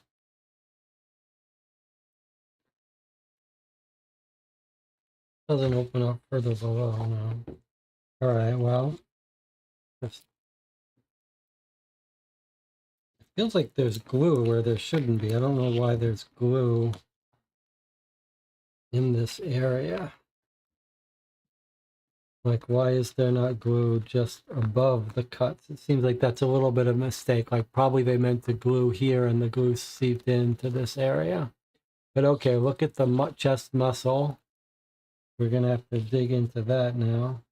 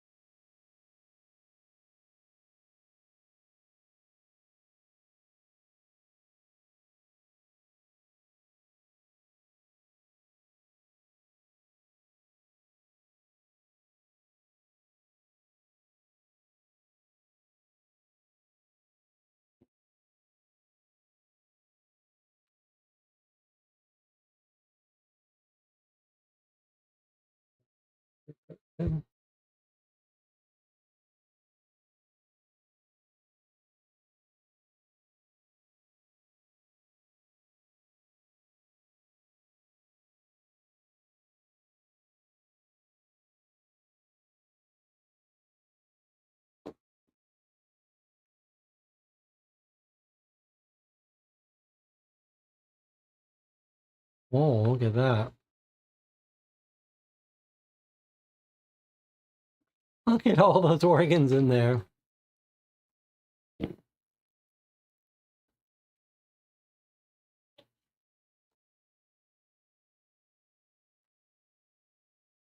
Now, we could just grab all these things out of there, but I suppose we should remind ourselves what we're looking at here. So we've got lungs, and something is weird with this lung, it looks like. We've got to be a little careful that we don't, that we remember where everything is, you know, like if we were doing a real autopsy, it's clear one lung is one way, one lung is another way. You wouldn't want to forget which is which. Take a screenshot when we have to, okay. Then what have we got down here? This is his liver. Yeah, this is the liver. I'm just gonna take out his liver. All right. It looks fairly healthy, a little purple. I'll just take out his lungs and weigh them. I'll keep them left to left.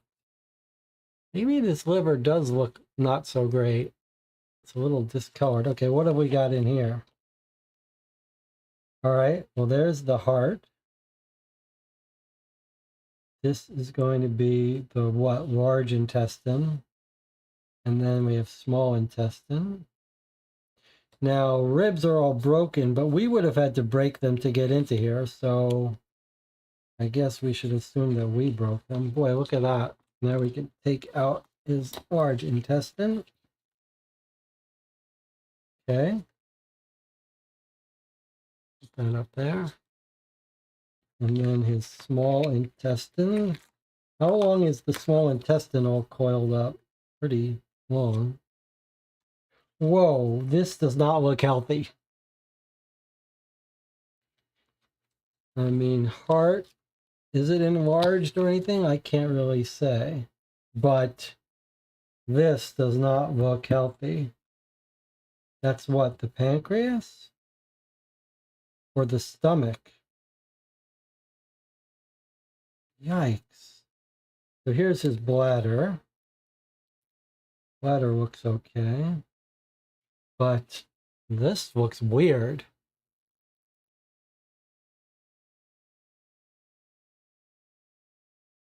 And what is this? Is this the pancreas? Why is it all green? Yeah, that's going to be, I guess, the pancreas. And this is the stomach. All off on the side. All right. Spine looks okay. All his ribs are cut, but we would have had to cut those. So I don't think we've got any evidence of broken CPR stuff. But hey, if Flora gave him CPR, might that make her not the poisoner? Because wouldn't she be afraid to get poisoned from CPR?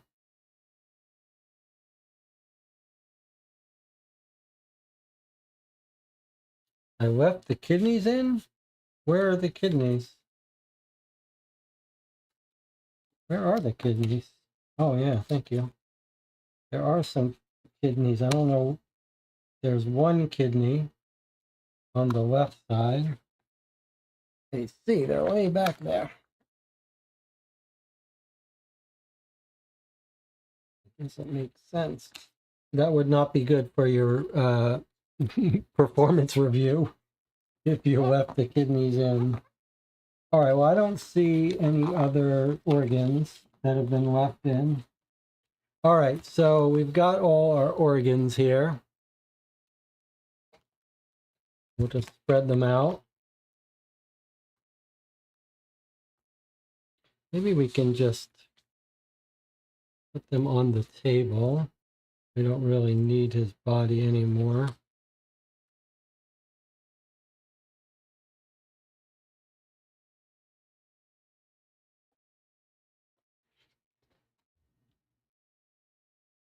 There's his lungs. There's the kidneys.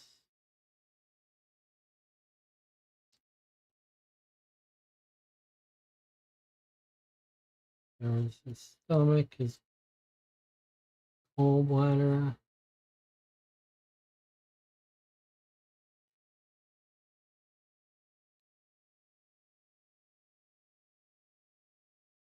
Or somewhere in there. All right.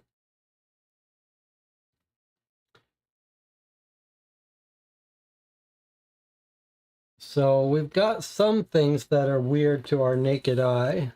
This lung, these look weird to me, like stomach contents. All right, let's proceed.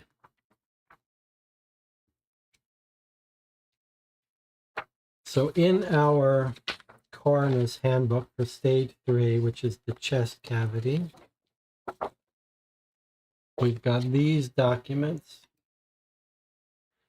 The first introduction was our anatomy, but then we've got this page. Soft tissue spotting. During the autopsy, you should determine if any of the victim's internal organs display any outward signs of soft tissue spotting. This may indicate irritation, an allergic response, or inflammation. It may also represent a broader symptom of the cause of death. If you recover an internal organ that bears signs of tissue spotting, use the diagram layout above to assess its condition. Place it over the reference. Connecting the analytical nodes in sequence should allow you to make a determination. Take note of your findings as you continue your investigation. Well, I mean, this is, again, a little abstract thing. This clearly goes here. But then what does it want us to do? Place it over the reference. Connecting the analytical nodes in sequence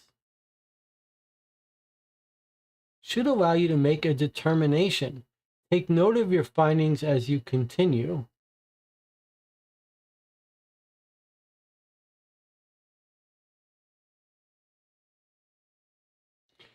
So I think what we're being told is 1, 2, there's 3 dots, 4 dots, 5 dots, 6 dots, 7 dots.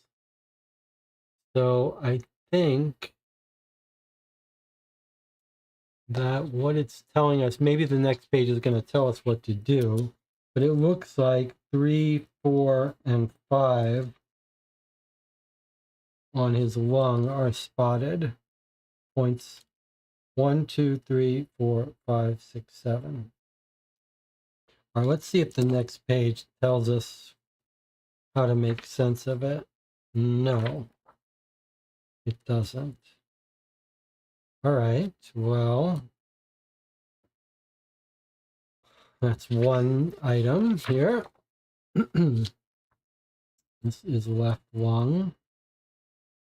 What have we got next? During the autopsy, you should determine if any of the victim's internal organs display any outward signs of paternation. This may indicate disease, dysfunction, or be a broader symptom of the cause of death. If you uncover an internal organ that bears paternation, use the diagram above to assess its condition. Place it over the reference grid and examine its position for a perfect match. Take note of your findings. All right, well, where's our item with paternation?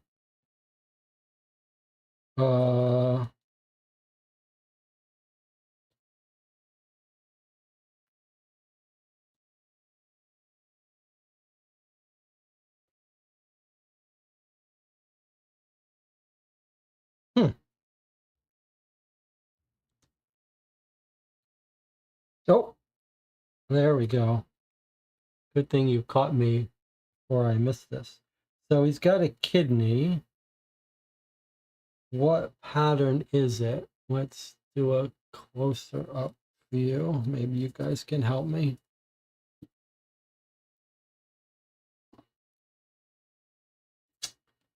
Okay. What pattern? I gotta put it so I can see it. What pattern is that?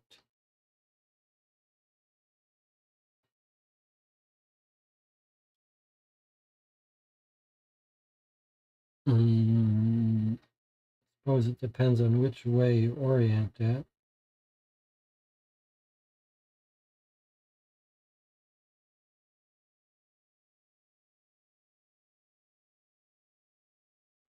Looks like a little fingerprint thing. I see a dashed line here. Dash and then a squiggle. Let's see if we can find that.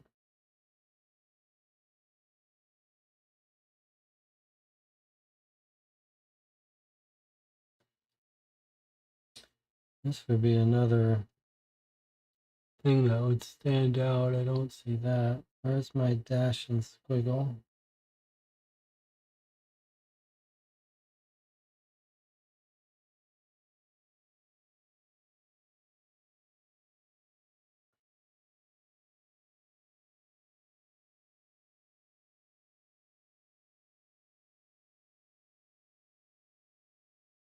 It's a dash and a squiggle.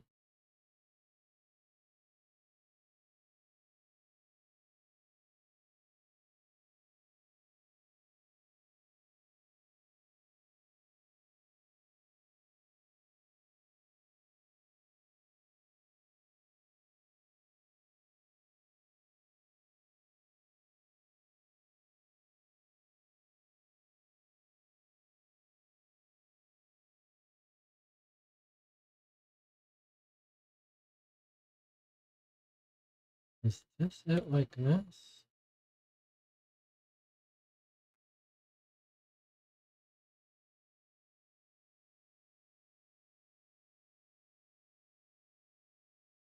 No.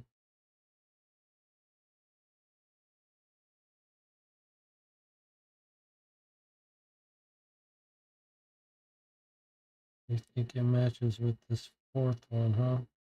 Where's my dash and squiggle? Here.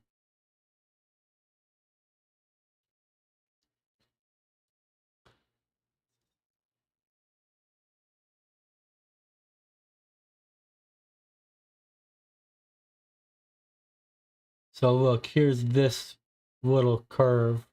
Looks like a hairpin. And here it is here. Here's the hairpin. So very recognizable hairpin here, recognizable hairpin here. Then the two parallel curvy lines to the left of the hairpin, parallel curvy line, parallel curvy line. Then the Y to the left of that, the Y to the left of that. The hook here, hook here.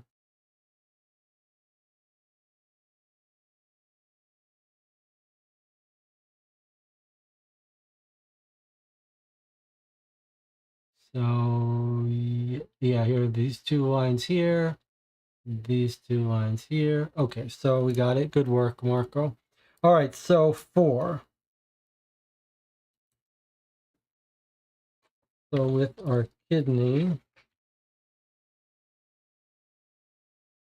we have patternation 4. Okay, next. Necrotic lesions. Here is the stomach. During the autopsy, you should determine if any of the DJ Moneycut says on the previous organ, if you connect. So you're saying when I did this, and I said that this is probably the 3, the 4, and the 5. Your point was that if we draw that out, we get 1, 2, 3, 4, 5, 5, and 6, 7. So you're saying this makes a 3 shape. I think you're right. Connect the nodes, take note of your findings. So sorry I did it on top of this paper. I guess we do have tracing paper, but maybe we don't need it.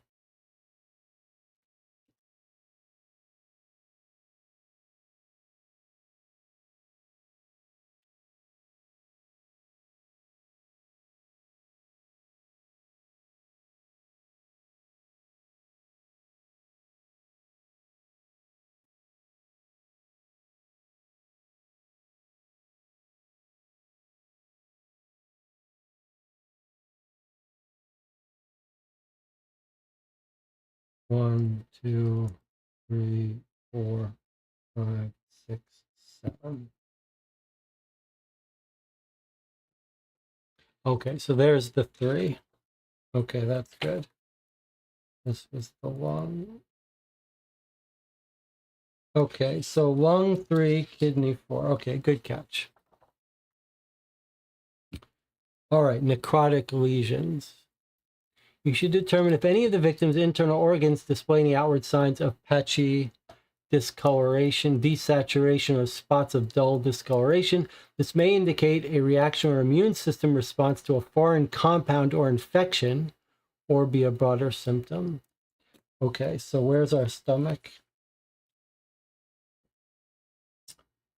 Okay, here we go with color matching again. White lesion, orange lesion, red lesion. Okay, well, at least we have white, orange, and red. Fine. So what are we looking at here? Something, we've got 2 whites, 2 reds, and 2 orange. So we've got a 3 here. 2 whites, 2 reds, 2 orange. Pattern 3.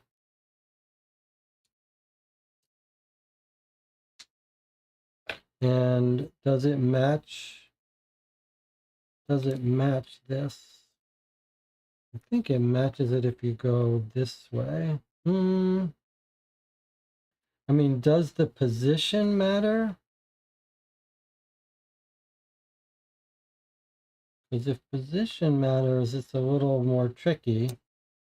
But if it's just the count of colors, sorry that I'm not showing you that as well as I could. It's just the count of colors, I think, then we just need to match 2 orange, 2 white, 2 red. 2 orange, 2 white, 2 red. That's the only set of that combination. So it's a 3. Stomach, necrotic, 3. Let's just make sure we read the rules here properly.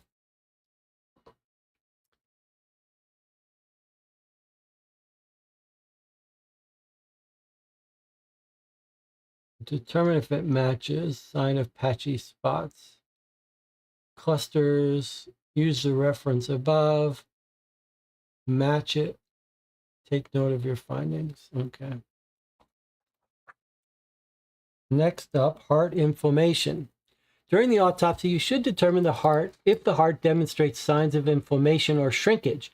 After extracting the heart, use the diagram below to assess its condition. Okay, so here's our heart. Which heart is it? Looks like it's this one right here. Perfect match. So we've got a match of 6 for the heart.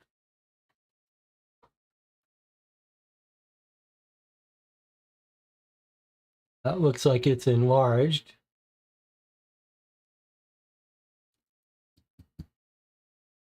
Does that mean heart attack? Okay, cause of death. This is kind of exciting. All right, let's go. Let's check out our cause of death given all of our other findings. Okay. To what extent, if any, has soft tissue spotting been observed? So our soft tissue spotting was our left lung. And that was a 3, 0 to 3 rating. Okay, so now we go down here To what extent, if any, has organ patternation been observed? Well, we did find kidney level 4 patternation. So we go down here now. To what extent, if any, has necrotic lesioning been observed? Now, this was the part about the stomach. Assuming the spatial pattern is not important, then we've got a necrotic pattern 3, which is to our left. What's happening? Why isn't it? Oh, to what extent, if any, has heart inflammation been observed? Yes, it's a 4 to 6. So down here. How many internal organs, if any, displayed no sign of abnormality? That's a kind of a weird question. But I guess if we were going to count, cover up this. Okay, how many displayed no signs? So 1, 2, 3. You can't see it. Okay. 1, 2, 3, 4, 5. This crazy thing, 6. So 6 have no weirdness, and 4 do have weirdness. So let's just go back here and look for 6. Okay, how many have no signs? It's a 5 plus. Bum, bum, bum. Looks like the appetizer poisoning theory has paid off.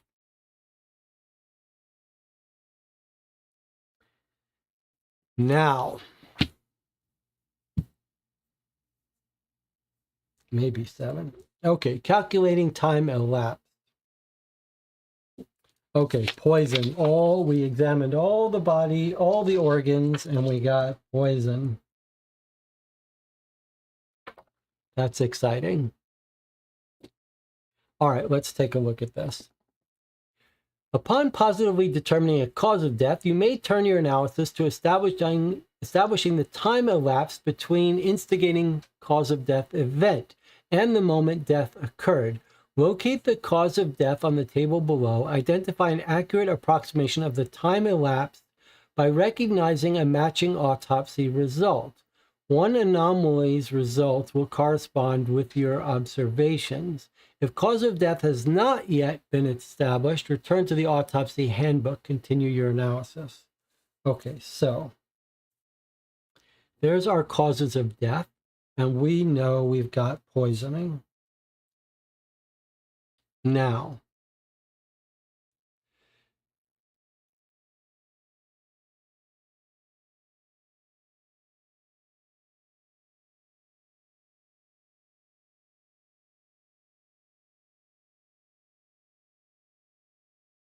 what is this? Okay, let's see. So our spotting was a 3, so that's not this top row.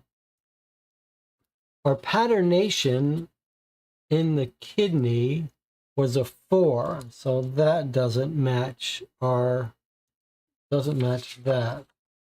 Our necrotic was a 3. So since our necrotic stomach pattern was a 3, and that does match up, I think that gives us the 1 hour mark. In other words, it would have taken an hour for him to die of this poisoning. And the skull fracture, our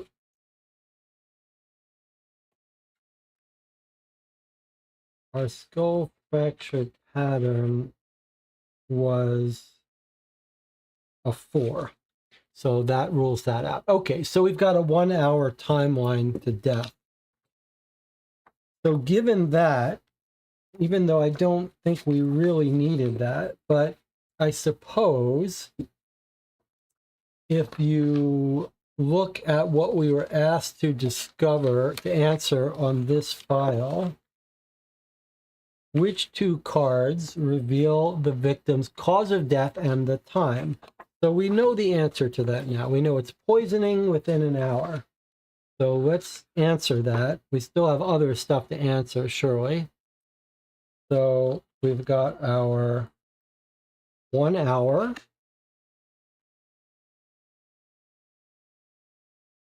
Poisoning. Okay.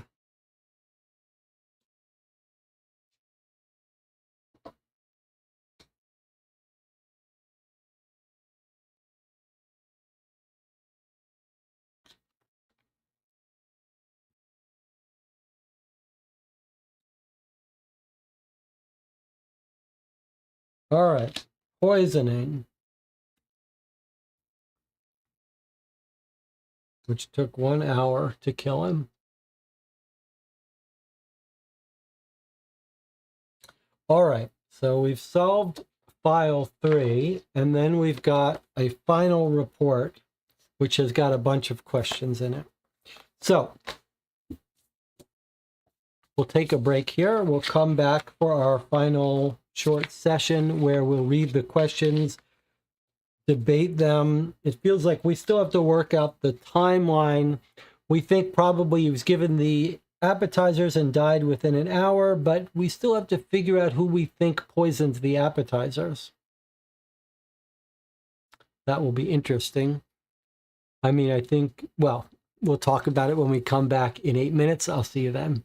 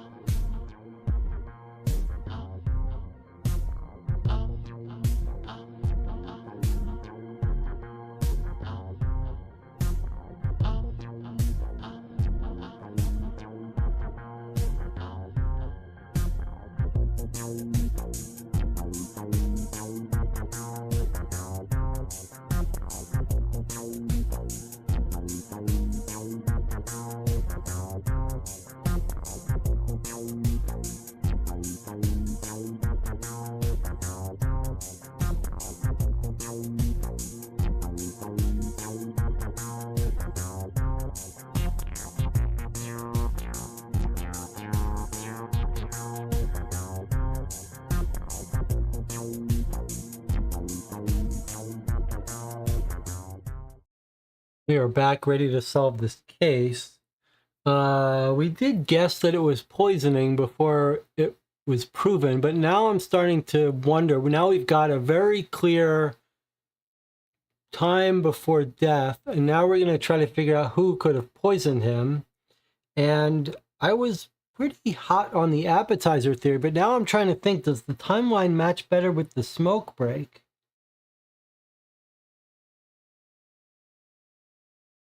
So let's see if we can't get our timeline down on paper. We believe he was poisoned an hour before he died, and we know that from the 911 call and the alarm that his time of death had to be around 3:30. And that's because the door alarm goes off at 3:40. So 3:30, between 3:30 and 3:34, when the body is found. That's a 4-minute window. So let's just say time of death, 3:30 to 3:34. Okay. Now, that means since the poisoning, we're told, takes an hour, it means he was poison ingested between 2:30 and 2:34.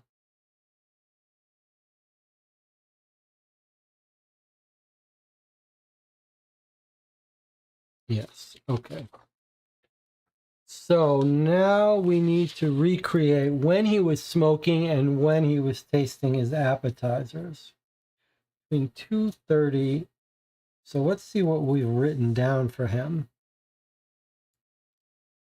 At 2:30, he was out with Lottie.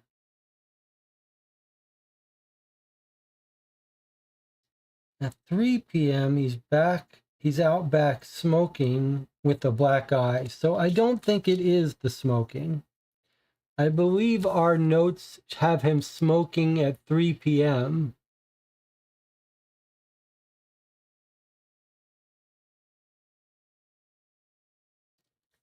It's here where he's with Lottie is at 2:30. So let's get that back. Let's get out our time, our interviews, and see if we can't nail that down a little better. Where's Lottie? What does she say about her timeline with Chef?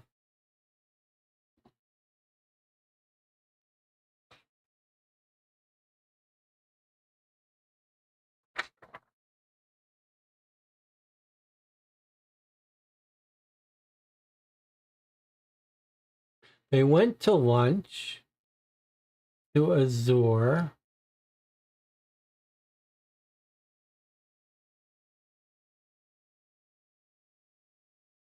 Why do I have them out until 2:30? It was someone else who said, here. When I got back around 2:30, I think. So she has a talk with him.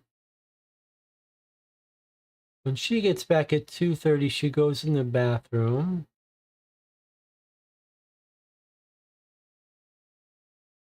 3:30, she leaves the stall.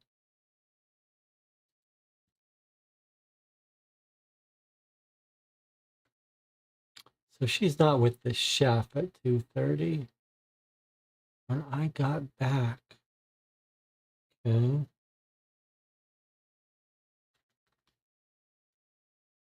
So does that mean they get back from lunch at 2:30?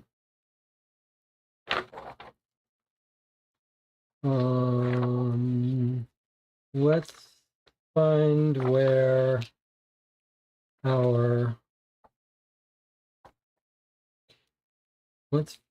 our owner has the smoke with him.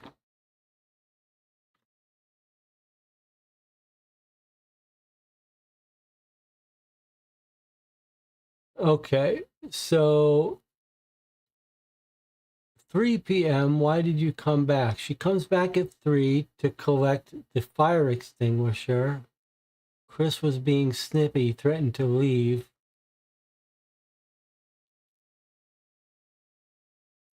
Clarify, what actually happened when you returned at 3? So 3, he's lighting up with the black eye. So that's too late. By that time, he's already been poisoned. Chris was there lighting up with the black eye. He might need to talk. So I suppose he could have been out there for a full half hour, but it seems unlikely. All right, so it is gonna be the appetizer, not the cigarette, I believe. But let's see if we can lock it down a little better. Here's Fabrizio. He talks about the chef coming at 12:30, then to the next tray. Met him out front at 1 o'clock.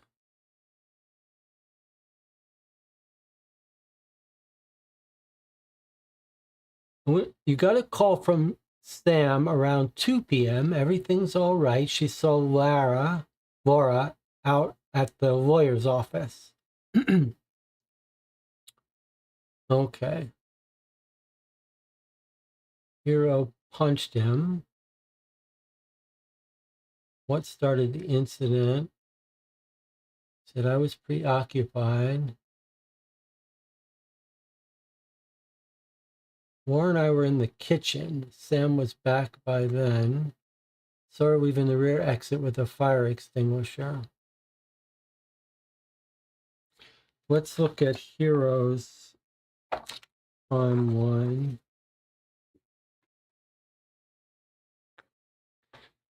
About when he got a punch.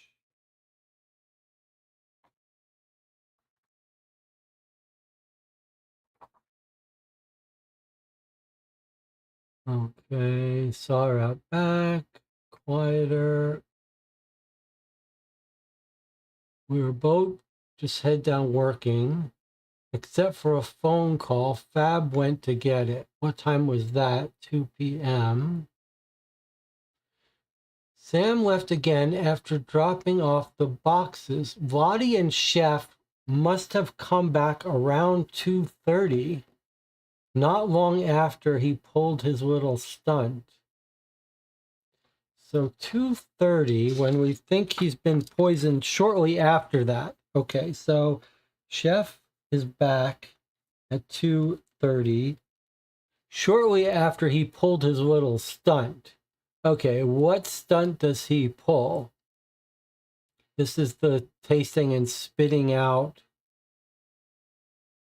the stuff. Let's talk about the stunt he pulled shortly after 2:30. Okay. He was in a mood. He took a sample of Fab's tray, then off mine. I mean, the guy literally spat it out. So first he eats Fab's, tastes fine. Then he takes a sample off Hero's tray, spits it out, starts yelling. But of course, he didn't know that it was really Laura who'd done the lion's share. I was just finishing her batch. And it was just too much, too obvious. I mean, he never would have dug into her like that, certainly not about her craft. Okay, so I think this is the moment where he ingests the poison. It's shortly after 2:30 p.m. He tastes Fab's and it tastes fine. When he tastes the one off Hero's tray, he spits it out and gets angry. And Hero says it was mostly Laura's work.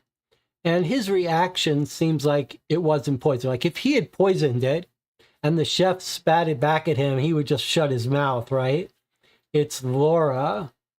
It's the fact that he's just shocked at what happened that tells us it was Laura who poisoned it.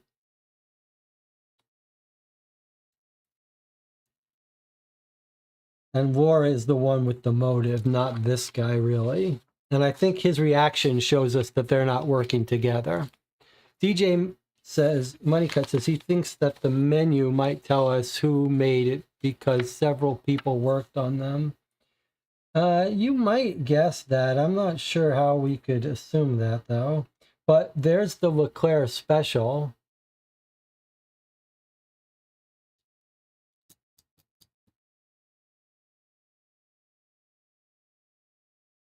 I mean, we know the rabbit is from Fabricio, but I think that thing tells us Laura did it.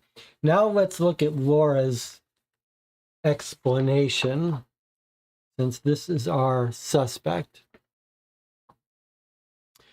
DJ says, was there an article we glossed over about a farmer's market that could relate to the ingredients on the menu? Well, okay, let's check. Let's remember not to skip that. But let me do this first. Let's look at her timeline and statements.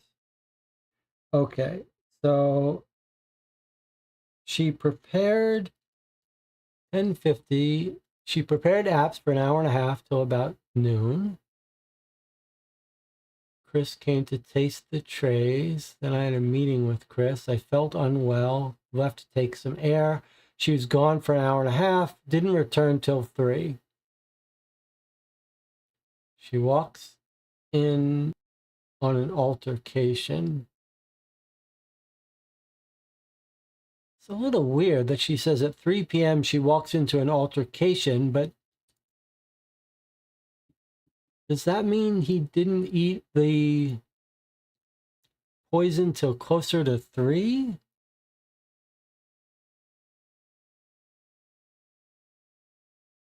It all stopped when we heard Fab drop a tray of appetizers.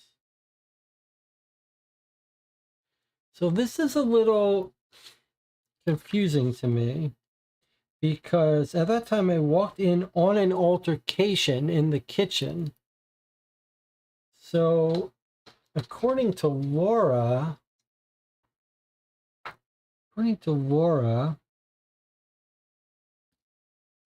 says the hero altercation was closer to 3 p.m.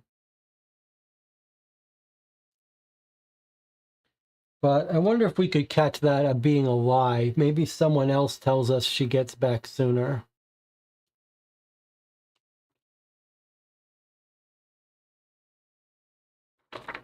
She is very cagey when we interview her.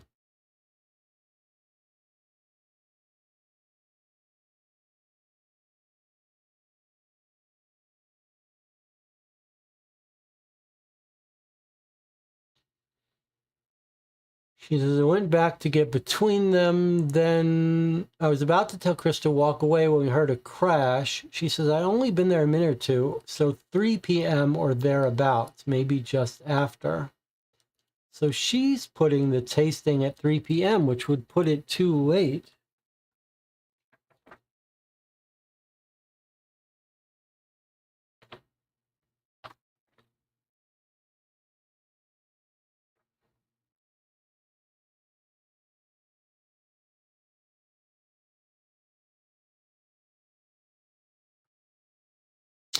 That's a little troublesome to me.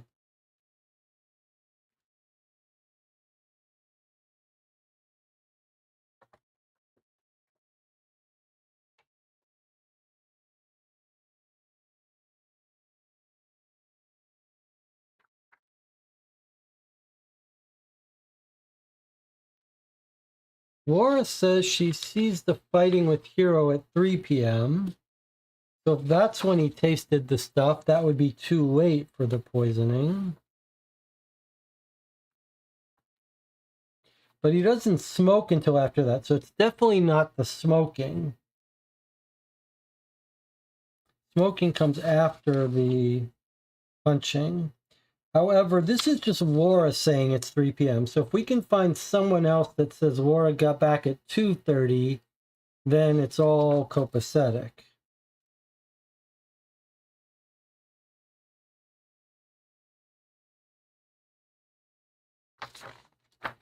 So let's see if we can find someone else who will tell us when Laura got back.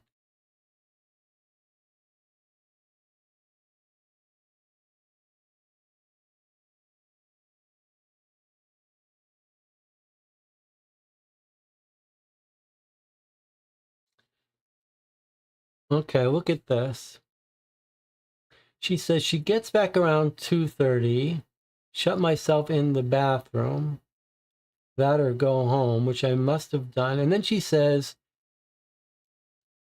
after a half an hour or so, that would be 3 p.m., I heard someone outside. So she hears Chef at 3 p.m. smoking in the back. So that sounds like he did the tasting before 3 p.m., which is what we want to see.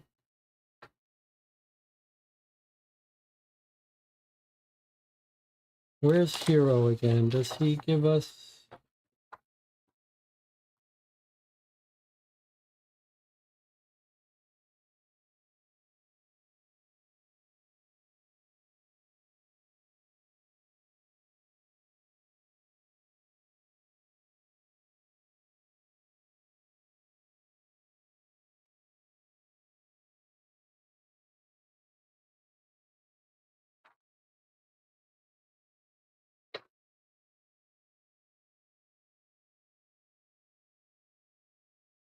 Everyone agrees they get the phone call at 2 p.m. Lottie and Chef come back around 2:30. Not long after that, he pulled his stunt. Not long after that. I'd like a closer timeline, though.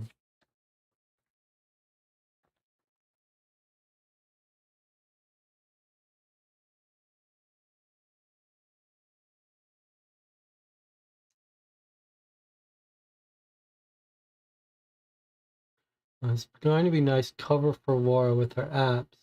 Took a taste, just lost it, spat it out on me, started cursing. I'm not proud, I lost my temper.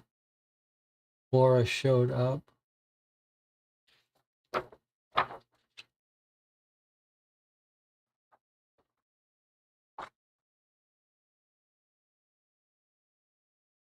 All right, let me see.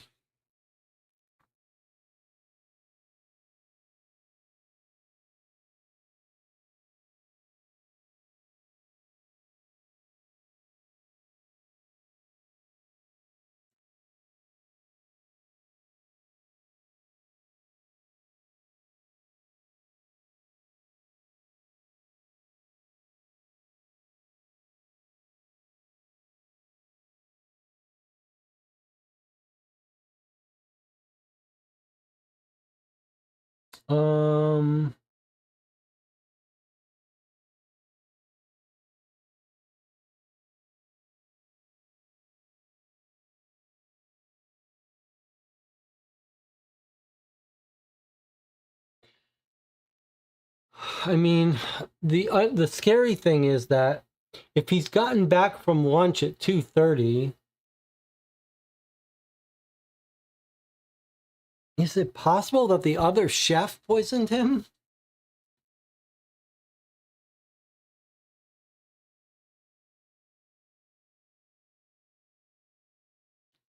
It's a little troublesome that the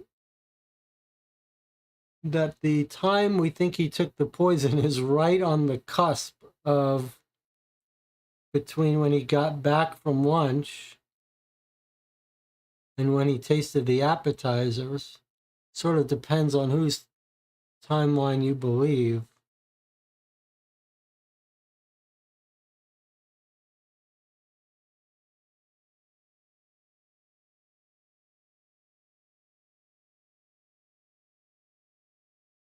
But it had to take time to walk home, right?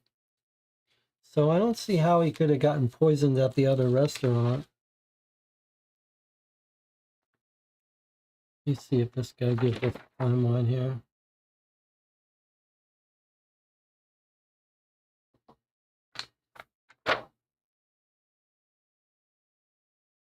$1:30. They were at lunch at 1:30, so they're not going to get poisoned right on their way out. All right. I've made my decision. Let me check in with the chat.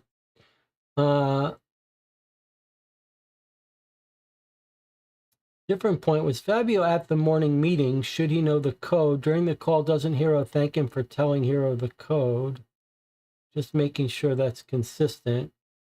Jonathan says, I lean a little bit more towards Fabio just because he dropped the apps, which seems like a deliberate way to try and discard evidence. That's interesting.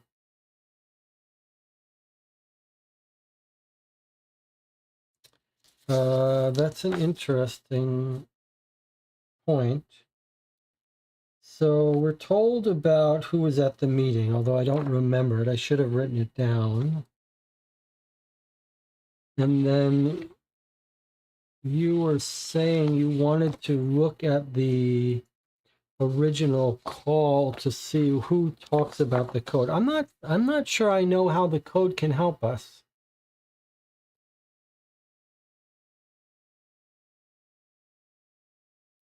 Let's see. Beeping starts. Female voice, someone please, the alarm, the alarm. Are you still there? Male voice, yes. I didn't catch that. Could you? Male voice, I've got it. Don't worry. Thank you, Fab. So Fabio turns off the alarm.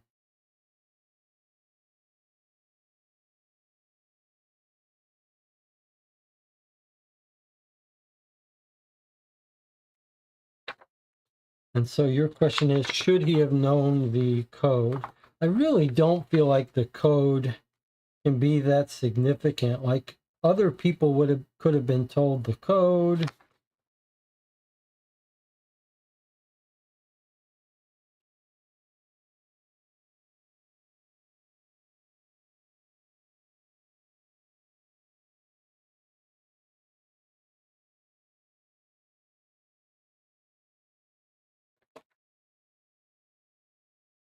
I'm trying to see about the meeting. Although I just don't see how we can use that meeting and turning off the code to help us. Either way, it wouldn't adjust the timeline very much. Could push it back a little bit.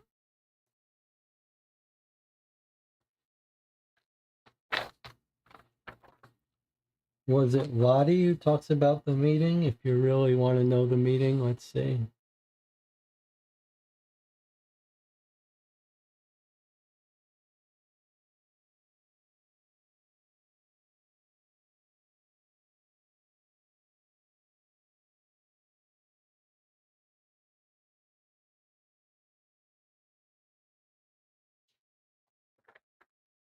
Chef blew out on her way back from lunch. There's always something. He was embarrassed. He yelled at me, slapped him away. My nails must have caught his arm or something because he pulled back. Did she have poison on her nails? I mean, that would have killed him and been at the right timeline.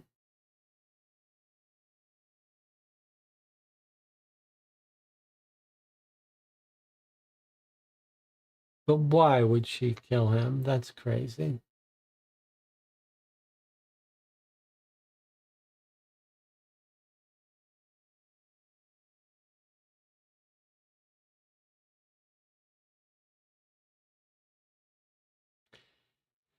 That would do the right timeline, though, right? She cuts him with the nail, her nails, and puts poison in him.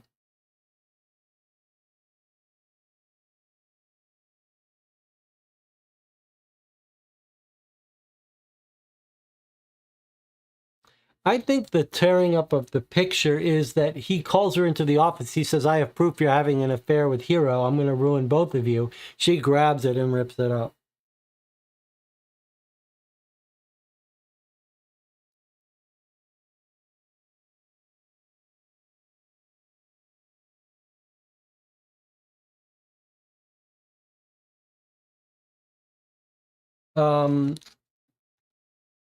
It sort of depends on who you believe about timeline. Well, let's look at the final questions here. Submit your final report, it says. Once you've answered all three investigation questions, you're ready to solve the case. You may complete the official report below. Department will evaluate your investigation based on the detail. Okay, who killed him? How did the perpetrator kill him? What was the killer's motive? What fact proves the killer's identity? What actions, if any, did the killer employ to cover their tracks? Who dropped off the envelope? Who were the people in the torn photos? Boy, this one sounds like it's talking about the code or dropping the tray.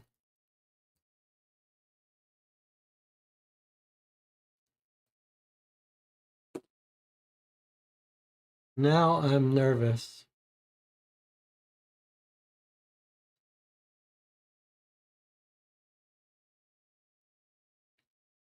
Well, I got to give the game credit that it seems to be being sneaky about these little details.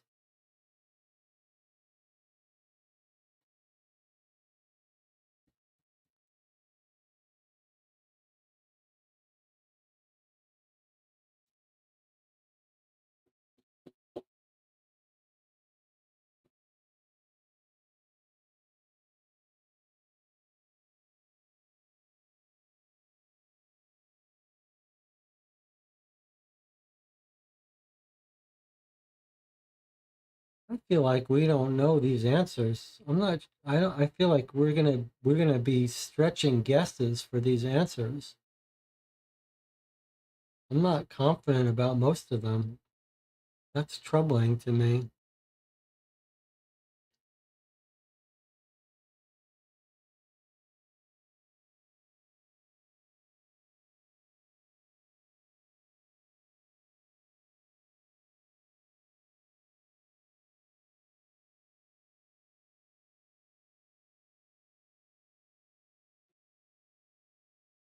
I mean, let's walk through it. Let's say we want to say it was Laura.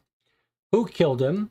Let's say Laura. How did she kill him? She poisoned the appetizers that he was trying. What was the killer's motive? Was to protect her reputation and job. But then when we get to 4, what proves the killer's identity?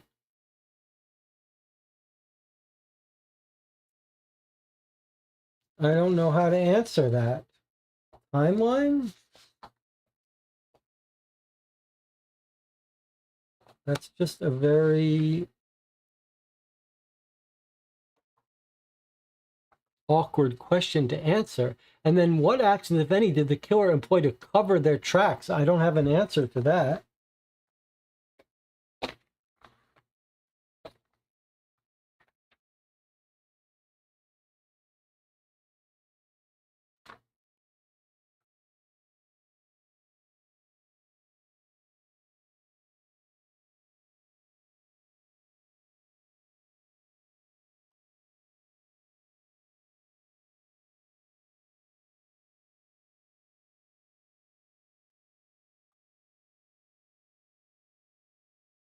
There was some theory in the chat that maybe this information could tell us something. But I don't see what it tells us. Do we see any article that would have given us a clue to the poison? Maybe something about mushrooms. Mushrooms? Sometimes you can put poison mushrooms, people wouldn't notice.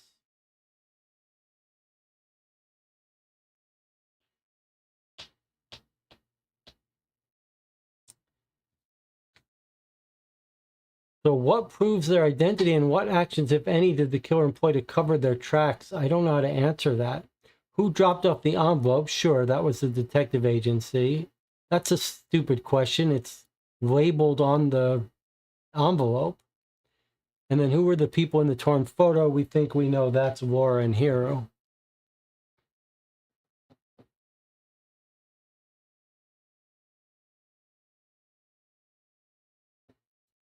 Jonathan says, does Fab mention making something not on the menu?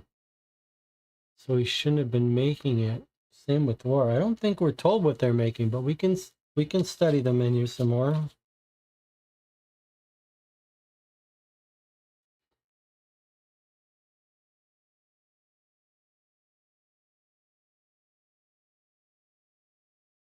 The channel thinks there must be a reason that this tasting menu is here.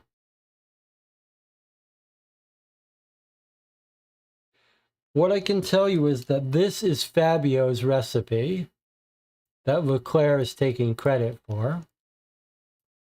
But that's what we're told he does, and everyone knows it, and no one likes him for it. And he's loyal, we're told, and he's going to go places.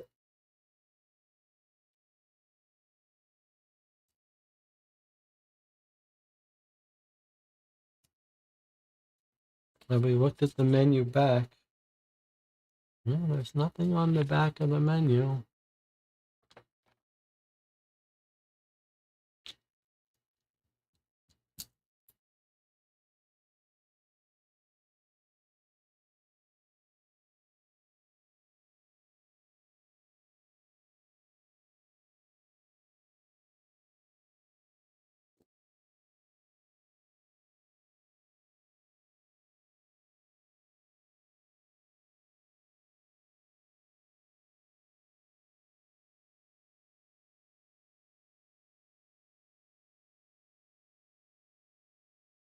Hmm.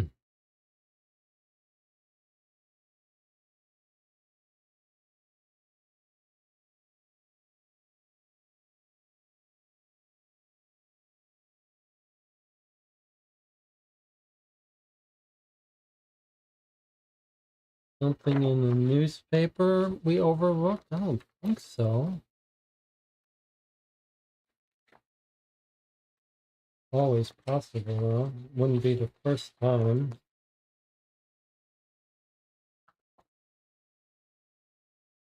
or something about the floor plan.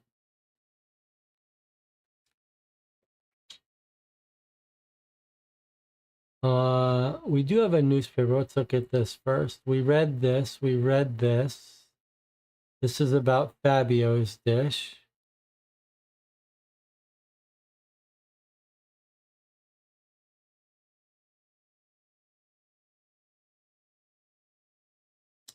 This is about making fun of the maitre d' woman who got the wine wrong. Then we've got this we read about the Ashcroft's Azure restaurant. This one we didn't quite read. It's talking about a conference in the future.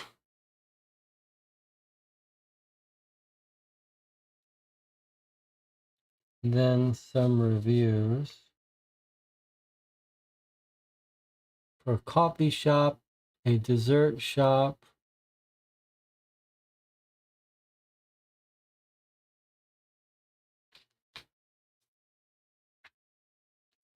there is a newspaper clipping in one of our documents. But,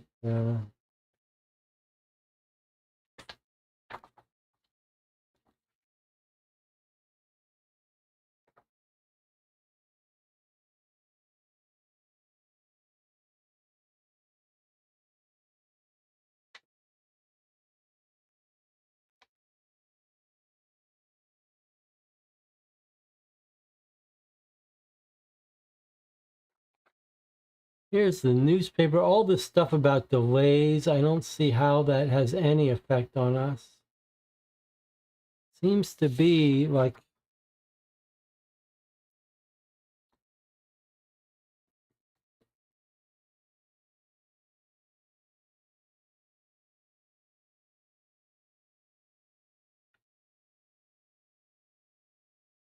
this is about his death. His father thinks there was foul play.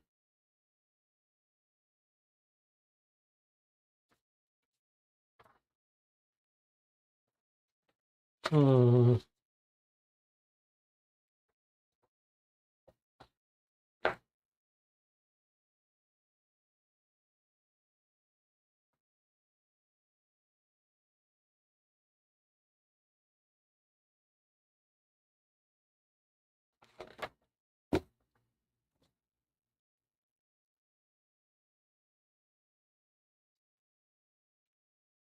I really am troubled by this.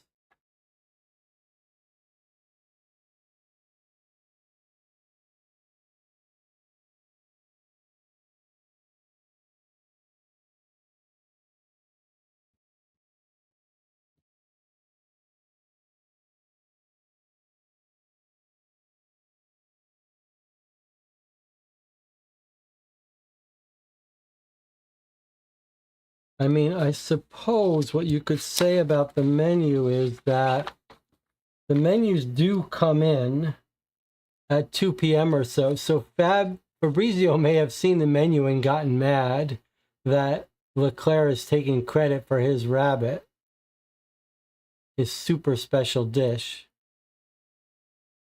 But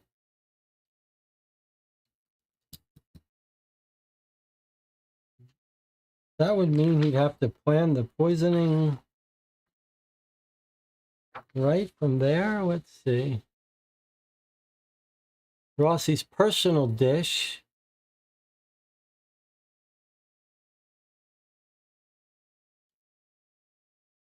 Award ceremony.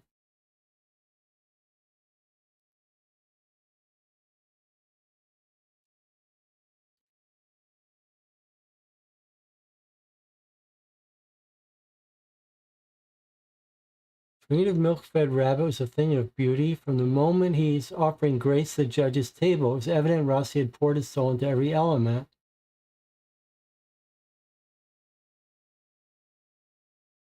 So they're talking about this dish being his dish. And then it's clear from the menu that Leclerc is taking credit for it. Milk-fed, terrine of milk-fed grab it. And is this a mushroom? Veiled maitake? So what about this? If this is mushrooms, you could sneak in a mushroom, but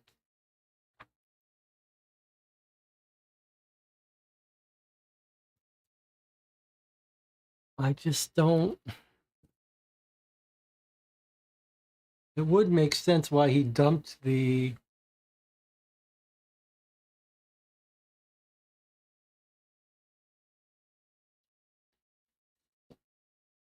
Can someone look up veiled maitake? Veiled M-A-I-T-A-K-E.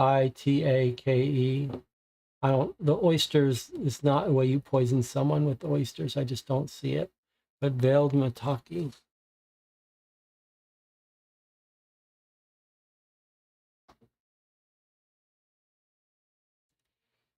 John says, if I had to guess on how to cover it up, for Fabrizio, he dropped the app. For Laura, maybe she's lying about when she returned. She's also could have Hero be the one to finalize her appetizers. But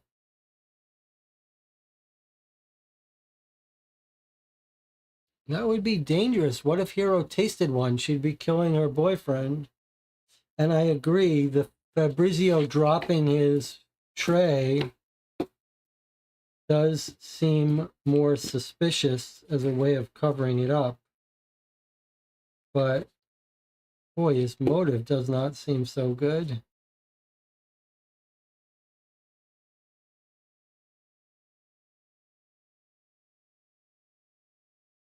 I really do not like this 2:30 timeline. Like, why are they giving us a timeline that is like right on the border of a whole bunch of stuff?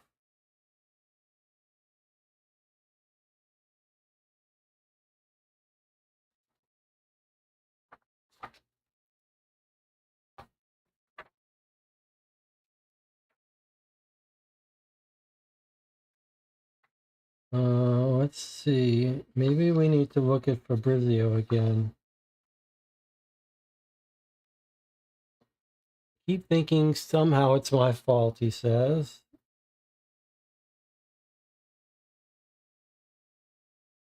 As for Chef, he came for his regular tasting each time a tray of appetizers was ready. Once at 10:30, again at midday, and then at 2:30.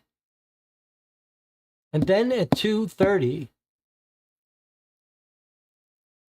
There it is.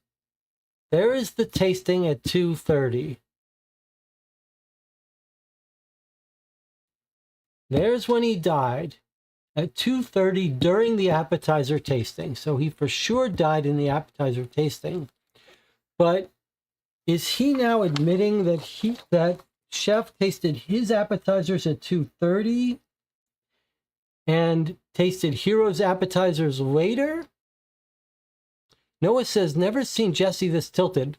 This is not. I have been much more tilted than this.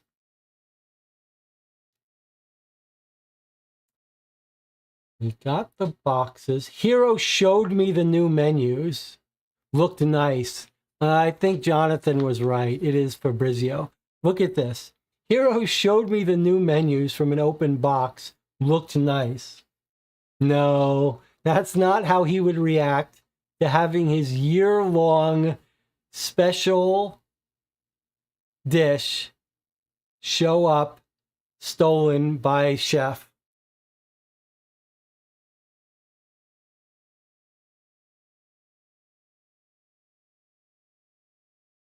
DJ Moneycut says the veiled maitake is a mushroom. The question is it a mushroom that you could make look like a poison one? But okay. So this statement from Fabrizio, who says he looked at the menu and he says it looked nice. No. If you looked at that menu and saw that he had taken credit for your most famous dish,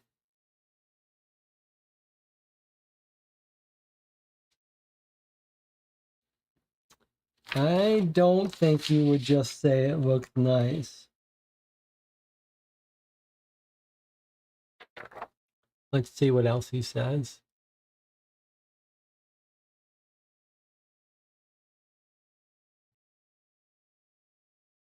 The chef never made a promise he actually kept. He's a bad person. Okay, we got a call from Sam.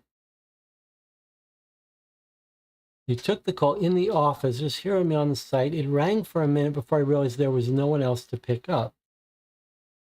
Hero punched him. I didn't see it. But he'd come to taste the last batch of appetizers. I was carrying my last tray to the walk-in when I heard the smack. I just spilled an entire tray of appetizers, so I was a little preoccupied.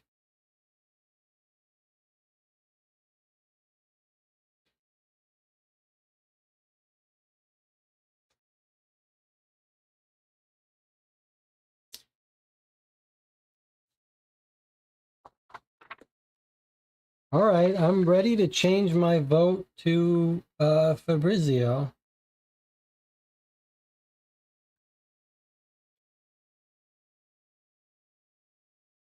He's working with the others, but they came and went, so he had time to work on it his own. Everything was going okay till the last tray. I was transferring it to the walk-in, and boom, it slipped. Disaster. I mean, of all the days.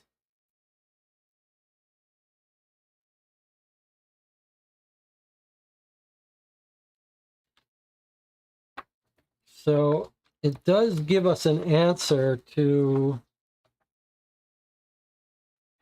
this question of what did they do to cover up their track? And the only thing that's tricky is it puts the timeline of when he ate a little tricky.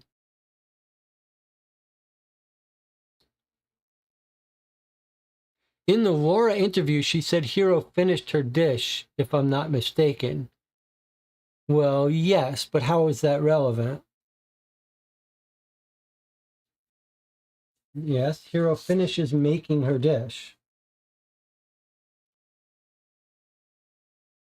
But I guess what you could say is we're looking for a very tight timeline window, right? And given Fabrizio's statement, he seems to say that Chef tried his dish first at 2:30 and then moved on later to Laura and Hero's dish while Fabrizio is walking his stuff back. So you might say that that probably happened after 2:30. Which would mean it would be closer to Fabrizio's tasting time if they didn't happen right next to each other. And then we would say what proves the killer's identity. I would say the timeline of the 2:30 and maybe the claim that he liked the menus. If Fabio did not do it, if Fabio did it spontaneously, where did he get the poison? I think that's a great question. I think it's a great question, but it would hold for all of them because our theory of Laura is that she spontaneously did it when he showed her the proof that she was cheating. But if you look at Fabrizio, he actually had a couple hours to do it, right? Because he gets shown the menu at around 12:30 or soon after it and sees it. So then you continue to work, and he says, mostly on my own, in and out.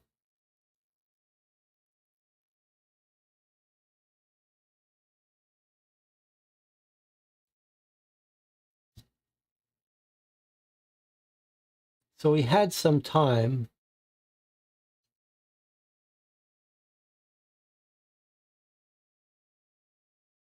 He was also in the office. Maybe if we look at the blueprints, we could even find that Fabrizio had access to something.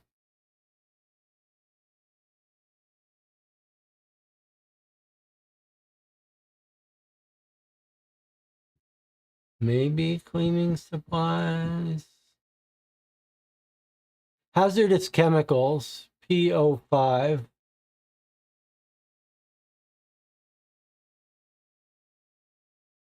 PO5 is hazardous chemicals in the office. Fabrizio goes to the office to answer the phone, and he sees the hazardous chemicals, takes them back into the kitchen, puts them in. I think that's it. That's the last piece of it. Fabrizio was in the office. He got the hazardous chemicals.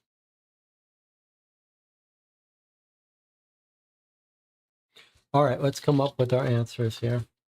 I think we're good to go.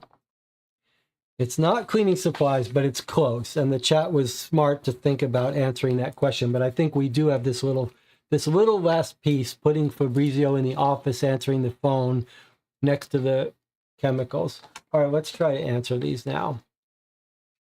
Who killed Christian?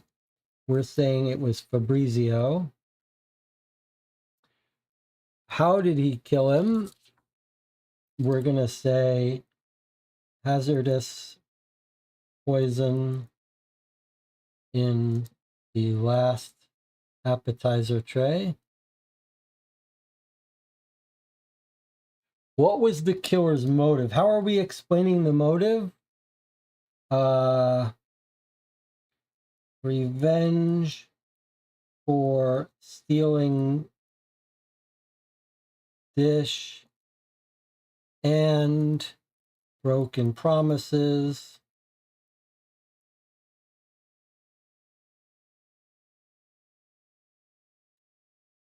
Anything else need to be put in there? What fact proves it? We're going to say the timeline of 2:30 taste testing. I'm also going to say the lie about the menus.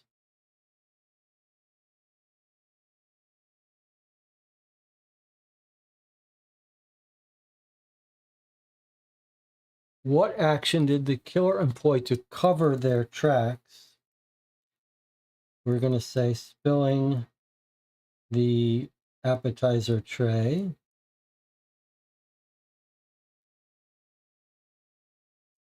Who dropped off the envelope? I don't understand why that's a question. We're given the name of the place on the envelope. So we're going to say DB private investigators. Who are the people in the torn photo? For sure, that's Laura LeClaire plus, we think, Hero. Now, is it possible it's Fabrizio? What was Fabrizio's height? I just want to make sure, because we don't have a good proof of that it's... We don't have a good proof that it is Hero in that photo, other than the bike. Is it because Hero's the only one with a bike? I guess he does have a bike. What about... I just want to make sure it's not Fabrizio with a second. No, Fabrizio has a car. Okay. And what's his height? 6'2". Okay, it's not Fabrizio. Okay. We think it's probably Hero. No, it's definitely Hero. Okay, so there's our 7 answers. The phone call for opportunity, or about his motive, what fact proves it? Yes, I guess we're going to say access to chemicals. All right. Any disagreement with any of these answers? This is absolutely a case where you could have a different theory. Any different theories? Let's bring up the voting.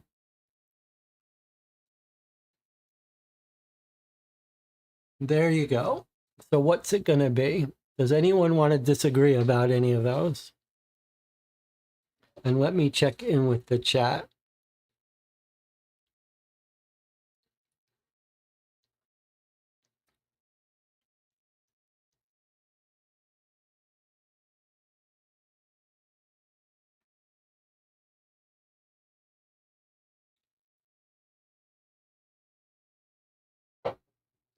Any idea what hazardous chemicals would be in the office?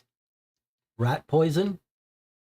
Strychnine rat poison would be something you'd expect to find in a restaurant. Noah votes, yeah, why not? Jonathan votes, I agree.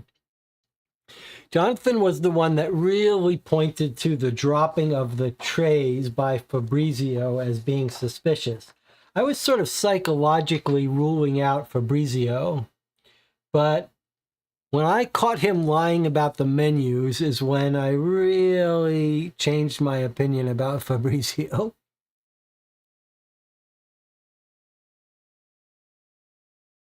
And note that we don't care about the height of attacker, the weight, because we think those wounds were unrelated to this poison death. YouTube says 11 concurrent viewers, so we finally dropped most of our viewers. They hung on for most of the evening. It's 4:27 a.m. Thursday. That means we've been playing for 6.5 hours. Long case. We'll have lots to talk about with this case, but it sounds like we're all in agreement. But DJ Moneycut says, I won't be shocked if we got some stuff wrong. I could imagine that there's some thing with the codes that we're missing, but I'm not sure how. Okay, here we go. We're going to open it up and see. However, it is 54 minutes into this session, so I think we should take a break. We'll take a break, we'll come back, we'll read the solution, then we'll talk about our thoughts about the game. I'll see you in 8 minutes.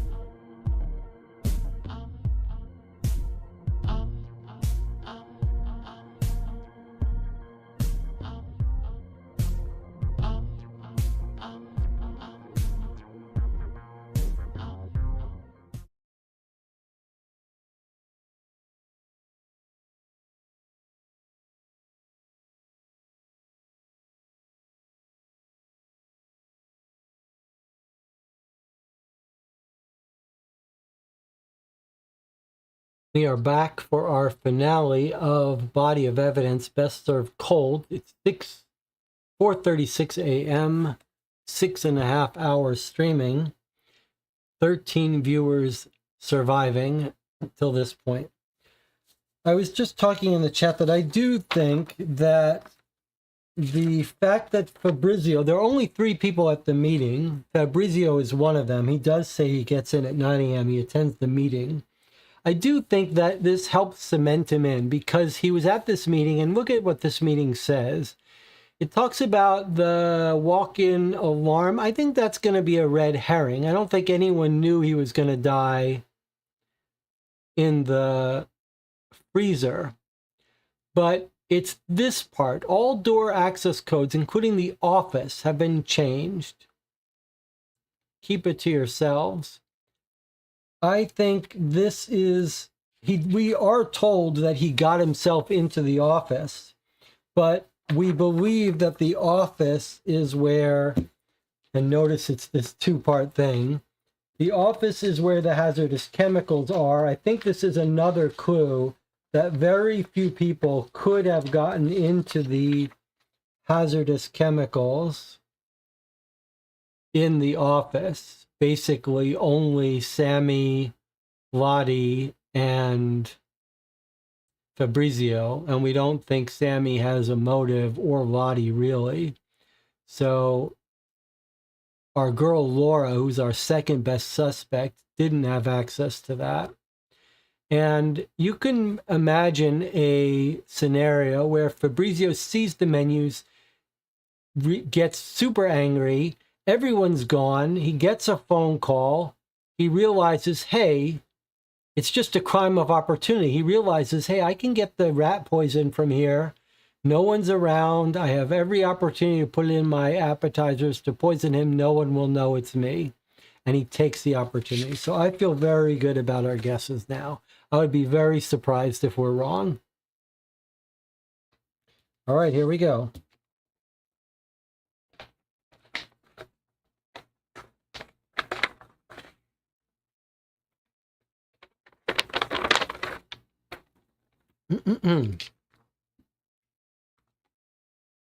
What are we supposed to read first?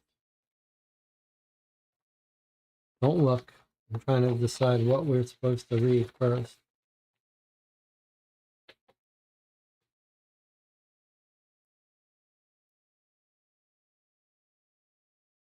When you're ready to submit your completed report, open the envelope and discover the truth. So we've got a memo that says good work. We've got an evidence card that says case closed. And we've got a timeline card. So maybe what we're supposed to do is just flip over this card.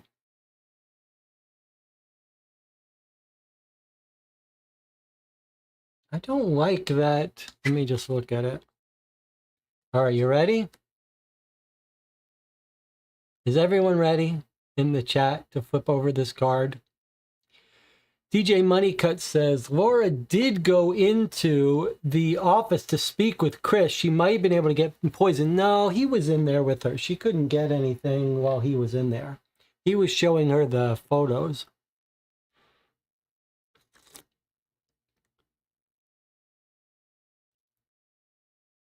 Okay, here we go.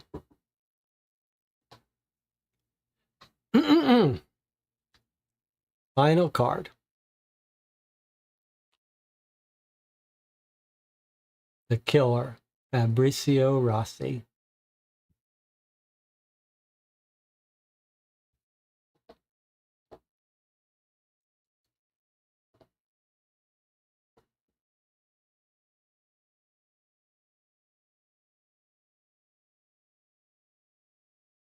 Good teamwork. This was a real team effort, this case, and we caught him. All right, pretty fun. All right, now let's read the finale stuff here. We could still have gotten questions wrong. We're going to find out. Final office internal memo. Exceptional work, detective. The perpetrator is in custody and Christian's family can begin to process the truth. You'll be pleased to hear Leclerc Sr. has signaled he's satisfied with the outcome of your investigation, as are we all. The justice has been done today, and it's all thanks to you. The department's official findings are recorded over leaf, though I'm sure they won't exactly be news to you. With this one in the can, why not stick around? Chances are high there's another case that could use your attention. Then again, you might have me out of a job. Let me think about it. Regards, Susan Clifford. Who killed Christian Leclerc? Oh, here we go. Fabrizio Rossi killed Christian Leclerc. How did the perpetrator kill Leclerc? He acquired a poisonous substance from the locked office cabinet, used it to poison a tray of appetizers he knew Leclerc would taste. The poison took effect an hour later when Christian collapsed in the walk-in. Exactly what I said. Hazardous chemicals in the locked office cabinet. Okay. What was the killer's motive? Leclerc had systematically been denying Fabrizio credit for his contributions and accomplishments for some time, despite Fabrizio being the chef that performed well at the Golden Plate cooking competition. Leclerc decided to accept the award on the restaurant's behalf. The final straw for Fabrizio was realizing Leclerc had taken credit for his dish on the new lunch menu. The motive was revenge. What fact proves the killer's identity? Okay, I'm curious about this one. Let's see what it says here. Fabrizio Rossi was the only individual with both the knowledge of the correct security access code from that morning's meeting and the opportunity to acquire the poison that he would use to contaminate the food. Okay, access to the chemicals, 2:30 time tasting. All right. What actions, if any, did the killer employ to cover their tracks? Here we go. Fabrizio deliberately dropped the tray of poisoned appetizers in the hope that Hero would clean up and dispose of the contaminated evidence. That was Jonathan locked onto that one, and that really was key to turning us around. Who dropped off the envelope? A representative of DB Associates, the private detective agency, dropped off the envelope. Is that? Let me just look at this. Was that a mistake that they... This is a mistake. This should not be on here. Then it would have made this a challenge to remember that this was from the newspaper. This is silly. To ask them who dropped it off when it's right there. Who were the people in the torn photo? Laura and Hero, proving they were engaged in an extramarital relationship. So we got every question right perfectly. Pretty cool. All right, let's see. There is another sheet here. Looks like it might be a confession. Okay, Mr. Rossi, as I explained, I'm going to repeat the statement read to you earlier, okay? Yes. All right, I'm now sharing with Mr. Rossi for the record the findings of TPD case 80327. Our investigation has concluded that you, Mr. Rossi, did directly cause the death of Mr. Leclerc by knowingly administering him poison in the kitchen of La Promesse on or around 2:30 p.m. on March 16th. The department is aware that you alone had the means and opportunity to access a hazardous substance securely stored in the locked office cabinet on the premises and used your knowledge of the security code provided that morning to acquire some amount of a poisonous substance on or around 2 p.m. when you answered a call from your employer, Mrs. Asseline. Department is confident that its findings will prove, in conjunction with forensic evidence gathered during the autopsy, that you did knowingly introduce the poison into a tray of appetizers with foreknowledge that Mr. Leclerc would routinely consume a sample of your work. It is the opinion of this department that you deliberately attempted to destroy evidence of your actions by dropping the same tray in the walk-in refrigerator, with the reasonable expectation that your colleague, Mr. Nakamura, would unknowingly remove and dispose of the tainted waste. It is believed that you, Mr. Rossi, did resolved to poison Mr. Leclerc in an act of revenge for a sustained pattern of abusive behavior on the part of Mr. Leclerc, in particular his continued theft of credit for your contributions and achievements. At this time, I'd like to invite you to comment further as necessary. Your cooperation with the department is going to look good for you, Fabrizio. I encourage you to take this opportunity. What else do you want to know? Seems like a waste of time. Not at all. Trust me, it's better coming from you. So ask. I'm curious, did you know about Mrs. Leclerc's affair? Laura and Hero? I mean, I had my suspicions. If you're asking, then I guess it must be true. What does it have to do with me? Candidly, we thought for a time you may have been involved with Laura. That kind of thing can drive people to act in all kinds of ways. Barking up the wrong tree, Detective, but I don't blame them. Either of them. They may have made my mistake eventually, too, given long enough timeline. Why'd you do it, Fab? It's true, what you said about taking credit for my achievements. Since day one. For everything I did right in that kitchen, and he made a song and dance out of everything I did wrong. He treated everyone like garbage and then expected us to sit and watch him bask in the adoration and applause at the end of service each night.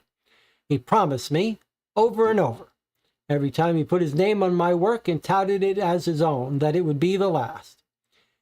When Hero handed me the new menu, I can't even say I was surprised, but for some reason I'd believed him. He was nothing if not consistent. So it was his taking credit for your terrain that drove you to it. I suppose, if you add it to the back of a very long list. What else was on that list? I find it hard to believe you would spontaneously poison a man. That's true. It wasn't spontaneous. It was a long time coming. So when? When did you decide to act? The clean plate. The cooking competition? Go on. Well, I won. We won, La Promesse. Sam entered me this year, and I did well. We got invited to accept an award. Sam said it would have done big things for me. I worked so damn hard. So what changed? Well, I found out he was going instead of me to the ceremony to accept the award on behalf of La Promesse. And that was the last straw?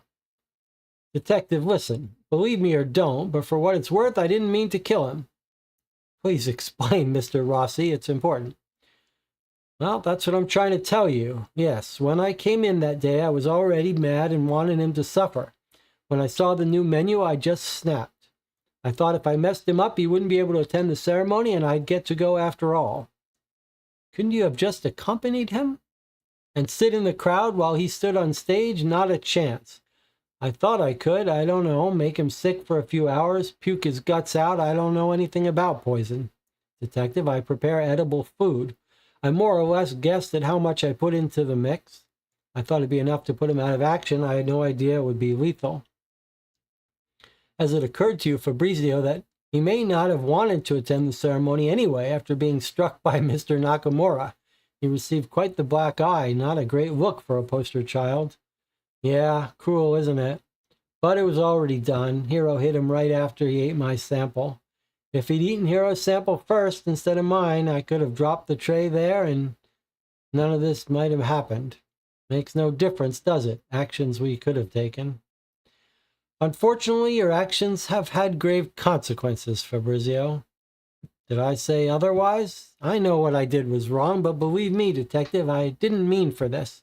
I just couldn't stand another broken promise. That's the end of the interview. And then the last document we're given is a filled out timeline. Looks like probably the designers used this when they wrote out the play. They put a note where everyone is.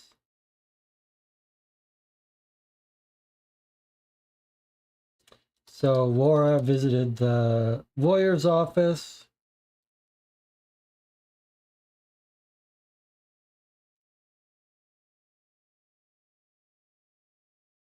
Let's find what Fabrizio did.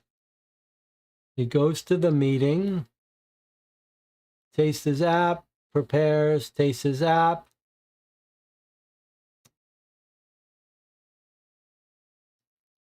Receives menu, checks out the menu, enters office to answer the phone call. Poisons his apps, tastes. Fabio deliberately drops the tray in the fridge. That's it.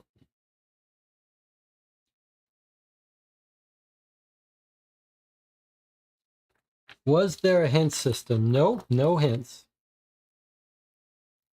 No hints. In fact, once you answer the questions, you just turn over and get the answer. So if you were wrong, you wouldn't even have a second chance. That feels like a bit of a mistake, right? Wouldn't it have been better if there was a suspect card for each suspect? And then you could check and say, okay, is it Fabrizio? Is it Laura? Is it someone else? And then you flip it and you'd be wrong. And you'd say, oh, we guessed wrong. It wasn't Laura. Who's our next guess? This is a bad mistake. This is a bad game design mistake to have this one card in the solution envelope. Why are there not 6 suspect cards? And let the players try to guess the correct suspect and then flip it over. Then if they were wrong, they'd have a second chance. I don't understand that decision. All right. We're going to talk about the game. I'm going to go switch to the break screen, but it's not going to be well, we'll do our thing. Where's my view? We'll take a 1-minute break, then we'll come talk about the game. So collect your thoughts. You only have 1 minute.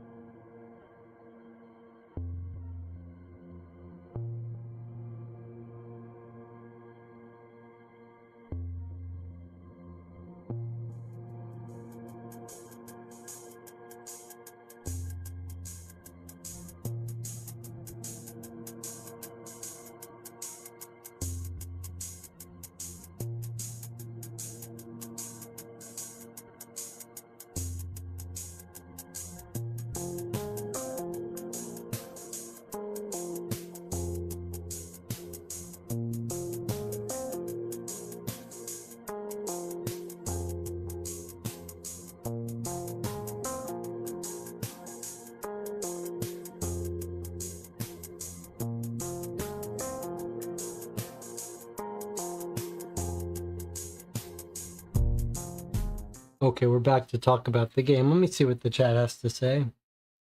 Marco says, let's start with Noah. Noah says, gotta go, but my input, very fun case to solve at the end where we were answering the 7 questions. Not fun at all putting together the gimmicky puzzles in the first half. Marco says, a mostly meaningless autopsy in a game advertised as being about an autopsy. A prop with almost no actual forensic content. Strange we don't know what kind of poison he used since the thorough autopsy. Maybe I'm going to be too harsh here, but although the case itself was not bad. John says, a mixed experience, but I lean towards positive. Well-produced documents of the autopsy papercraft looks cool. Felt like it needed a bit more polish when it came to integrating the autopsy and the rest of the case. Had a real clunky introduction to the autopsy system. And the pacing with the autopsy system versus the regular cold case documents was not great.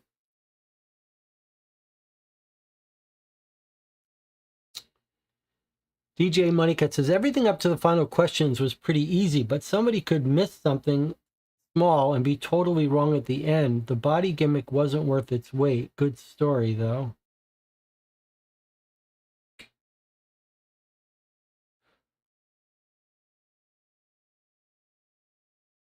Well, I have mixed thoughts. Here's what I would say. I think, first of all, we spent almost 7 hours playing, and we had a long, serious, interesting, fun debate at the end about picking the suspect and answering those 7 questions. This part was terrific. And it felt like the game took a very sharp turn at the end here, where all of the answers to each of the 3 chapters was completely trivial. It was not even like a puzzle. It was almost like just, line up the cubes and get the answers.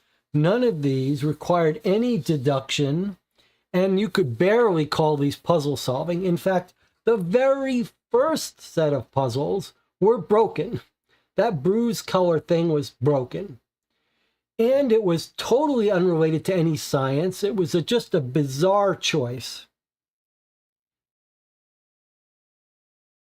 And each of these was completely abstract, completely non-scientific, didn't feel like it had any interesting deduction or process. It was just going through the motions. But then all of a sudden, the final questions turned this into a real, useful, valuable, interesting, meaty discussion about who did it and really identifying evidence. And this brought this to a classic cold case game, as good as the other cold case games we play, that required some really subtle picking up on things, a little bit of psychology, some real timeline, and having to go through lots of interviews to really convince ourselves about it with some very nice subtle details. And we were right about all of it. So I think where I come down is that this is a game pitched as this gimmick with this autopsy thing that's very involved, right? This big, giant autopsy thing with all of these papercraft organs that were in there. And it was quite well done. The documents were very nicely produced. This was very nicely produced, full of, paper clips and envelopes, but totally pointless. Absolutely pure gimmick, added nothing, added zero, other than the gimmickiness of it. Now remember, this is a $45 game, and most of the cold case games we play are more on the order of $20 to $30. So an odd thing, a very odd experience in terms of this gimmick being a negative impact on the game. Other than the gimmicky thing, I mean, it was kind of fun that the finale, and look at this, you go through the back of his head. I mean, this is just, but what I'd like to see, we played a medical game on this channel, the Medical Mysteries, that was so well tied into real medicine. You could imagine that this gimmick in the hands of the Medical Mysteries people would be amazing. They should get up together and make a Medical Mysteries case that involves a real autopsy and noticing things. Here, there was nothing to notice here. There was nothing interesting. It was just like little abstract busy work stuff. And then this stuff, which I thought in the beginning was going to be a clever way of letting the players answer questions and see whether they were right or wrong, this just basically failed on us. It was just, you were basically given these answers when you solved those puzzles. It was basically impossible to get them wrong, except for this one with the color match, which was insanely ridiculous and broken and unnecessary. That's like a self-own. There was no excuse for having a puzzle that was so dependent on spotting color differences that either came out wrong in production or were just a complete mistake. And if I had to guess, I would guess that the color production and manufacturing didn't match the color production of this manufacturing, and it was just a mistake. Hard to get colors to match, but I don't understand the logic. Now, I really enjoyed the cold case game, but I think another thing has to be said about this. This is the gimmick, right? And I can see this being fun for some people. It's very cool. I know that I'm not the audience for the gimmicks.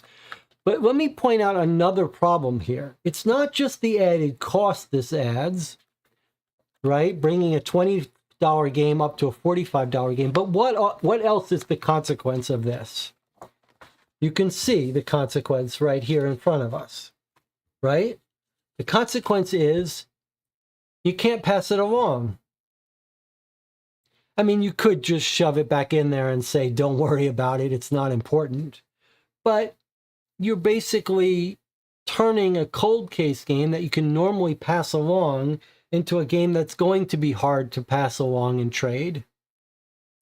And that's like an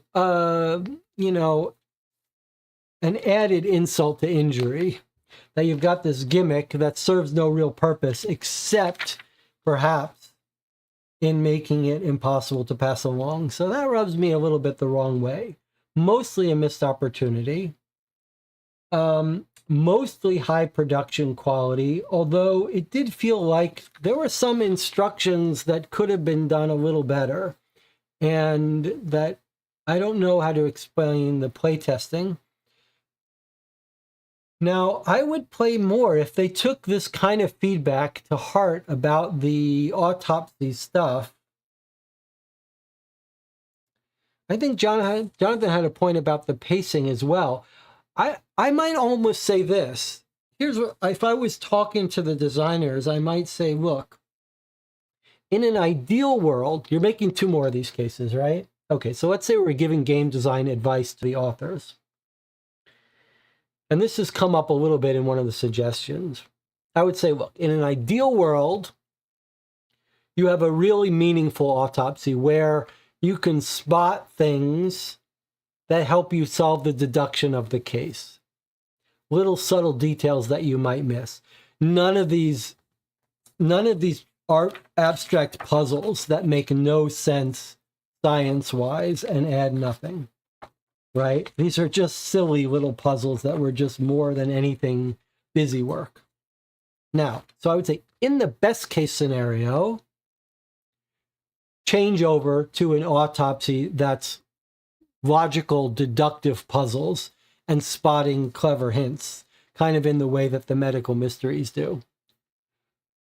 But the second best solution, if you still want this gimmick because people like the fun of the toy nature of it, in the second best scenario, use this as a narrative device. And don't try to put these silly puzzles in, but put much more of the narrative in it, like discovering poison, discovering the kind of poison, discovering through lab tests how long the poison was active, discovering through the lab tests and the autopsy. Put the lab results and autopsy as one process, so that what you're doing when you're doing the autopsy is advancing the story and telling the story through the autopsy. And, you know, there was a lot of reading in here with the interviews and stuff, and it might have been nice to mix that up a little and make the autopsy more of a lengthy narrative experience. And then maybe you could get rid of this whole card system. I've already pointed out that the final answer, the only card that made that was of any importance to us, was if the game let us guess the final answers and check them. So I would say take all of these, throw them out, throw this whole process of answering these for stage 1, 2, and 3. And this was the real enjoyable part. And make your cards answers to these. And let the player try to reveal the answer to these, because these are the questions that players could get wrong. Let them try to answer them with cards. And the benefit of that is if you're wrong, you get a second shot. The real sad thing is, imagine you play this game for 5 hours and you got it wrong. And you open up the envelope and you think, I think it's Laura. And you open up the envelope and you say, was it Laura? And the game says, no, it wasn't Laura. And here's the answer. You can't make a second guess. You can't go back and try to figure out who did it and figure out where you went wrong. That's a real shame. That's a real shame. And no excuse for it. I don't know why that didn't come up in playtesting. Okay, let's see. John says pacing with the autopsy system versus the regular cold case documents was not great. I agree with that. That's why I think you could try to shift over the autopsy stuff to be much more of a narrative story unfolding. John says, I guess it depends on how much leeway you want to give to how gamey the autopsy should feel. It feels like it's hard to really have a twist in the autopsy with multiple stages. Really should be gather all the info up front, do the whole autopsy, then work backwards. Yeah, I agree with you. Logically, it's a weird thing. DJ Moneycut says, the timeline was a little unusual in that it wasn't about giving people alibis. The timeline was unusual, and it was a little frustrating that we identified a very precise window of 2:30, and then we had a little bit of a hard time figuring out which of our 2:30 people it could be. But that complaint, you have to basically throw that complaint out the window, because that's what made it exciting for us to put all the other evidence pointing towards Fabrizio. If it had been crystal clear that only Fabrizio could have done the 2:30 one, then it wouldn't have been as interesting a debate at the end. It was the fact that there was a little bit of wiggle room there, and there was also the wiggle room of the cut in the arm. I even thought maybe she was poisoning the nails. Marco says it goes into casual players' hands attracted by the props just to realize that it was not a case not so easy to solve. I think that's a good point in terms of who's the audience. I think there are going to be groups that have real trouble getting that answer right at the end. I absolutely think people are going to have a hard time. There are going to be people getting the answers wrong, but there's certainly going to be people having a hard time getting all these answers correct. And it's sort of unfortunate that it can't give you hints about it. No hint system and no way to see that you're wrong and get pushed back in. There was one other observation I have. This isn't a game design issue. It's more like a reminder to us. And I think if I was redoing I made a video called Remedial Narrative Detective School or something, where I talked about strategies. It's time for doing it again. That was done many years ago, a couple years ago. There was an interesting point in this case in the confession. And in the confession, he says, hey, I didn't mean to kill him. I just meant to make him sick. And over the years, I think we've played a couple cases where it seems like in real life that would be an important thing for a detective to think about. In other words, you're a detective working a murder case, right? You shouldn't start always with the question of who would murder him. You probably should say, hey, there's two tracks here. One track is a premeditated murder or a murder of opportunity where someone really meant to kill him. But you should also have in the back of your head, especially when you're thinking about psychology of who did it, you should have in the back of your head a question like, maybe the person really didn't mean to kill him, at least at first. Like you could imagine maybe you tried to threaten him, pulled out a weapon, meant to scare him, and things got out of control. And that really could shift where your blame, what leads you go down and what psychology matches up. And I think we should remember that when we're investigating murders. Let's keep an open mind about the possibility that the actual murder might have gotten out of control and not been what the person really intended. And the poisoning is a great case. Poisoning probably happens quite often where people don't really intend to kill the victim, but intend to punish, debilitate, etc. So especially with poisoning, I think one should be thinking about maybe murder was not the end goal. Okay, Marco says I've got to go. Good game as usual. This was a perfect example of the cases that are fun to play as a group here on the channel. Really was a real teamwork effort. Lots of people saw different things from start to finish. And a good example of where at the end we all talk ourselves into the right answer.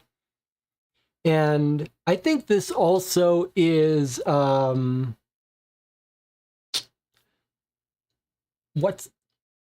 drawing a blank on the word where something proves that an approach is correct. It justifies, it's on the tip of my tongue, I can't think of it. It proves that our strategy of really taking the time to talk over our theory, and when we saw these questions, this is to my credit as well, but credit to the channel as well. The channel has occasionally stopped me from answering things right away. When we saw these questions, we pulled the car over to the side of the road. We put the brake on and we said, okay, stop. We are not confident about how to answer these questions. We need to think about it. And DJ Moneycut says vindicates. Yes, this absolutely vindicates. That's the word I was thinking of. This vindicates our approach when we play these games, that even at 7 hours in, we can note that, hey, we got to pause. We're not confident enough to check the answer. We need to rethink things and get more comfortable with our theory of the case. And that's a wonderful moment when that happens, because it was absolutely the case that when we revealed this, I thought it was Laura. And it was great to have the whole channel agree to spend some real time looking back through documents, talking it through. And when we did, reason prevailed and we caught our guy. So good work to all of you. All right. Well, another case in the books. 7-hour stream, 13 concurrent viewers, 19 likes. Thank you to the Patreons who paid for this game. We'll have to think about whether we play the follow-ups here. I'm going to want to hear a little bit more about the case first, because I was surprised at how good the cold case was, and I was surprised at how useless the actual autopsy was. So someone's going to have to tell me one way or the other if the follow-up games are the worst of the parts of it or the best of the parts of it. But I would like to see how they iterate this system. And maybe people who like the toy factor of these games would appreciate it more. So I think it could use a little bit more work, but some real care went into this. So not a bad, it's not bad. It's just, it could use a little more evolution and iteration. All right. Thank you for joining me. The next scheduled stream is Sunday at 1 p.m. That's the Game Design Diary, where I talk about high and low. It's possible we'll do another stream before then, but probably not. Probably the next time I'll see you is on Sunday. Thanks for joining me, everyone. Good game, good group effort. I appreciate it. I love spending this time with all of you. I'll see you next time.